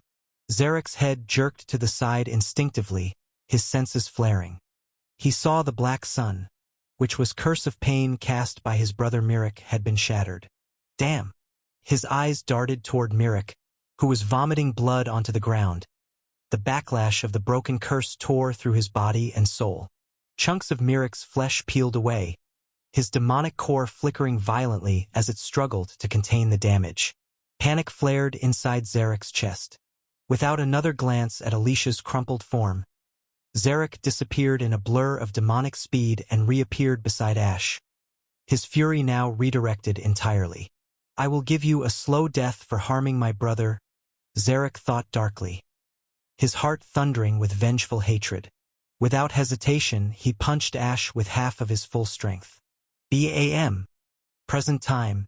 Ash crashed into the shattered floor of the grand hall, the broken stones shattering beneath the force of his fall, dust and debris rising in thick, suffocating clouds around him. Blood poured freely from deep wounds across his battered body, staining the cracked ground beneath him, but he hardly noticed. The pain that tore through his limbs was nothing compared to the storm roaring inside his heart. His mind was somewhere else entirely, desperately clinging to a single, fragile hope that refused to die, even as everything around him seemed to crumble into ruin. Please, please, be safe. The prayer echoed endlessly in his thoughts, whispered so many times it barely sounded like words anymore, more like a drowning man's final breath. As his body began to heal itself, Ash forced himself to stand, his legs trembling, his breath ragged but determined. The pain was there, a constant throb beneath his skin, but it was nothing compared to the fear twisting violently inside his chest. Without even pausing to catch his breath, he pushed forward, stumbling through the dense dust that refused to settle. Every heartbeat seemed to stretch longer and longer, each step dragging against the weight of terror clawing at his soul. All he could think about was her. As the dust began to clear, he saw Grace, Amelia, Lyra, Aurora, all lying unconscious, their bodies limp and unmoving. The curse of pain had been shattered, but the suffering it left behind made them lose consciousness. Ray, Irvin, Ethan, they too were scattered across the broken hall, breathing faintly but trapped in unconsciousness. Ash barely spared them a glance. His eyes searched desperately through the haze, hunting for the one person who mattered more than anything else at that moment. And then he saw her, Alicia. She was lying face down on the ruined floor, her silver hair stained dark with blood, strands clinging to the cold stone and to her own pale skin. A pool of blood spread slowly beneath her, dark and glistening in the faint light that filtered through the broken ceiling above. Ash's mind went blank. The world around him collapsed into silence, every breath he took feeling like it scraped his throat raw. No, not again. The thought whispered through his mind, soft at first, before it spiraled into a scream of guilt that tore through him from the inside out. Why? Why is it always like this? Ash felt the weight of his failure wrap around his chest like chains, pulling him down, choking him, filling his lungs with a sorrow so deep it threatened to drown him completely. He tried to move forward, but his legs refused to obey at first, trembling under the crushing weight of his own self-hatred. I should have been stronger. I should have stopped her from fighting. I should have protected her. The guilt was a living thing inside him now, clawing at his ribs, tearing open old wounds he thought had long since scarred over. This was the reason I was not telling her about me. I knew she will behave like this. It's all my fault. It whispered to him with a cruel voice, telling him he was worthless, telling him he would never be enough, telling him he was nothing but a fool who thought he could be a hero. But even through the spiral of self-loathing, even through the crushing pain that made every breath a struggle, Ash forced himself to move. He stumbled forward, dragging one foot in front of the other, his hands shaking so badly he had to clench them into fists to keep them from falling apart. Mirek and Zarek watched him from the sides, faint, mocking smiles curling their blood-stained lips. They did not move to stop him. No, they watched like spectators at a cruel theater, savoring every second of his unraveling. Each step was heavier than the last, each heartbeat slower, louder, more agonizing, until it felt like the entire world was pressing down on his shoulders, daring him to collapse. He dropped to his knees beside her, with hands that shook uncontrollably. He reached out and turned her over, barely daring to touch her, terrified that even the lightest touch might make her slip further away. For a moment he thought she was gone.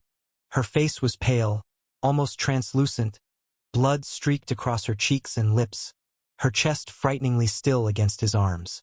But then, through the crushing weight of dread, he felt it. A faint, trembling breath against his skin. Weak, fragile, barely there, but alive. Alive. Relief crashed into him so violently that his arms trembled harder.